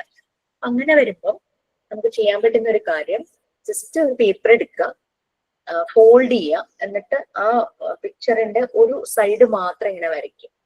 ഒരു ബോക്സ് പോലെ വരുന്നതിന്റെ ഒരു സൈഡ് മാത്രം വരച്ചു. പിന്നെ നമ്മളതിനെ അൺഫോൾഡ് ചെയ്യുമ്പോഴേക്കും നമുക്കത് ലൈനിന്റെ അൺഫോൾഡ് ചെയ്യുമ്പോഴേക്കും നമുക്ക് 2 സൈഡും ഒരേപോലെ രീതിയിൽ കട്ട് ചെയ്ത് കിട്ടും. ഫോൾഡ് ചെയ്തിട്ട് ഒരു പോർഷൻ മാത്രം ഇങ്ങനെ നോക്കി വരച്ചു വെക്കുക. ഇത് കട്ട് ചെയ്യുക. ഫോൾഡ് നിവർത്തുമ്പോൾ നമുക്ക് നല്ല സിമെട്രിക്കൽ ആയിട്ട് തന്നെ കിട്ടും. വരയ്ക്കാൻ അങ്ങനെ ഒരേപോലെ വരയ്ക്കാൻ വിഷമമുള്ളതൊക്കെ വേണമെങ്കിൽ അങ്ങനെ ചെയ്തു വെക്കാം. ട്രേസ് ചെയ്യാനൊന്നും പറ്റിയില്ലെങ്കിൽ എത്രയൊക്കെ ചെയ്താൽ മതി, ഉണ്ടാക്കിയാൽ മതി. പിന്നെ സാൻഡ് പേപ്പർ മോണ്ടിസോറി ഡിസൈൻ ചെയ്ത കുറച്ച് മെറ്റീരിയൽസ് വേണം. Sand paper, letters and numbers, പിന്നെ word reading card, picture reading card, colour card, പിന്നെ മാം പറഞ്ഞിട്ടുള്ള റിപ്ലിക്ക പിങ്ക് ടവറിന്റെ. Word reading card means ma'am എങ്ങനെ ഉദ്ദേശിക്കുന്നു?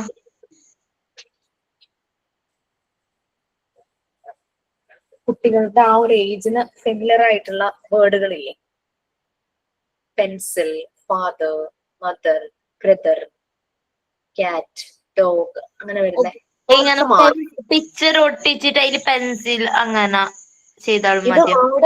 വേർഡ് മാത്രല്ലേ. ഇപ്പൊ word reading card, picture reading card Ankita പറഞ്ഞ പോലെ തന്നെ പിക്ചർ ഒട്ടിച്ചിട്ട് അതിന്റെ പേര് മുകളിൽ എവിടെയെങ്കിലും കൊടുക്കണം. അപ്പൊ ഒന്നരപ്പാട് നമുക്ക് വർക്ക് ബാക്കിയുണ്ട് മാം. 10 ബാച്ച് എല്ലാരും ഇപ്പൊ റെക്കോർഡും അസൈൻമെന്റും ആക്കി തന്ന ആക്ടിവിറ്റീസ് കംപ്ലീറ്റ് ചെയ്യാൻ ഇങ്ങനെ പെടങ്ങുന്നുണ്ട്. അപ്പൊക്ക് ഒന്നും കംപ്ലീറ്റ് ആയിട്ട് 8 ബാക്കിയില്ല. അതിന് ഇല്ല മാം, നേരം ഇന്നലെ ഹസ്ബൻഡിനെ എങ്ങനെ ഇതാക്കിട്ട് ഇന്നലെ ഞാൻ കൂട്ടിക്കൊണ്ട് പോയത് എല്ലാ സാധനം വാങ്ങിക്കാന്. അപ്പൊ ഇപ്പൊ ആദ്യം പെൻഡിങ് ആയിട്ടുണ്ട്. ആദ്യം പറയണ്ടേ. ട്രയാങ്കിൾസ് ഇങ്ങനെ കളർ പേപ്പറിൽ നിങ്ങൾക്ക് ചെയ്യാം. പല ടൈപ്പ് ട്രയാങ്കിൾസ് ഇല്ലേ, അങ്ങനെ കളർ കാർഡ്ബോർഡിൽ കട്ട് ചെയ്തിട്ട് നമ്മുടെ വീട്ടിൽ എന്തെങ്കിലും സാധനങ്ങളൊക്കെ വാങ്ങുന്ന കാർഡ്ബോർഡ് ഉണ്ടാവുമല്ലോ, അതിൽ കട്ട് ചെയ്തിട്ട് കളർ പേപ്പർ ഒട്ടിക്കാം. മാം ഞാൻ കാർഡ്ബോർഡൊക്കെ വേസ്റ്റ് ചേർക്കാൻ അവർക്ക് തൂക്കിയിട്ടു. മാം ഞാൻ ആക്ടിവിറ്റീസ് ചെയ്തത് എന്റെ ഉള്ള മെറ്റീരിയൽസ് യൂസ് ചെയ്താ കുഴപ്പമില്ലല്ലോ? ഇല്ല കുഴപ്പമില്ല. പക്ഷെ sand paper letters and numbers stand papers ഒക്കെ ഉണ്ട്. അത് കണക്ക് തന്നെ ചെയ്തത്. ഞാൻ കളർ കാർഡ് ഇങ്ങനെയാണ് ചെയ്തത്. വെറുതെ ഒരു ഷേപ്പ് വരച്ചു, അതിൽ കളർ ചെയ്തു. നിങ്ങൾക്ക് കളർ പേപ്പർ വാങ്ങിച്ച് കട്ട് ചെയ്ത് അങ്ങനെയും ചെയ്യാം. സബ് ടു യു. എന്റെ പിന്നെ കളർ ഉള്ളത് കൊണ്ടാണ് ഞമ്മക്ക് കളർ ടാബ്ലറ്റ് ചെയ്യാനും പറഞ്ഞിട്ടുണ്ട്. കളർ ടാബ്ലറ്റ് അത് ഇങ്ങനെ ചെയ്താലും മതിയോ? കളർ ടാബ്ലറ്റ്സ് ആ ഒരു ടാബ്ലറ്റിന്റെ ഷേപ്പിൽ തന്നെ ചെയ്യണം. ഒരു റെക്ടാംഗിൾ ഷേപ്പിൽ തന്നെ ചെയ്തിട്ട് അതിന്റെ ഫ്രെയിം പോലെയൊക്കെ ചെയ്യണ്ടേ? Yes ma'am. റെക്ടാംഗിൾ ചെയ്തിട്ട് പിന്നെ അതിന്റെ സ്റ്റിക്ക് കൊടുത്താൽ മതി എന്ന് പറഞ്ഞു. മാം പിന്നെ ഞങ്ങളുടെ ഈ വൈവ അറ്റൻഡ് ചെയ്യുന്ന ടൈം ലിമിറ്റ് ഉണ്ടോ മാഡം നമ്മുടെ ഈ ബാച്ചിന്? ടൈം ലിമിറ്റ് തുടങ്ങിയിട്ട് ഇത്ര നേരം കൊണ്ട് തീർക്കണം അതാണ് ഉദ്ദേശിച്ചേ? അതല്ല ഇപ്പൊ നമ്മുടെ ബാച്ചിന് ഏതെങ്കിലും ഈ മാസത്തെ നമ്മുടെ ബാച്ചിന് സ്റ്റാർട്ടായി കഴിഞ്ഞാല് എല്ലാ സ്റ്റുഡൻസും ഇത്ര ദിവസം കൊണ്ട് അത് കംപ്ലീറ്റ് ചെയ്യണം, അങ്ങനെ ഉണ്ടോന്ന്? അങ്ങനെയുണ്ട്. സാധാരണ മാം ഒരു കട്ട് ഓഫ് വയ്ക്കും. പിന്നെ വെച്ചാൽ നിങ്ങൾ 10 അല്ലേ ബാച്ച്? അതെ. ഇപ്പൊ നടക്കണേ ഉള്ളൂ. 8ന്റെ കഴിയാതെ 9ന്റെ സ്റ്റാർട്ട് ചെയ്യില്ല. 9ന്റെയും കഴിഞ്ഞിട്ടേ നിങ്ങളുടെ തുടങ്ങുള്ളൂ. അപ്പൊ അത്രയും ടൈം നമുക്ക് കിടക്കുന്നുണ്ട്. ഞാൻ പറഞ്ഞത് നിങ്ങൾ നിങ്ങൾക്ക് ചെയ്യാം. സോറി മാഡം, ക്ലിയർ ആയില്ല. വൈദ്യക്ക് വരുന്ന മീൻസ് പ്രാക്ടിക്കൽ സെഷന് വരുന്ന സമയത്ത് നിങ്ങൾക്ക് വർക്കുകളെല്ലാം കംപ്ലീറ്റ് ആയിട്ടുണ്ടെങ്കിൽ നിങ്ങൾക്ക് വൈവ നേരിട്ട് വരുന്ന സമയത്ത് അറ്റൻഡ് ചെയ്യാം. പ്രാക്ടിക്കലിന് വരുന്നവർക്ക്. അല്ല മാം, ഞാനിപ്പോ ഇവിടെ ദുബായിലാണ് ഉള്ളത്. അപ്പൊ നാട്ടിലിപ്പോ ഷിഫ്റ്റ് ആയി. അപ്പൊ കുറെ മെറ്റീരിയൽസ് ഒക്കെ കിട്ടാൻ നല്ല ബുദ്ധിമുട്ടുണ്ട്. ഞാനിപ്പോ വീക്കെൻഡ്സിലൊക്കെ പുറത്തു പോകുമ്പോ എല്ലായിടത്തും അന്വേഷിച്ച് ഇങ്ങനെ നടന്ന് കിട്ടാൻ കുറച്ച് ബുദ്ധിമുട്ട്. അതാ ഞാൻ ചോദിച്ചത്, ഇങ്ങനെ ടൈം ലിമിറ്റ് ഉണ്ടോ? പ്രോബബ്ലി വൈവ ഡിസംബറിലൊക്കെ ആയിരിക്കും. നവംബർ ലാസ്റ്റോ ഡിസംബറൊക്കെ ആയിരിക്കും. അങ്ങനെയാണല്ലേ. നമ്മള് കോഴ്സ് ഫുള്ള് കംപ്ലീറ്റ് ആവുന്നത് ഡിസംബർ, അങ്ങനെ എല്ലാ വൈവ എല്ലാം കഴിഞ്ഞ് ഫുൾ വൈൻഡപ്പ് ആവുന്നത് ഡിസംബർ അങ്ങനെ ആയിരിക്കുമല്ലോ. ജോയിൻ ചെയ്തത് ഏത് മന്ത് ആയിരുന്നു? ജാനുവരി ആണല്ലോ സ്റ്റാർട്ട് ചെയ്തത്. ഫെബ്രുവരി സ്റ്റാർട്ട് ആയത്. ഫെബ്രുവരി സ്റ്റാർട്ട് ചെയ്തത്. ജനുവരി നിങ്ങളുടെ എക്സാമിന്റെ ടൈം ടേബിൾ വന്നിട്ടുണ്ടല്ലോ. ഫൈനൽ എക്സാം പറഞ്ഞിട്ടില്ലേ ടൈം? ഡിസംബറിലാണ് ജനുവരി ഒക്കെ ആകുമ്പോഴേക്കും നമുക്ക് തിയറി എക്സാമിന് മുമ്പ് വൈവ കണ്ടക്ട് ചെയ്യാനാണ് ഉദ്ദേശിക്കുന്നത്. ടൈം എക്സ്റ്റെൻഡ് ചെയ്ത് തരാൻ പറ്റുമോ മാം? അങ്ങനല്ല, അങ്ങനെ ഉണ്ടോ? ഡിസംബർ വരെ സമയമുണ്ടല്ലോ. ഡിസംബർ വരെ ഉണ്ടല്ലേ? ഓക്കെ. വൈവ ടൈമൊക്കെ നമ്മളെ ആക്ടിവിറ്റീസ് എല്ലാം കംപ്ലീറ്റ് ആവണ്ടേ മാം? അതെ. അപ്പോ ഡിസംബറിൽ സ്റ്റാർട്ടിംഗ് എക്സാം ഉണ്ട്. സെക്കൻഡ് വീക്കിൽ എക്സാം സ്റ്റാർട്ട് ആവും. അപ്പൊ നവംബറിൽ വൈവ സ്ലോട്ട് ചെയ്യും. നവംബറിൽ എന്താ നവംബർ പകുതിയാകുമ്പോൾ വൈവ സ്റ്റാർട്ട് ചെയ്യേണ്ടതാണ് അങ്ങനെയാണെങ്കിൽ. പി ജി ക്ലാസ് അറ്റൻഡ് ചെയ്യുന്നവരുടേതും ആ ഒരു സമയമാകുമ്പോഴത്തേക്ക് കഴിയും എല്ലാം ഡിസംബർ ആകുമ്പോഴത്തേക്ക്? കഴിയും. അതിന് പറയുന്ന ആക്ടിവിറ്റി അങ്ങനെ അതും നമ്മൾ ആ സമയത്ത് എല്ലാം ആ സമയം കൊണ്ടെല്ലാം ആക്കണോ? അതിലാകെ സെമിനാർ മാത്രമല്ലേ ഉള്ളൂ. നിങ്ങൾ പറ്റുന്നവരെ ക്ലാസ്സിൽ തന്നെ സെമിനാർ എടുക്കാൻ പറ്റുന്നവര് ക്ലാസ്സിൽ എടുക്കുക. അല്ലാത്തവര് പ്രിപ്പയർ ചെയ്ത് റിപ്പോർട്ട് ഒക്കെ പ്രിപ്പയർ ചെയ്ത് വെക്കുക. ക്ലാസ്സിൽ സെമിനാർ എടുക്കുന്നവരും റിപ്പോർട്ട് പ്രിപ്പയർ ചെയ്ത് വെക്കണം. കാരണം നിങ്ങളുടെ മാർക്ക് ലിസ്റ്റിലുള്ള മാർക്കാണ്. അപ്പൊ എവിടെയെങ്കിലും ഇന്റർവ്യൂവിന് പോകുമ്പോൾ സെമിനാർ എന്താ എടുത്തതെന്ന് ചോദിച്ചാൽ നമുക്ക് റിപ്പോർട്ട് കാണിക്കാനുണ്ടാവും. എല്ലാവരും റിപ്പോർട്ട് പ്രിപ്പയർ ചെയ്ത് വെക്കണം. ക്ലാസ്സിൽ എടുക്കാൻ പറ്റുന്നവര് ക്ലാസ്സിൽ എടുക്കുക. ഡിപ്ലോമയും റിപ്പോർട്ട് പ്രിപ്പയർ ചെയ്യണോ സെമിനാറിന്റെ? ഡിപ്ലോമക്കാരും സെമിനാർ റിപ്പോർട്ട് പ്രിപ്പയർ ചെയ്യണോ? ഡിപ്ലോമയിൽ ശരിക്കും സെമിനാർ എന്ന് പറഞ്ഞൊരു സെക്ഷനും മാർക്കും ഇല്ല. പക്ഷെ നിങ്ങളൊരു സെമിനാർ ക്ലാസ്സിൽ എടുത്തിട്ടുണ്ടെങ്കിൽ നിങ്ങൾക്ക് അത് റിപ്പോർട്ടായിട്ട് വെക്കാം. നിങ്ങളുടെ ബയോഡേറ്റയിലെ പ്രൊഫൈലിൽ നിങ്ങൾക്ക് അതർ ആക്ടിവിറ്റീസ് എന്നുള്ളതിൽ സ്പെസിഫൈ ചെയ്യാം. ഞാൻ ക്ലാസ്സിൽ ഈ സെമിനാർ എടുത്തിട്ടുണ്ട് എന്ന് പറഞ്ഞിട്ട് സ്പെസിഫൈ ചെയ്താൽ നമ്മുടെ ബയോഡേറ്റയിലെ ഒരു അച്ചീവ്മെന്റ് ആണല്ലോ അത്. അങ്ങനെ ചെയ്ത് വെക്കും. ഡിപ്ലോമക്കാർക്ക് പി ജിക്കാർക്ക് ഒരേ ടൈമിലാണോ എക്സാം? അതോ മെയിൻ എക്സാമിലെ കോമൺ സബ്ജക്ട്സ് ഒരുമിച്ചാണ്. മറ്റേ 2 സബ്ജക്ട് പി ജിക്കാർക്ക് വേറെ ടൈമിൽ നടത്തും. വേറെ മീൻസ് ആ ഒരു പി ജിയുടെ ഇത് കഴിയുമ്പോൾ ഈ ഡിപ്ലോമ പി ജി കോമൺ സബ്ജക്റ്റിന്റെ തിയറി എക്സാം കഴിഞ്ഞ് മേ ബി 1 or 2 വീക്സ് കഴിയുമ്പോൾ അതും ഉണ്ടാവും. മിസ് ഒരു കാര്യം ചോദിക്കട്ടെ. ലെറ്റേഴ്സും ഒക്കെ ചെയ്യണമെന്ന് പറഞ്ഞു. പക്ഷെ അന്ന് നമുക്ക് ഗിൽറ്റർ പേപ്പർ കിട്ടിയത് അതിലാ അന്ന് ഫസ്റ്റ് ചെയ്ത് വെച്ചേക്കുന്നത്. ഏകദേശം എല്ലാവർക്കും ഗ്ലിറ്റർ പേപ്പർ കിട്ടിട്ട് ഞാൻ കുറെ തപ്പി മാം. എനക്ക് ഇവിടെ ഹാർഡ് ഷോപ്പ് ഇല്ലാത്തത് കൊണ്ട് ഗ്ലിറ്റർ പേപ്പറിൽ ചെയ്തിട്ടുള്ളത്. അതെ, ഞാനും ഗ്ലിറ്റർ പേപ്പറിലാ ചെയ്തത്. ഗ്ലിറ്റർ പേപ്പർ ശരിക്കും ഒരു ആർട്ടിഫിഷ്യൽ ആണ് ശരിക്കും പറഞ്ഞു കഴിഞ്ഞാല്. അതുകൊണ്ടാണ് ആ ഒരു ടാക്ടൈൽ സെൻസ് ശരിക്കും ഗ്ലിറ്റർ പേപ്പറിൽ കുട്ടികൾക്ക് കിട്ടില്ല. സോ ഇപ്പൊ നിങ്ങൾ അങ്ങനെ ചെയ്തതിന് മാം ക്ലാസ് റൂമിൽ ക്വസ്റ്റ്യൻ ഇട്ടിട്ടേ ഇല്ലല്ലേ, കുറെ ആയി ക്വസ്റ്റ്യൻ ഇടാത്തെ. ഏത് മോക്ക് ടെസ്റ്റ് പറയുന്ന മാം യൂണിറ്റ് 3-4 കുറെ കഴിഞ്ഞല്ലോ, അപ്പൊ അതിന്റെ ഏത് മോക്ക് ടെസ്റ്റ് ഇട്ടിട്ടാ? യൂണിറ്റ് 3 ആണോ പാർട്ട് 3 ആണോ? Sorry, module 1 part 3 and 4. Okay okay. Ma'am ഒരു ഡൗട്ട് ചോദിച്ചേക്കും. ആ 4th നമ്മൾ അവിടെ വരുമ്പോഴത്തേക്കും നമ്മൾ ചെയ്തിട്ടുള്ള വർക്കിന്റെ ഒക്കെ ഫോട്ടോസ് എടുത്തിട്ട് വരാൻ പറഞ്ഞില്ലായിരുന്നു? അപ്പൊ വൈവ എടുക്കുന്നുണ്ടെങ്കിൽ മാത്രം അങ്ങനെ ചെയ്താൽ മതി, അല്ലാതെ ഓൺലൈനായിട്ടാ വൈവ ചെയ്യുന്നെങ്കിൽ നിങ്ങൾക്ക് വീട്ടിലിരുന്ന് കാണിക്കാലോ അത്. അപ്പഴേ മാം, അപ്പൊ ഇപ്പൊ പറഞ്ഞ ഇപ്പൊ കാണിച്ചുള്ള കുറച്ച് ഐറ്റംസ് ഇല്ലേ, അത് ചെയ്ത് കംപ്ലീറ്റ് ചെയ്യാൻ പറ്റിയില്ല എന്നുണ്ടെങ്കിൽ എന്തെങ്കിലും ഉണ്ടോ? ഫോട്ടോ എടുത്തോണ്ട് വരാൻ പറ്റിയിട്ടില്ലെങ്കിൽ എന്തെങ്കിലും പ്രോബ്ലം ഉണ്ടോ? ലാസ്റ്റ് ടൈം അല്ലെങ്കിൽ നമുക്ക് ഈ പൂജയിപ്പിന്റെ ഒക്കെ ഇത് വരുമ്പോഴത്തേക്ക് നമുക്ക് ചെയ്യാനുള്ള ടൈം ഇല്ലല്ലോ. ആ അല്ല, ഞാൻ പറയുന്നത് നിങ്ങൾ കംപ്ലീറ്റ് ആയെങ്കിൽ മാത്രം അന്ന് വൈവ അറ്റൻഡ് ചെയ്താൽ മതി, ഇല്ലെങ്കിൽ ചെയ്യണമെന്നില്ല, നിർബന്ധമില്ല. നിങ്ങൾ പ്രാക്ടിക്കൽ സെഷന് വരുവാണ്, അന്ന് കംപ്ലീറ്റ് ആയ ആരെങ്കിലും ഉണ്ടെങ്കിൽ അവർക്ക് വൈവ ചെയ്യാം എന്നേ ഉള്ളൂ. അപ്പൊ നിങ്ങൾക്ക് ഇതൊന്നും തന്നിട്ടില്ല എന്നുള്ളത് ഞാനിപ്പോഴല്ലേ അറിയണേ. എല്ലാരും റെക്കോർഡ് സർവേ കംപ്ലീറ്റ് ചെയ്യാനാ നോക്കിയത്, വൈവ അറ്റൻഡ് ചെയ്യാൻ വേണമായിട്ട്. മീൻസ് ഏകദേശം ആക്ടിവിറ്റീസ് കംപ്ലീറ്റ് ആയിട്ട്. അപ്പൊ ഇന്ന് നോക്കിയാൽ ആക്ടിവിറ്റീസ് ഏത് കംപ്ലീറ്റ് ആയിട്ടല്ല പെൻഡിങ് ആയിട്ടുള്ളത്. അപ്പൊ വൈവ അറ്റൻഡ് ചെയ്യാൻ കഴിയോ നമുക്ക്? 4-ന് വന്നപ്പോ 4th വന്നപ്പോ വൈവ അറ്റൻഡ് ചെയ്യാമോ? വേണ്ട, ചെയ്യാം, കാരണം ഇത് കംപ്ലീറ്റ് ആവില്ലല്ലോ. കംപ്ലീറ്റ് ആയതിനു ശേഷം നിങ്ങൾ ചെയ്താൽ മതി. നിങ്ങൾക്ക് സ്ലോട്ട് ഓൾറെഡി ഇടും, അതൊരു നവംബർ ലാസ്റ്റിലൊക്കെ ആയിരിക്കും സ്ലോട്ട് വരുന്നത്. കാരണം 8ന്റെ നടക്കുകയാണ്, അത് കഴിയണം, 9ന്റെ കഴിയണം, എന്നിട്ടല്ലേ നിങ്ങൾക്ക് പറ്റുള്ളൂ. അപ്പൊ അതുകൊണ്ട് ആ ടൈം ഇപ്പോഴേ പെൻഡിങ് ആയിട്ട് ഇപ്പൊ നമുക്ക് ചെയ്യാനുള്ളതൊക്കെ ചെയ്ത് വെച്ചിട്ട് നിങ്ങൾ സ്ലോട്ട് ഇടുമ്പോൾ നിങ്ങൾ അറ്റൻഡ് ചെയ്താൽ മതി. ധൃതി പിടിച്ച് 4th അറ്റൻഡ് ചെയ്യണ്ട. 4th നിങ്ങളുടെ കയ്യിൽ ഇതെല്ലാം ഉണ്ടാകണം എന്നുള്ളതാണ്. മീൻസ് കയ്യിലല്ല, അറ്റ്ലീസ്റ്റ് ചെയ്ത ആക്ടിവിറ്റീസിന്റെ പിക്കോ, സെൽഫി പിക്ക് അല്ലെങ്കിൽ സെൽഫി വീഡിയോ ഒക്കെ ഉണ്ടെങ്കിൽ നല്ലതായിരിക്കുന്നുള്ളൂ. പക്ഷെ ഇങ്ങനെ നിങ്ങൾക്ക് ഇത് ഇത്രയും ഒന്നും തന്നിട്ടില്ല എന്നുള്ളത് ഞാനും അറിഞ്ഞില്ലായിരുന്നു. മാം പിന്നെ ഒക്ടോബർ 4-ന് ഇപ്പൊ വരാൻ പറ്റിയില്ലെങ്കിൽ അടുത്ത വേറൊരു ദിവസം വന്ന് വൈവയും പ്രാക്ടിക്കലും ചെയ്യാൻ പറ്റുമോ? വേറൊരു ദിവസം വന്ന് ചെയ്യാൻ പറ്റില്ല, നെക്സ്റ്റ് ബാച്ചിന്റെ കൂടെ വരാൻ പറ്റും.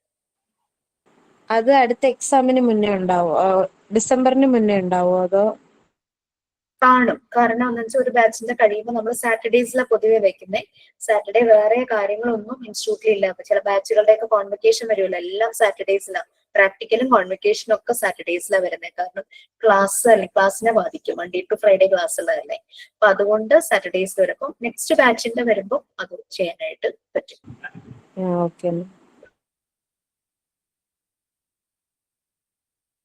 മാം ഒരു ഡൗട്ട് ഉണ്ടേ. നമ്മള് 4th റെക്കോർഡിൽ ഇൻഡെക്സ് എഴുതുമ്പോ അതിലുള്ള ക്വസ്റ്റ്യൻ തന്നെ കംപ്ലീറ്റ് ചെയ്തണോ?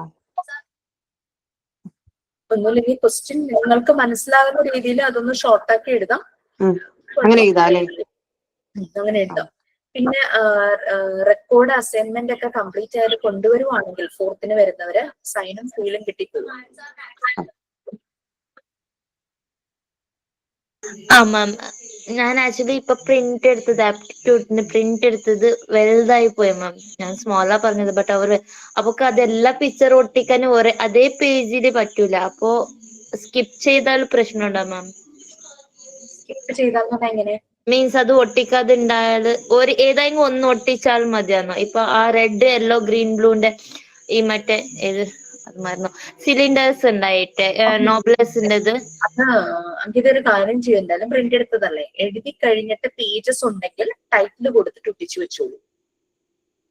Okay ma'am. അപ്പൊ എല്ലാ പിക്ചേഴ്സ് ബാക്കിൽ ഒട്ടിച്ചാൽ പ്രശ്നമില്ലല്ലോ മാം? ആക്ച്വലി അത് വലുതായി പോയി. ടൈറ്റിൽ കൊടുക്കണമെന്നേ ഉള്ളൂ.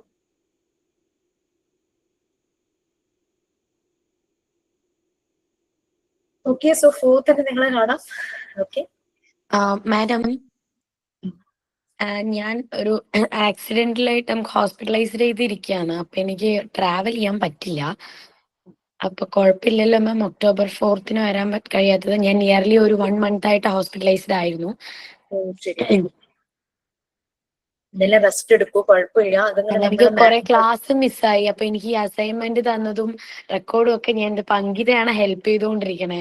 ഓരോന്ന് എങ്ങനെയാണ് ചെയ്യുന്നതെന്ന് പറഞ്ഞിട്ട് എനിക്ക് ടോട്ടലി ക്ലാസ്സും കൂടെ കിട്ടാതായപ്പോ ഒന്നും അറിയാതെയായി. അപ്പൊ ആളാണ് ഇപ്പൊ ഹെൽപ്പ് ചെയ്തുകൊണ്ടിരിക്കുന്നത്. പിന്നെ ആദ്യം വേണം ഇതൊക്കെ ചെയ്ത് തുടങ്ങാൻ. ഓക്കെ, എന്തായാലും റെസ്റ്റ് എടുക്കൂ. നെക്സ്റ്റ് ബാച്ചിന്റെ പ്രാക്ടിക്കൽ സെഷൻ ആകുമ്പോൾ ഓക്കെ ആവുകയാണെങ്കിൽ ജോയിൻ ചെയ്യാൻ പറ്റുമെങ്കിൽ ജോയിൻ ചെയ്യും. നമ്മൾ എന്തായാലും ഓൺലൈൻ ആയിട്ട് മെറ്റീരിയൽസിന്റെ ഡെമോ കാണിക്കുന്നുണ്ട്. പിന്നെ അതുമല്ല, വരുന്നവര് നല്ലപോലെ തന്നെ വീഡിയോ എടുത്ത് നിങ്ങൾക്ക് ഷെയർ ചെയ്യുമ്പോൾ കുറച്ചുകൂടി ഒരു ക്ലാരിറ്റി കിട്ടും. Okay ma'am. Okay then. Thank you ma'am. Bye. Thank you ma'am. Thank you ma'am. Ma'am. Good night. Thank you. Thank you miss.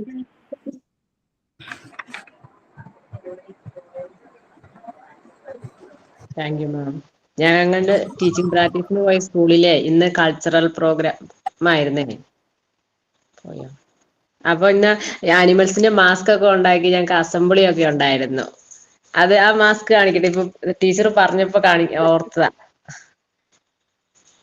കാണാൻ പറ്റുന്നുണ്ടോ? യെസ്, കാണാം. ഇന്നപ്പോ ഞങ്ങക്ക് അസംബ്ലിയും ഉണ്ടായിരുന്നു. പിന്നെ സൂ കാണിക്കാൻ കൊണ്ടുപോയി കുട്ടികളെ. അപ്പൊ എലിഫന്റിനെയും ഡിയറിനെയും ഒക്കെ കാണിക്കുമ്പോ കുട്ടികളൊക്കെ വളരെ ഹാപ്പി ആയിരുന്നു. ഇന്നത്തോടെ എന്റെ ടീച്ചിങ് പ്രാക്ടീസ് അതിന്റെ ഇത് കഴിഞ്ഞു, സർട്ടിഫിക്കറ്റ് കിട്ടി. അപ്പൊ അതും കൂടെ പറയാൻ വേണ്ടിയായിരുന്നു. Okay, good night. ഓക്കെ.